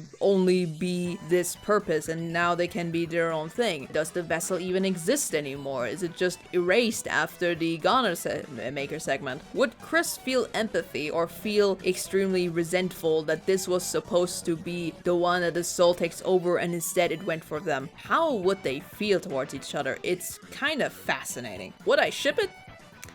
Don't know. There is interesting material going on here, but other than that, I'm not sure if I would ship it in and of itself. I'm gonna say that I do see the vision, but it's like a very shaky I see the vision. Watercap, you do not have to agree with this whatsoever, but as I said already, I really don't like it when characters are obsessed with wanting to pursue another person. Like, it's a bit different from just yearning, right? Yearning has something emotionally really investing where someone wants something, but they just can't have it, so they're just hoping for it and just fantasizing about it, but they know in their heart that it's not meant to be. Something like that I really like. When it comes to characters like this that are like basically waiting for their whole lives to be in service of a woman, I feel like, I mean, I get it. Something just gives me a little bit an ick towards it though. I kind of get it, but at the same time, I'm just not in support of this whatsoever, so I'm just gonna put it in now, but I respect it at the very bottom. WD Asby. So we already talked about how Asgore and Grilby is just a little bit weird. Kingdings and Grelster do have something interesting going on, but it's also just very much carried by implication by Gaster in some ways. And there is something very unfortunate that if this is a polycule that is centered around Gaster, that both Asgore and Grilby have this feeling of wanting to be around each other, but have this missing piece that is literally lost in the void. Maybe the thing that was missing in the Asby one was just literally Gaster. There's an inherent tragedy to it, so I do kind of sort of like the setup, but other than that, it's a little bit... I'm gonna put it at the tail end of no opinion, I think. Weather card. I think I'm just gonna put this at what? I don't think I have to justify this one. When you have an on-screen polycule breakup, what else are you supposed to say about that? I will say that the reason I put it this far in the back isn't just to bully the rules card. This has forever tainted any single ship that involves rules card, and that's so funny. There is not a single relationship with him that I can take seriously anymore because of this. Weather Channel. Fantastic name suggestion, by the way, on this one. So I already really like Lenino and Elnina. I'm not sure if the inclusion of Tenna is a good idea or not. Like, these two have already a bit of an issue when it comes to how they perceive themselves, which is something that I already brought up with Star Shower. However, this kind of feels like Tenna being like the divorced child in this polycule, not gonna lie. It does kind of feel like he's inserting himself into a ship that works already on its own, and if it needs to be amplified, then I don't think Tenna is the one to do so. They definitely do have somewhat of a relationship, like they do have rapport, and he does seem to really care about these two. But in terms of a relationship, I'm not sure if they work out, and it feels more like Tenna just attaching himself to a couple again that might get divorced later again down the line. And I feel like that's just maybe not the best setup for Tenna himself. I kind of get it, but I'm also not in love with it. Just I feel like there's just a lot of things that can go wrong. So I think I'm gonna put this just before Titans do not interact.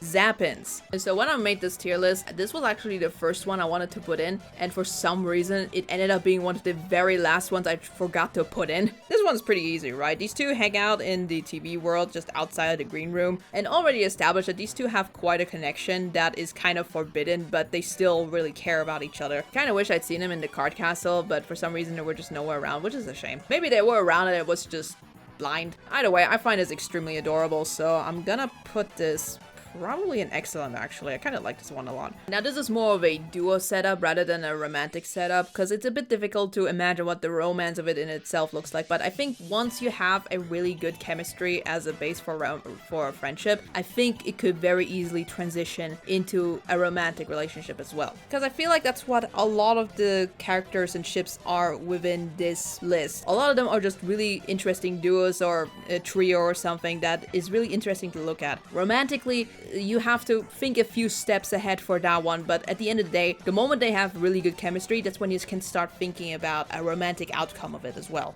You do have to kind of ask yourself, what is the difference between romantic and platonic chemistry, right? And like, what's the actual emotional difference? Emotionally, when we are in relationships, I think we can definitely know what the difference is, but from an outsider perspective, I feel like it's really difficult to put into words. Maybe the biggest difference is probably the amount of commitment to how much time you invest yourself in it. I think like with friendships, it's a bit easier to be a bit more casual about it and, you know, not talk to each other for 2 months out of nowhere because life gets in the way, and still have a good connection. Meanwhile, if you're like in a romance or something, it's so important to be invested in each other's lives as much as humanly possible. That's the way I think you can describe it, but other than that, I feel like it's really difficult to really pin a difference on these two emotionally. Like, for ourselves, we obviously know the difference, but really putting it into words, like, that's fucking hard. Not sure why the Zappins out of all the ships made me go on this tirade, but that's what we're doing here, I guess. I kind of just put it randomly, but honestly, being stuck between Royal Guards and Holidays is actually such a perfect placement. Like, I did this completely by accident, but it's like, I think it works actually pretty well. Hi, future Ryan here. So, a few days ago, I already stopped all my recording, and it's already at 5 hours, but I just need you to look at what I found on my Twitter, and the instant I saw this, I wanted to cry because this is so interesting. I doubt this is like a popular ship at all. I think this was maybe just done for shits and giggles, but something about this is just activating my neurons, so I'm just gonna talk about this as well. I'm just lovingly dubbing this brain rot.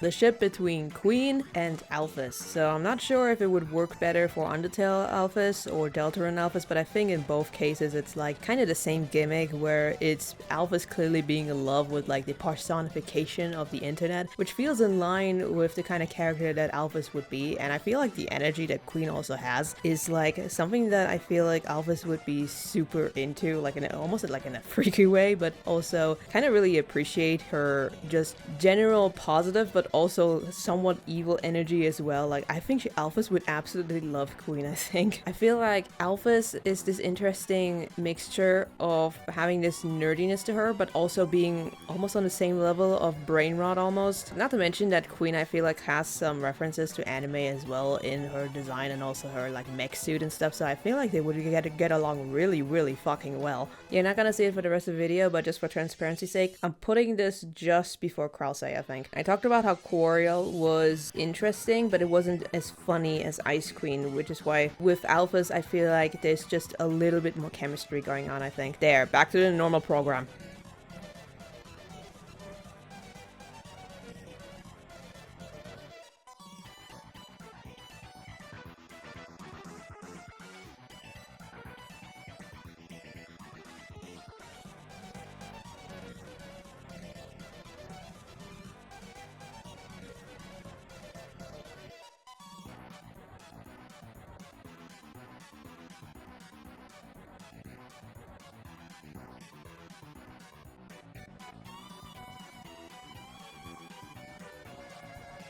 Now the last row, except for the last one, is basically just you as in the player X someone you're going to first over. So I'm just gonna put all of these on the very top because you are so valid. And yes, I'm including the water cooler in this. I know one of you has that, as in hear me out, don't lie to me. So I'm just gonna put this all right here because all of you are so valid. I hope you have warm chocolate after this. Alright, just filling the entire row. There could be something said about you and Gaster having a similar thing going on with the soul, but I have seen Gaster Yuma shippers out there, and you know what? Good for you. Rock on. And I'm gonna put this one to the top. I mean, obviously I can't fit on every single one of your favorites on there, so at this point, if there's something missing here, that's your ship. And then I'm just gonna put this right here for no reason. Alright, now last but not least, but I know very least for a lot of you, Undertale Sorial. I think the general consensus is that the Undertale version is still a bit better than the Deltarune version just because of the jitterbug scene and the amount of chaos that it causes.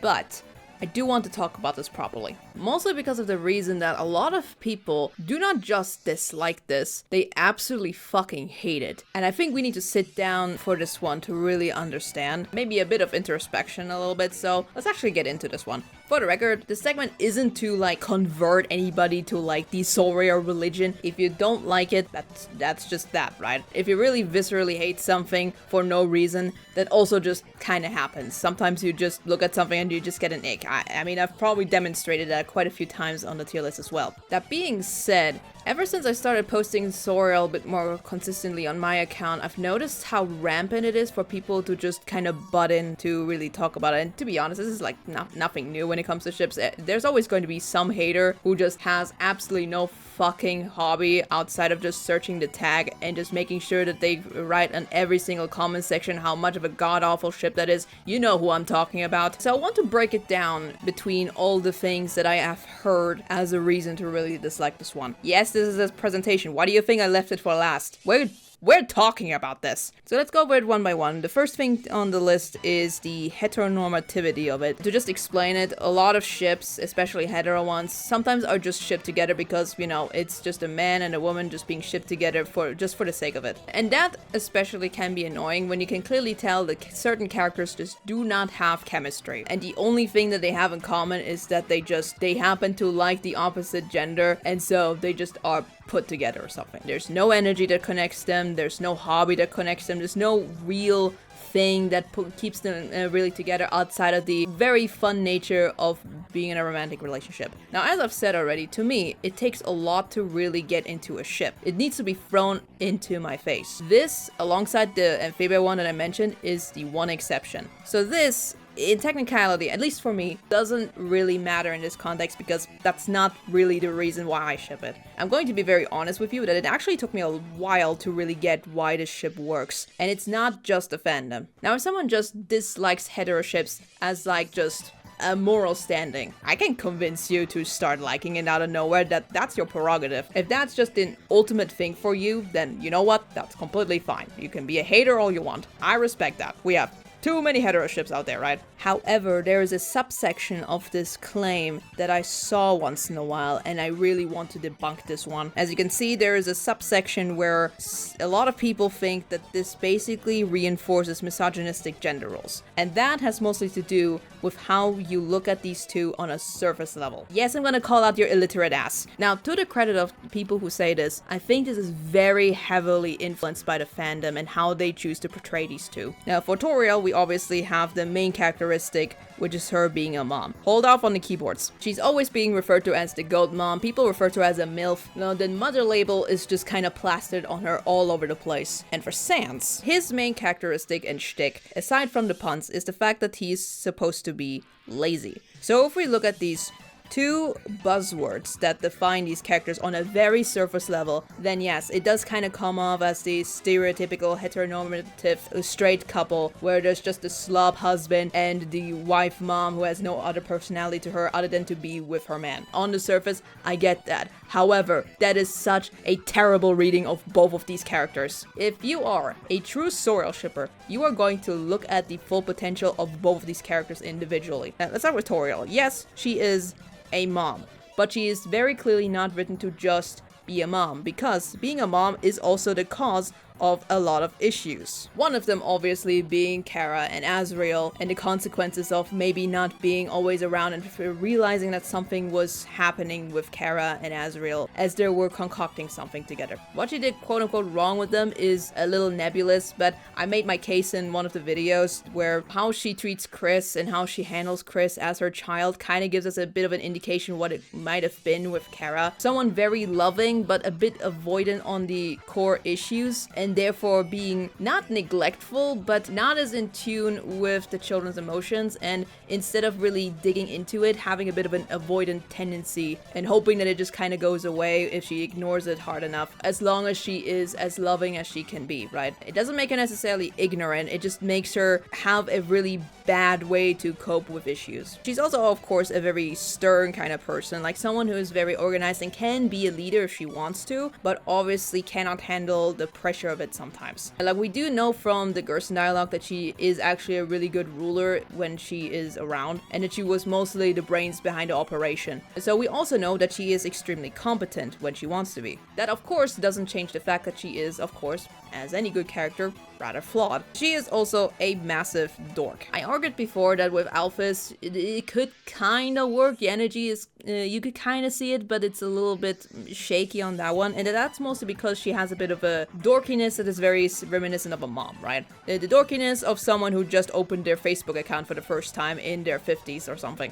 Now, which, to be fair, is a little bit connected to her mom, but that does give you a little bit more nuance as to what that even means, right? Because a lot of people, especially from like the right-wing perspective or in the traditional perspective, the mom character is very often seen as someone who's just very loving, who's always understanding, and who's only there for her husband or something. Meanwhile, when you look at how she acts because she has this mom energy to her, then of course she's gonna act a bit cringy online, where she has this Facebook mom kind of energy, and that is, you know, fine. Sometimes you just are that kind of person. It doesn't necessarily mean that you have to define yourself as that, right? Not to mention that she does have some odd hobbies, one of them being her obsession with snails. Okay, obsession is the wrong word. She just likes them, but she does bake them into pies. She talks about them quite frequently. She clearly has a bit of a special interest in that, or is in the very least very educated with it. And now, of course, with her, you can't quite ignore that her main thing is that she wants to be a caretaker. It doesn't necessarily have to be in the shape of a mom, but she does like the responsibility of taking care of someone, right? That is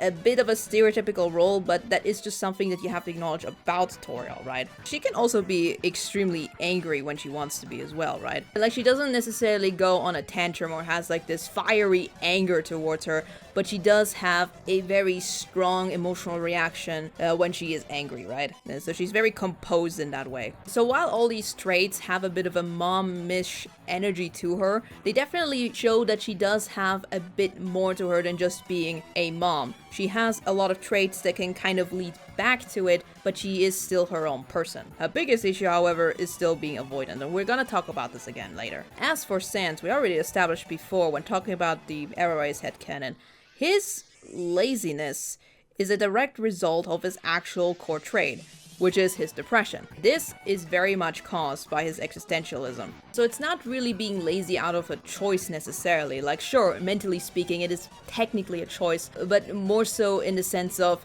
this is the best way he can handle it without getting hurt in the process, because he doesn't want to care too much, but he still cares a lot. That's another thing that needs to be addressed. He does care, but doesn't really want to. Like, of course he cares about things like Papyrus and everyone around him. He does have a certain care to them, but he is suppressing that very hard. So if he has this tendency to like suppress his emotions as much as he possibly can, that even when he is angry, it's very composed. Now, we do know that he is a bit of a slob around the house. Let's not completely forget that. However, something that needs to be addressed is that Sans steps the fuck up after Undertale. And now, of course, when there is the No King ending, he doesn't really do anything and is just kind of in despair and just tells you to go to hell, which, you know, fair enough. However, in both the Papyrus and the Queen ending, I didn't put Papyrus in there, hold on. Do a very quick Papyrus because I don't want to bring in another sprite into this. There we go, this'll do. For both Papyrus and Toriel, he does actually give quite a bit of effort and a lot of self-sacrifice if you think about it. For Papyrus, there's obviously the Papyrus ending where, you know, he's a little queen, and he does actually take off some of the load of the paperwork and genuinely puts his butt in the game here. Now, to a point where Papyrus does say that he's extremely proud of him for actually putting some effort into something for once. Meanwhile, for Toriel, he brings her books. He self-isolates into the ruins despite, you know, people like Grilby still being around, so he definitely still has someone he could be around with instead of like this seeming stranger that he just kind of met through the door. But instead, he still goes with her, presumably something that she probably didn't even ask for, decided to bring in books so she wouldn't get bored within the ruins again. Now, this doesn't have to necessarily be romantic, but I don't think enough people give this gesture enough credit. There's also the whole part of him just reading bedtime stories to Papyrus, so obviously there's a little bit of an element where he does care and want to give comfort for other people, even if it's as ridiculous as reading a bedtime story to his adult brother, right? So technically speaking, this also shows that he can be a caretaker if he wants to be. It's just very limited to people that he actually cares about. And I think this is the biggest difference that these two have, that she cares a lot.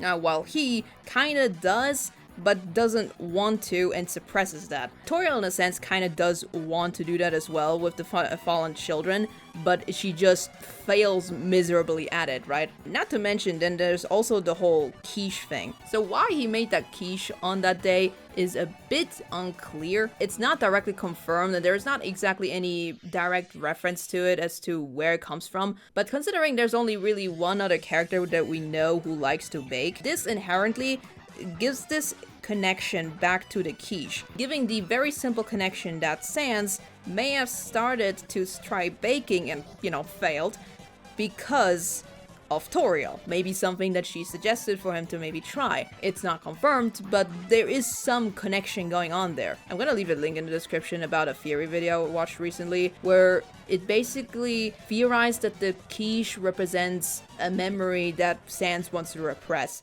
and that makes me so fucking sad. I love this video so much. So you can see this chart, right? There's actually a lot to go off, and one thing that I, of course, kind of forgot to bring up is that Sans also is a massive dork. So these two already have these things in common, having a bit of a similar way of how they handle their anger a little bit. Obviously, Toriel is a bit less successful at it than Sans is, but also they both make it very clear when they dislike something. They do not hide it very well, but they're also not explosive about it as someone like Undyne would be, right? With all of these pointers said, I just heavily disagree on this notion. That was supposed to be deep red, what the fuck? That this is just wrong to me. Like, yes, are they traditionally a bit more feminine and masculine? Yes, it is a little bit of a boring vanilla ship if you think about it in that way. But to say that any of this is like the most defining characteristics of them is just wrong, and I heavily disagree with this. I hate this point. So if you don't like this because it's just a little bit,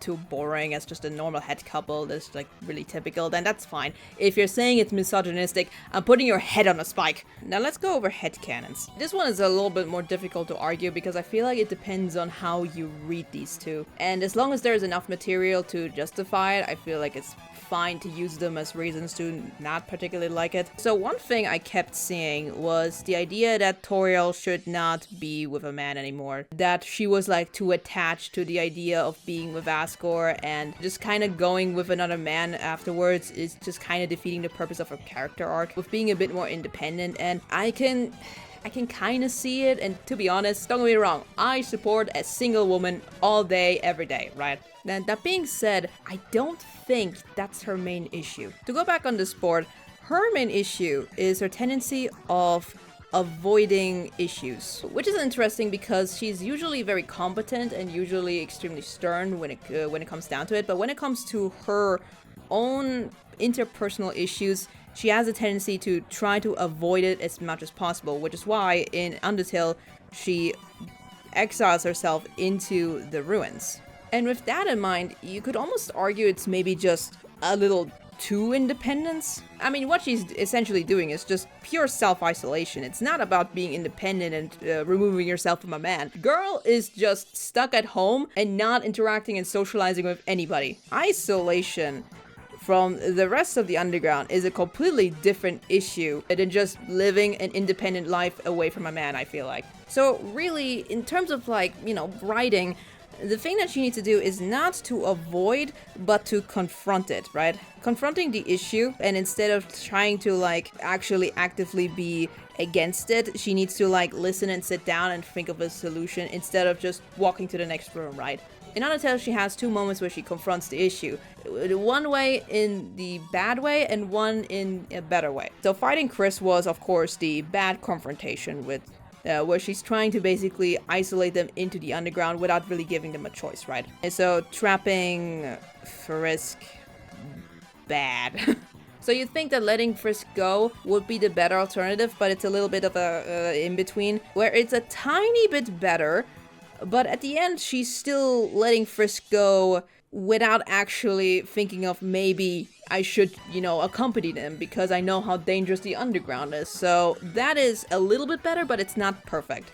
So see, she's doing the confronting, but not quite the way that she's supposed to. Because at the end of the day, that's just another way of avoiding it, right? Like, it's a little better than trying to trap them on in the ruins, but it's a little worse again because she should, in her own morals, want to keep them safe when it's, a tiny-ass child. Now, of course, Frisk is a fucking beast of a child, but in her perspective, Frisk is still just a tiny baby. So at the very least, as a caretaker, her instinct should be to go with them. And that's what she does at the end of The Pacifist, where she finally decides that, no, actually, I should not let this child be confronted with this terrible decision on whether or not they should kill Asgore or not, and actually just be there for them, right? So really, her problem isn't to depend on a man necessarily, or to depend on a family structure.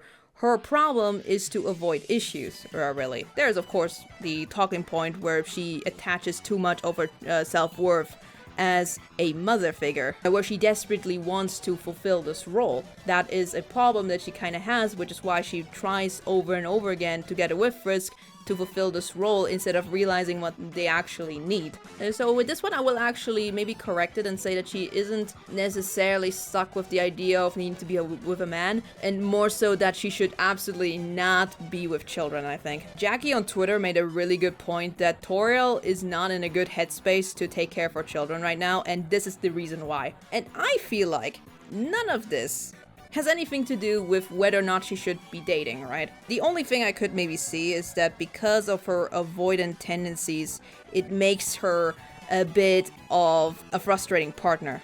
And in that kind of mental state, then yes, you could maybe argue that maybe she wouldn't be the best partner to someone because of these underlying issues that she is still kind of dealing with.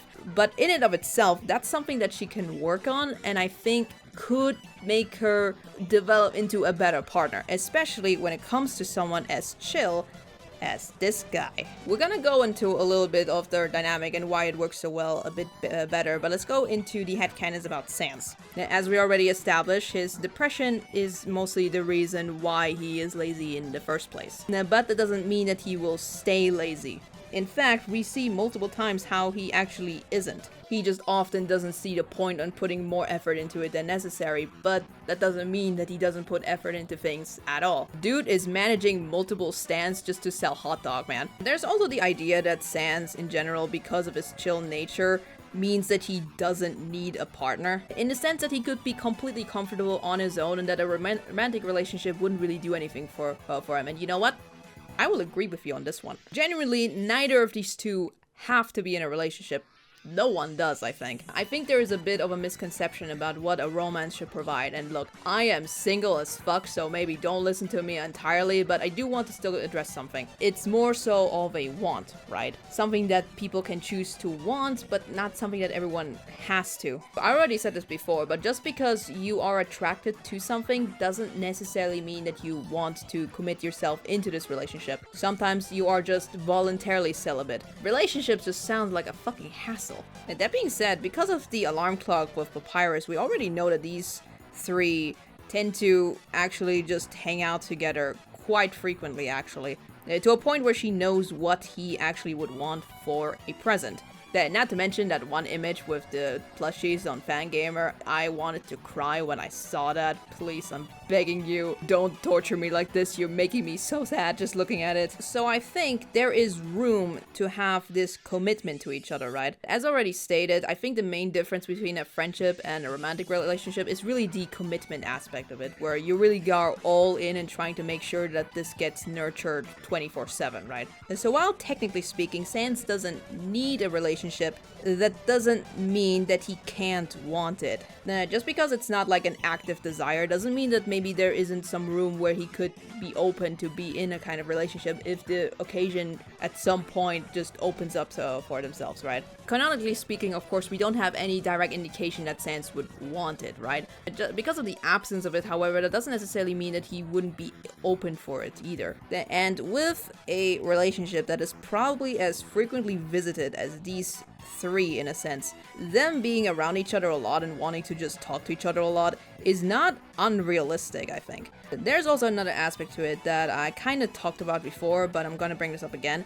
She has a tendency to care a lot, right? Meanwhile, Sans has a tendency to want to suppress his caring, and he doesn't really want to give this freely, right? That's Sans's underlying issue to a certain sense, where because of his depression, it's easier to try to not want to care, right? He still fails at it, he still cares, but it's still a coping mechanism that he has where he doesn't want to put too much effort into something or hope for something too much for the chance that it just doesn't work out, right? Mainly because of the resets being a bitch to his mental state. So because of that, Toriel caring so much and having this innate ability to be empathetic and not care about it in the moment and really wanting to put this much care into even a stranger she doesn't even know yet in the future because of the promise, it inspires Sans to hold on to this hope and trying to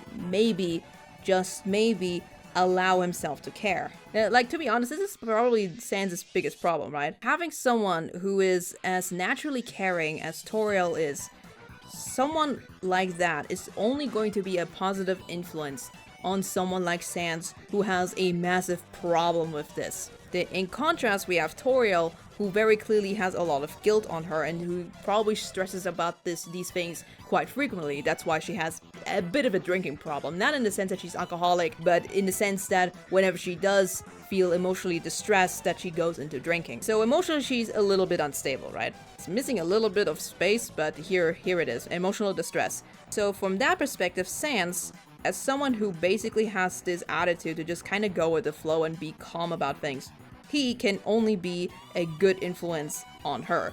Now, of course, in Deltarune, we have also seen the bad side of it, where she basically just goes off the wall with the drinking and not care about her children coming home very late, right? Now, this obviously is a bit of a double-edged sword, but in general, having someone be a bit more down to earth is going to influence her nicely for someone who cares but also worries so much. And so in this way, we have a very nice yin and yang kind of balance, while they still have things in common, like, you know, as said, being dorks. That is too bright of a color. Wait. Being dorks about it is generally the thing that kind of bonds them together. So in terms of like headcanons, like I can understand where the idea comes from, but just to explain it with this horrendous graph, there is enough to support as to why this would still be a good relationship and how they would basically balance each other out while still having connections with each other, right? Just to bring this up because I wrote this down, as I said already, like it's not canon, but if it's a headcanon you really believe in, then I can understand not being on board with it. However, I want to kind of bring up the idea of them still being in a queer platonic relationship. If you don't know what that means, it's basically kind of an in-between state between friends and romantic. Someone's going to scream at me, so let me try to elaborate. I am not an expert on this type of dynamic, but what it basically means that it's going outside of the traditional heteronormative kind of queer relationship that's outside of what is understood about romance. I don't know if I explained that well. An example of this would be if Sans was just ace but not aro, so obviously in this nature the relationship would just be non-sexual, and that is also obviously completely fine. There's also the possibility of just not including romance and sexuality in this whatsoever, and it would still be a queer platonic relationship that could just work just as well, right? That in general, this is fine enough reason to dislike it. I don't think it's wrong, but just with the demonstration of, well, this, I want to think that I made my point across where at least from a different angle, this can still work and there's enough material to justify it. So to summarize this point, if it's a matter of like the way do you read these two, that's fine. I just want to point out that there is a different angle you can look at it that doesn't distract or contradict the canon, and it would still work, I feel like. So this is not a bad reason to dislike it, just throwing that out there. Now to the second last con that I could see on the timeline, which honestly I can kind of understand, but also is a kind of related to headcanon, which is the age gap. There is absolutely no discussion about this. Toriel is clearly older than Sans. There's no discussion about that. That being said, how far this age gap goes is a little nebulous. Now Sans is of course rocking his hoodie and slippers, so in general that kind of gives the vibe that he's obviously a bit younger in that kind of way. That being said, there are some reasons why I don't think Sans is as young as I think some people think he is. Toriel is, I think, immortal in this one. She is at such a stupid age, I think, where it doesn't really matter anymore where she is, and she's most likely kind of stuck in mentally in her 60s if I had to place her. Maybe 50s. She's still old as fuck, but in terms of like how she acts, she doesn't have quite the grandma energy and more so genuinely the mom energy, so she doesn't feel like she's mentally like 80 or something, and more so kind of staying in the middle-aged and a bit elder kind of age range. Meanwhile, Sans is a little bit more complicated. Let's go over this step by step. So one thing we can definitely agree is that Sans is at the very least over 20 years old. Generally speaking, you can definitely tell that he's supposed to be an adult, right? He has a job, he's taking care of Papyrus, or you know, the other way around, whatever. They're both living independently from like parents and stuff, just being on their own. I feel like in general, as a vibe, you can definitely tell that he's supposed to be an actual adult. Now, I'm going to make the argument that not only is he definitely 20 years old, but he's absolutely not younger than 30. Here's why.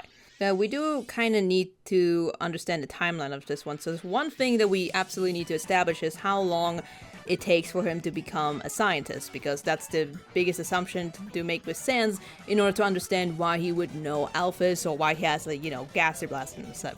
So for the sake of this timeline thingy, we are going to assume that Sans was a scientist at some point. So for one, we need to think about how long the schooling would be. Now, fictionally speaking, this could be very short, but let's just assume that it's in the most realistic way we can imagine, right?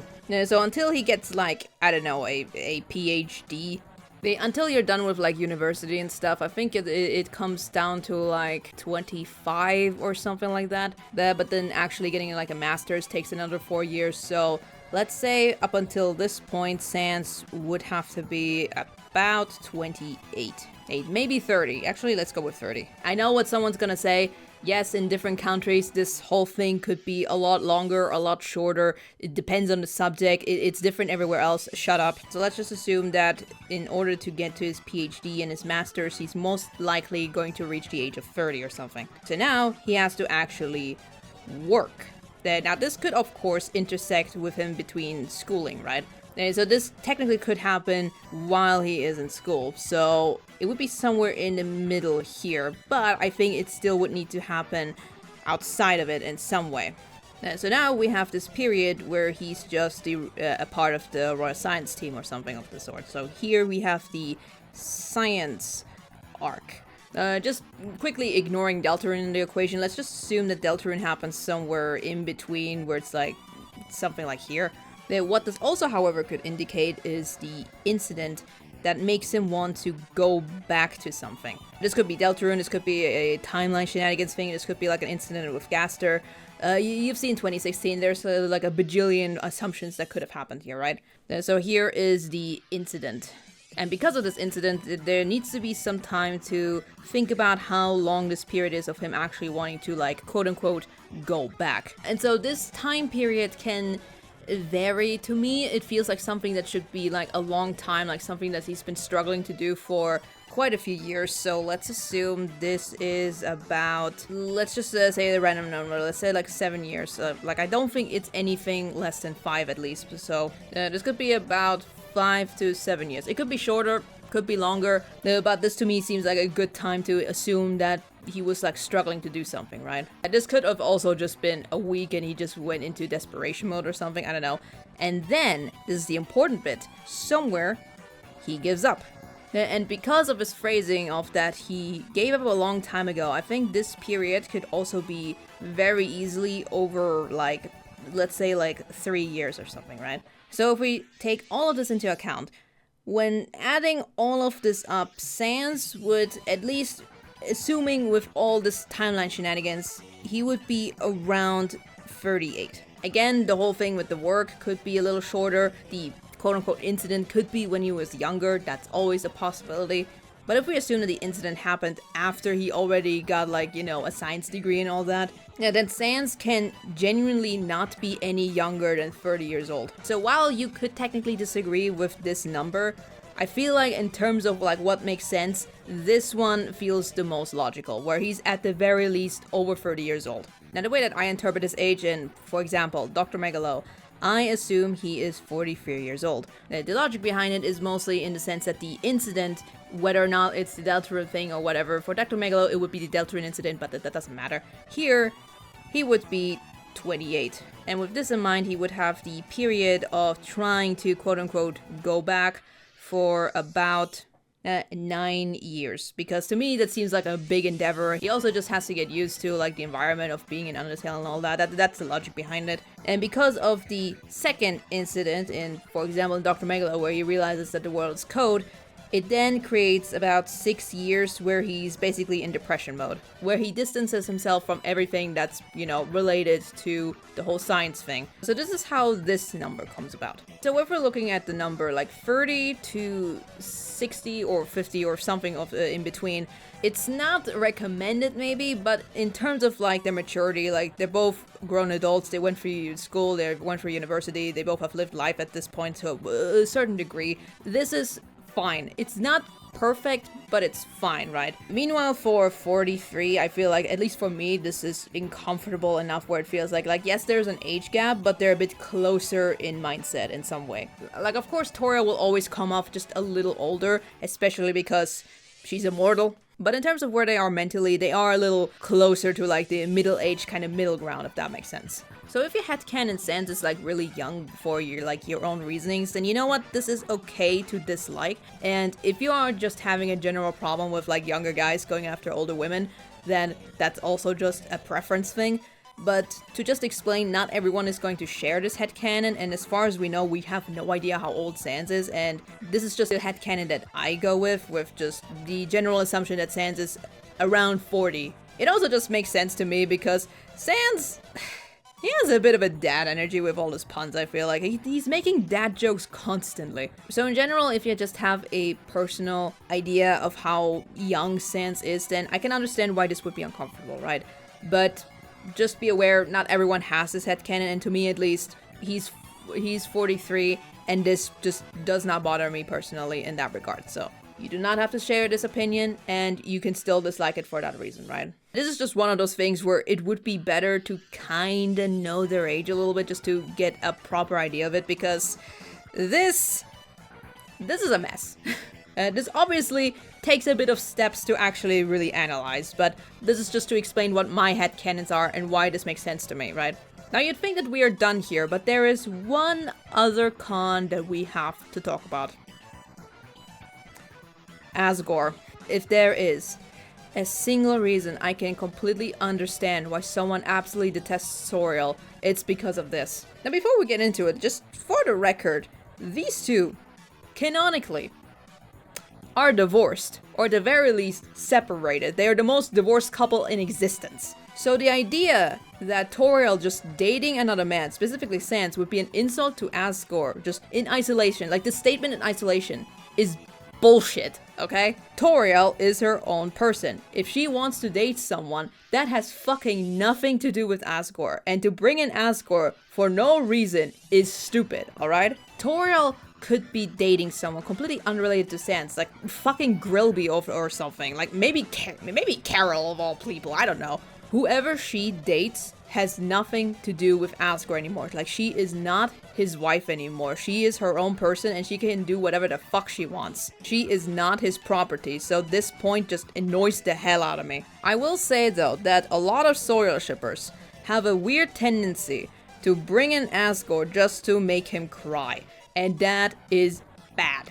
There were so many comics where Toriel and Sans will go on a date and either Asgore is like watching from a distance, just really sad, or will like actively interrupt the date to try to rizz up Toriel or something. And I fucking detest these so much. Then there is this thing where, unfortunately this was revived because of Deltarune, where Sans will actively make fun of Asgore, and I fucking hate that so much. Sans would not do this to Asgore, I'm sorry, he just wouldn't. And they would be in a loving relationship, and he would support it 100% while at least a little bit sad about it. Like, let's not completely deny that maybe a part of him would be just a little sad about it, but these two would make up and be happy about it. Like, these two are fucking beer buddies. Like, even if there's not shipped, even if it's not in a polycule, these two are having a good time, and I am not hearing any of it. If you absolutely hate Soriel because of what it does to Asgore in the fandom, like with the cuck jokes, with the whole slandering jokes on Asgore, I completely understand that because it fucking sucks, alright? I know that I kind of went hard on Asgore in one of the videos, but that's mostly because of the thing that it does in turn for Toriel, and that's what annoys me as well. But none of it has to do with me disliking Asgore. I love Asgore to bits as well. That he's not my favorite character in the cast, but that doesn't mean that I want to see this disrespect. That's why I don't like this bit in the pacifist where he's kind of being made fun of, because that's just fueling the thing that happens in the fandom and it makes me mad. Just let them have beer together. Like, come on. Now for the very last thing that I wrote down, which is prefer them as friends. That is completely fine. Now, obviously, just putting together all the layers of this stupid chart, you can definitely tell these two have chemistry, right? And this can obviously 100% work as friends completely fine. But this isn't me arguing that they have to be in a relationship, right? This is just me pointing out that their chemistry works in a lot of levels, right? Romantically, platonically, or queer platonically, these two have amazing chemistry with each other, and that could go in any direction and transition in any direction, and it would be completely fine. You can look at this mess, completely understand it, and still want to look at it more in a platonic lens. That is fine. This is a valid con to have. Like, if this is just a simple matter of I just prefer them as friends, that is okay. The only thing that I have a problem with all of these criticisms is honestly this bit with the misogyny thing, that I just think this one is just absolutely terrible as an argument. And meanwhile, the other one is just a matter of perspective, I think. Meanwhile, for the Asgore one, this is a valid thing to dislike. I just want to point out that not every Soriel shipper is in support of the Asgore slander. I am not in support of this. He deserves to be happy. Just give him a flower and make him happy, man.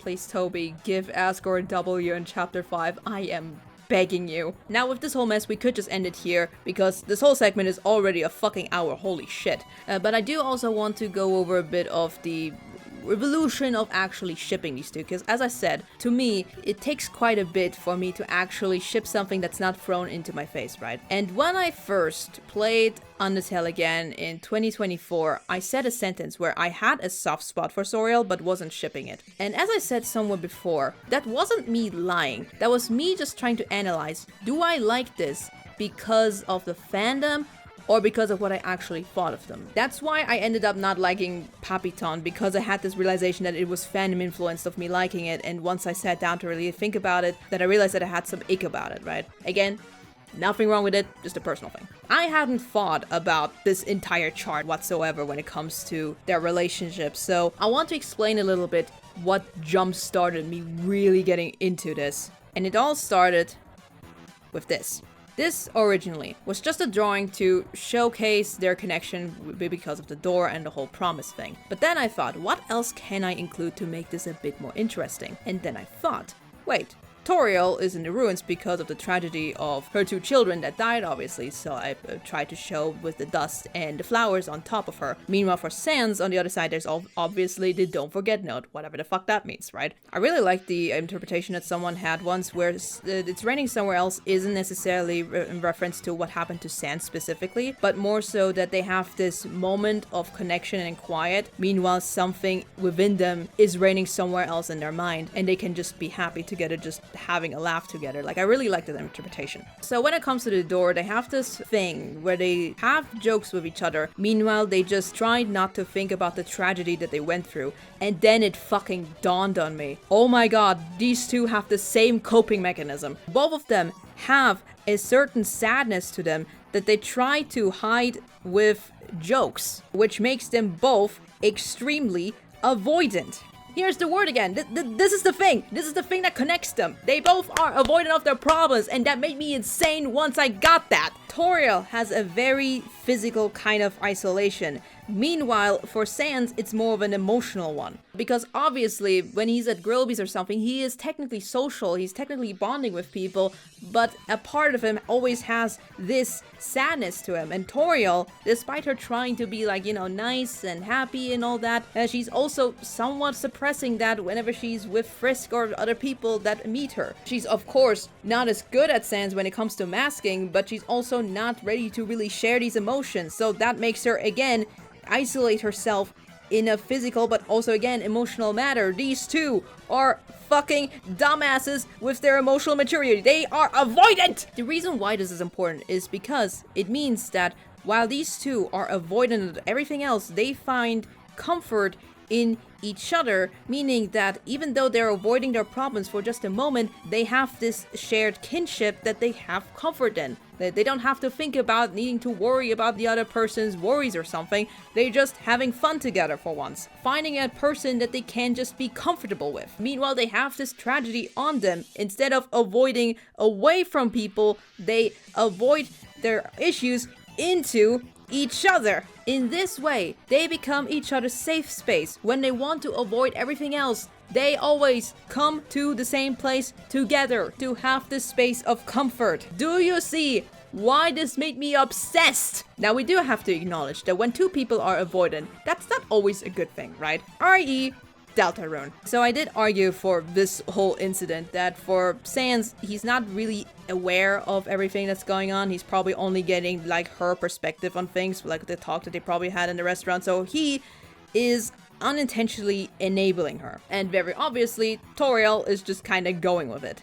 And that's in the middle of something that is like a massive fucking issue that they have to deal with, right? That's why a good majority of people really fucking hate this scene, because they have this thing in common where they just want to avoid things. For Sans, it might be just an avoidance of just an awkward conversation, or maybe something that happened with Papyrus, or hell, maybe he notices that she is being avoidant of an issue and therefore thinks that if he goes have fun with her, then that would be nice, when instead it just creates a bigger issue by being avoidant. In Deltarune, there's just this missing factor of their baggage where it justifies their avoidant thing being an interesting part that connects these two, right? Where these two have the same coping mechanism.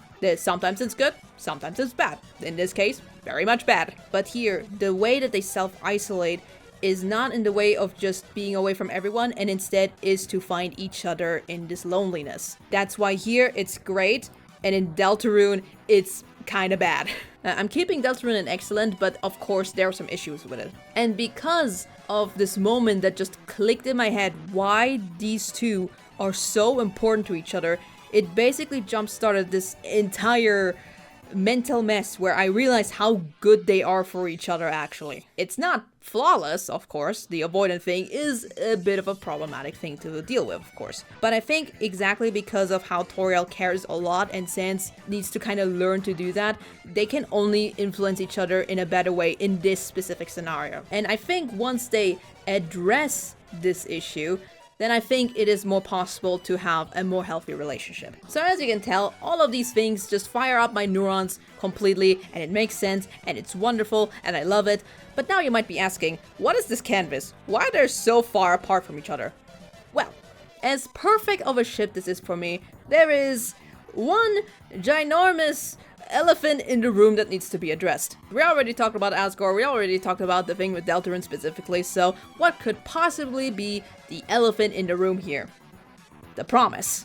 So if you have watched my video about Sans, you'll remember that I made the argument that the promise itself was more so an excuse for Sans to not care about human hunting or wanting to get to the surface. And that to him, it was just an excuse to not do anything and therefore not really be completely honest with the promise in and of itself. Now, I had some bitches in the replies argue that it is stupid to assume that Sans was supposed to protect the human because A, he probably knew that Frisk can just reset, so what's the point in protecting them? And 2, expecting him to basically hold Frisk's hand the entire time. It's stupid to think that Sans should have been like a helicopter parent about it, and I have things to say to both of them. 1, good fucking luck explaining that tutorial. And 2, that is such a fucking straw man argument. Here's the whole issue with the promise thing, and it has to do with how Toriel phrases it. Now, she specifically says to watch and protect them. Really look at this bit, just absolutely put it in neon highlights to really see what the promise is supposed to be about. Let's talk about the protection thing first, because a lot of people will immediately think, oh, do you want him to be like a helicopter parent?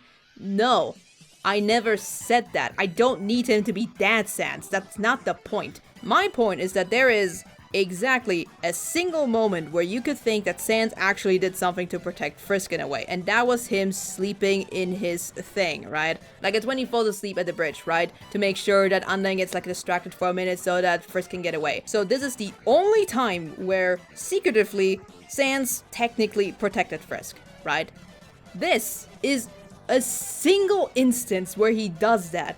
Nowhere else in the game is there a single indicator that he has done shit, alright? He didn't distract the royal guards at all. He doesn't make like a secret passage or use the shortcut in some way to actually get us away from like a dangerous situation at all. He uses that shortcut thing only to get to fucking Grillby's of all places. Up to Waterfall, there is not a single moment where you could argue that something was supposed to be there, but just didn't happen, which is the type of protection you would expect from someone like Sans, right? I'm not expecting him to hold their fucking hand or just teleport them right to Judgment Hall or something. I'm not saying that. No one is fucking saying that. What I am saying is that if Sans has done something in the background to protect Frisk, it was not telegraphed to us at all. If Toby really wanted me to believe that Sans actively was working behind the scenes to protect Frisk, he did a fucking awful job at showing that. The only time where they are ever implicitly protected is in Hotland, and that is because of Alphys. Now, to give credit where credit is due, there is a possibility, a very, very small possibility, where Sans may have contacted Alphys to ask to protect them, right? Why the fuck did he wait until Hotland? Like, for Snowdin, okay, you can make the argument that it just wasn't necessary. It's just Papyrus's area. Who cares? Snowdin is a baby stage in terms of, like, combat, right? It's really not that hard to get through until, like, I don't know, Graded Dog. For Waterfall, however, where we have an angry Sushi going after us, there was enough reason for that to maybe help out just a little bit. Like, maybe give, like, a little hint as to where else we could go. But no, he doesn't even talk in riddles or something, he just pranks us with a fucking telescope. So even in the nice assumption that maybe Sans asked Alphys to do this, it is way too fucking late. Even if we look at the bare minimum way as to how Sans could have possibly protected them from the sidelines without holding their hand, he doesn't even fucking do that, and if he does, it was not told to us as the player. If it turns out he did actually do something in the background, fine. If there's like some localization that mentions that, okay, fine. But as it is presented in the game, in the experience that I had, in the dialogue that I've read like multiple millions of times, there is not a single moment aside from the bridge where Sans implicitly in the background protected Frisk. And I know some motherfucker's gonna say, oh, he protected them by not killing them. Okay, bare fucking minimum? That doesn't make him a protector, it just makes him not a murderer. That's not protection, that's just restraining himself. Like, even if we ignore my theory that he was probably not gonna do anything to them anyway, like, if you think that he would have actually just killed them the first chance he got, that's fine. Even then, that's not protection. And even if he himself would view it this way, good fucking luck to explain that tutorial. Now, the second thing about this is their ability to reset, right? Obviously, logically speaking, Frisk does not need Sans' help, right? They are a fucking beast. They can take on the entire underground on their own. They do not need to be protected by Sans whatsoever. Do you think that fucking matters in this discussion? Every time someone brings it up, my brain hurts because Too many people assume that Sans immediately from the very get-go understands that Frisk can reset, and that's just not fucking true. Sans is aware of resets and that he's aware that someone is able to reset, and sure, you could make the argument that because Frisk is a human, they may or may not be able to reset because that's just how determination works in this universe. And even if that is an assumption, that does not make him sound better. Sans does not quite get that we can reset right off the bat. It takes him quite a while to really figure this out until Judgment Hall. In the dinner scene, it gives him a bit more of an inkling. And in Snowden, if you like reset a neutral ending, that's like the only time where he gets it a bit earlier than usual, right? So in terms of his knowledge,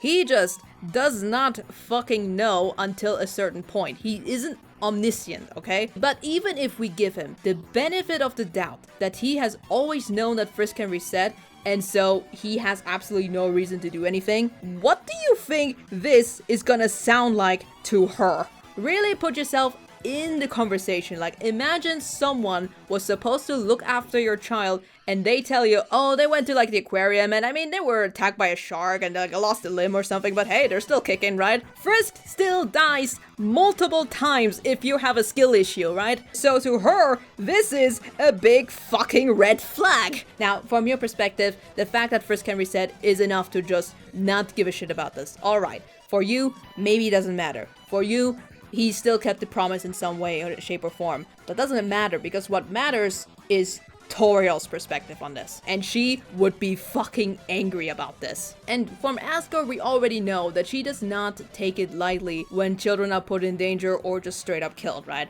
This would piss her the fuck off. So because of this half-ass promise that Sans only half-heartedly kind of commits to, and only really commits to the watching thing, because that's the one thing we have consistent evidence for, right? He's definitely in Snowden, he's kind of in the back, and somewhat in the present as well in Waterfall. He's in Hardland somewhere, and then of course in the core he's somewhere around just kind of watching everything. This realistically is enough to like cause friction. Now, the obvious way to avoid this kind of conflict is for Sans to shut the fuck up. But of course, no one wants that, because that inherently puts a stain on this entire relationship if he doesn't talk about it, or if they just never address it, right? That's always going to be in the back of their minds. It's then just built on a lie. I've seen someone use this as a reason for disliking Soriel, which is why I'm bringing this up. This is technically like the 1, 2, 3, 4, 5, 6th issue with this. So in order for this relationship to work,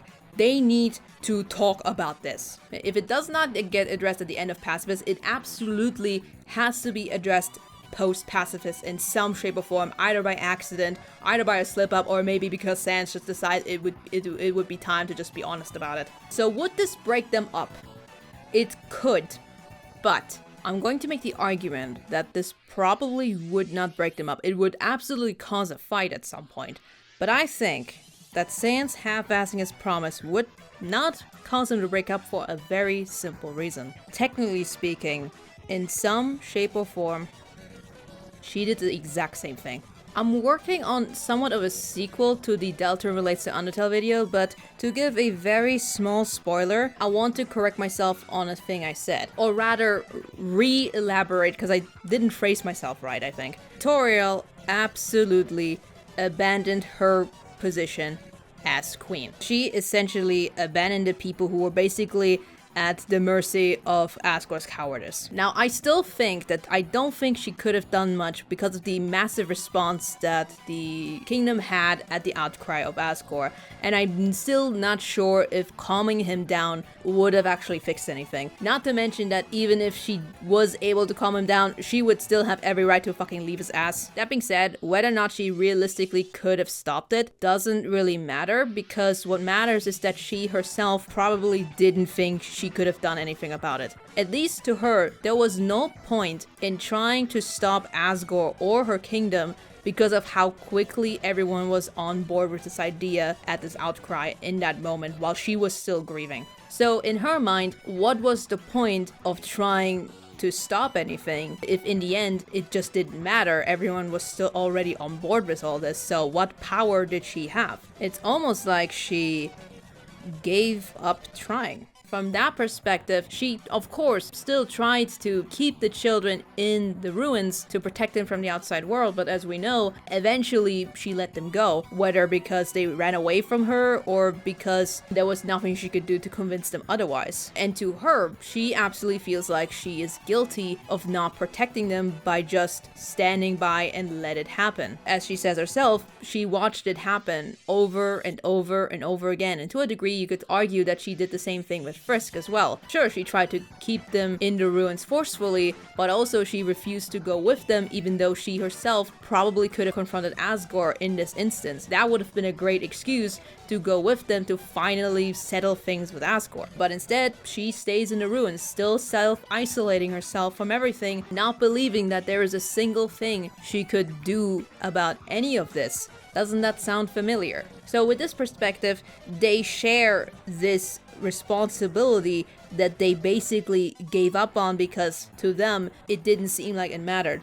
So while she will absolutely be angry at him at first, but if they talk it through, if he actually shares to her how he feels and actually admits that he has, a little bit of depression going on in his life, that to him, because of this reality of resets or something, or maybe some other way that he's gonna explain it, because of this reality that things just don't matter to him, I think to a certain degree, like after, maybe some yelling, maybe some crying, maybe some feeling of betrayal, that I think at some point, I think she's gonna get it. You have to keep in mind that Asgore, while he is a coward and definitely didn't take the most active approach in hunting humans, he still killed 6 children. Meanwhile, Sansa's biggest crime is being inactive in the protection. And from her perspective, she completely could understand that. And I think from there we can bring back the idea that I had before with the fact that she cares a lot while he has a bit of problem with this concept in and of itself, and I think this would inspire each other to try and care and do better. Now obviously we don't want to ignore that by admitting that the promise was kind of half-assed, Toriel would feel betrayed by the one person she thought she could trust to have mercy on humans, basically being the only person who was willing to hear her out on it. That's obviously going to hurt, but I think if they really talked about it, I think this could be fixed. In contrast to her animosity towards Asgore, I think they could actually talk this through, and from there on build a much happier and healthy relationship from that. That is, of course, under the assumption that Sans doesn't just, keep it to himself for the rest of his life. Because if he does, then yes, this relationship would be built a bit on a lie. But in my fanfiction brain, which is honestly what shipping is all about, they do have this conversation and they resolve everything in the end. Now we could stop it here because the fucking Sorial section alone is like 2 hours long. Jesus fucking Christ. But I do kind of want to talk about whether or not the theory of Sans Undertale being from Sans Deltarune would technically ruin this entire thing. So something that I didn't really think about that I think makes actually a lot of sense once I thought about it. Like when I first heard it, I was very apprehensive and kind of offended at it. But once someone said it, it was like, you know what, I kind of see the perspective on this. So someone pointed out that the reason that the promise means so much in this context is because in this instance, without thinking about Deltarune at all, Toriel is a stranger to Sans. And from there, it is incredibly important that he gains hope and wants to make this promise he usually would never take from a stranger just because of how much of a bond these two share. I'm putting a heart, but this could be platonic, right? That makes the promise so potent because of how it is basically a complete trust in a stranger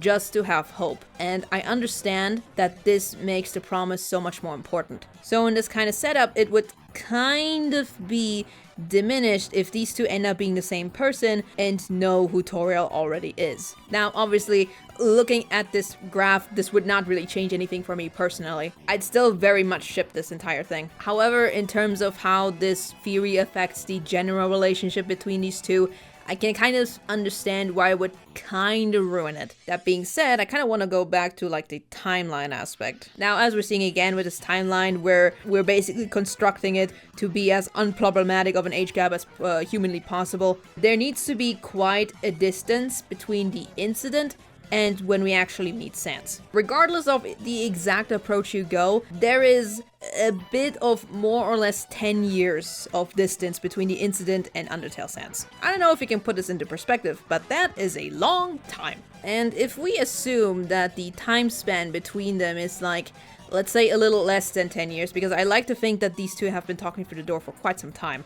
So let's say about 8 to 9 years. Chances are, Sans probably doesn't remember much of Toriel. Like, yes, of course, because of this great chemistry that these two had, obviously he would still think quite fondly of her, right? But as we already established for the Deltarune Soriel, these two just met. There's like, at best, like a little bit of an innocent crush, but that's about it. There's not like actual love there yet. They just kinda met here. So, as an educated guess, it's not completely out of the realm of possibility that when he finally does meet Undertale Toriel through the door, he probably doesn't remember her voice. There's also the difference that Toriel Deltarune is probably like in her 40s or something. That's just the impression I get because of the little hair that she has in the portrait. So obviously an older version of Toriel, like sure, it probably wouldn't change too much, but it could potentially be a bit deeper or definitely a little bit more mature, right? Not by a lot, but definitely different. So not only do we have a potential change in how the voice would be between a 40-year-old and probably a 300-year-old, plus the amount of time there is between actually meeting these two different versions, chances are her voice is probably not gonna sound the same to Sans, or at least he's not gonna recognize it right away. Additionally, with like the fucking door, that would probably like remove some of the intricacies of the voice itself. So while they definitely would canonically recognize their voice once they actually see each other and hear each other again behind the door, chances are the muffled nature of the door probably gave him a bit of trouble to really recognize her voice from presumably a decade. And isn't there something so tragic to not recognize the voice of someone who you held so dearly in another world? That's the shit that fuels fanfiction, man. There's also, I think, the extra tragedy. Like these two, most likely, if this theory comes to be, that these two only know each other for like a week, right? Like canonically speaking, this is as long as their friendship, courtship, whatever actually lasts. This is not a long relationship. So there is a tragedy in realizing how much more of a connection he would have with this Toriel in comparison to someone who was stuck in his head for years, who is basically a stranger to him now. Sure, you have to go through a little bit of hoops to kind of fix the whole stranger thing here. But once you do, this is so good. Which obviously would also add this weird turmoil in sense, like, is it okay to be this close to someone who's basically a copy of someone else? Would that be alright? And to be honest, I've seen some people say that this is the reason why they don't want this to become true, because of how awkward and complicated that is. But to me, at least, it just adds so much more to it. Now, if someone still dislikes the ship even after this representation, then that's completely fine. There's nothing wrong with disliking this and just wanting them desperately to just stay friends. That's completely okay. I just hope that maybe some of the vitriol of it maybe gets a little lightened, because at the end of the day, even if you don't look at them in a romantic way, these two are so fascinating to analyze. I absolutely adore these two together, what it does to their story, what it does to their character arcs and this stuff, which is why it should not be a fucking surprise that this goes into the absolute fucking top. I absolutely adore Soriel to the ends of the earth, and I cannot wait for Deltarune to make it so much fucking worse. Anyway, thank you for coming to my TED Talk. Alright, so I think that is it. Again, I'm gonna leave the link in the description for the actual tier list. You can add your own images if I like missed something. I don't think I did. And you can just play around with it as much as you want. And if you want to put Soriel in hell, that's fine. I put that there specifically just for you. Thank you for coming to this Artsurian movie, I think, at this point. Thank you for watching and just listening to me having a fucking mental breakdown for some of them. Just kind of explaining them on like Clip Studio and just making charts was really fun. Tell me what you thought. Tell me what you hate. Tell me what you love, especially the things that you love. Now, like and subscribe, have a nice day, and see you next time. Bye!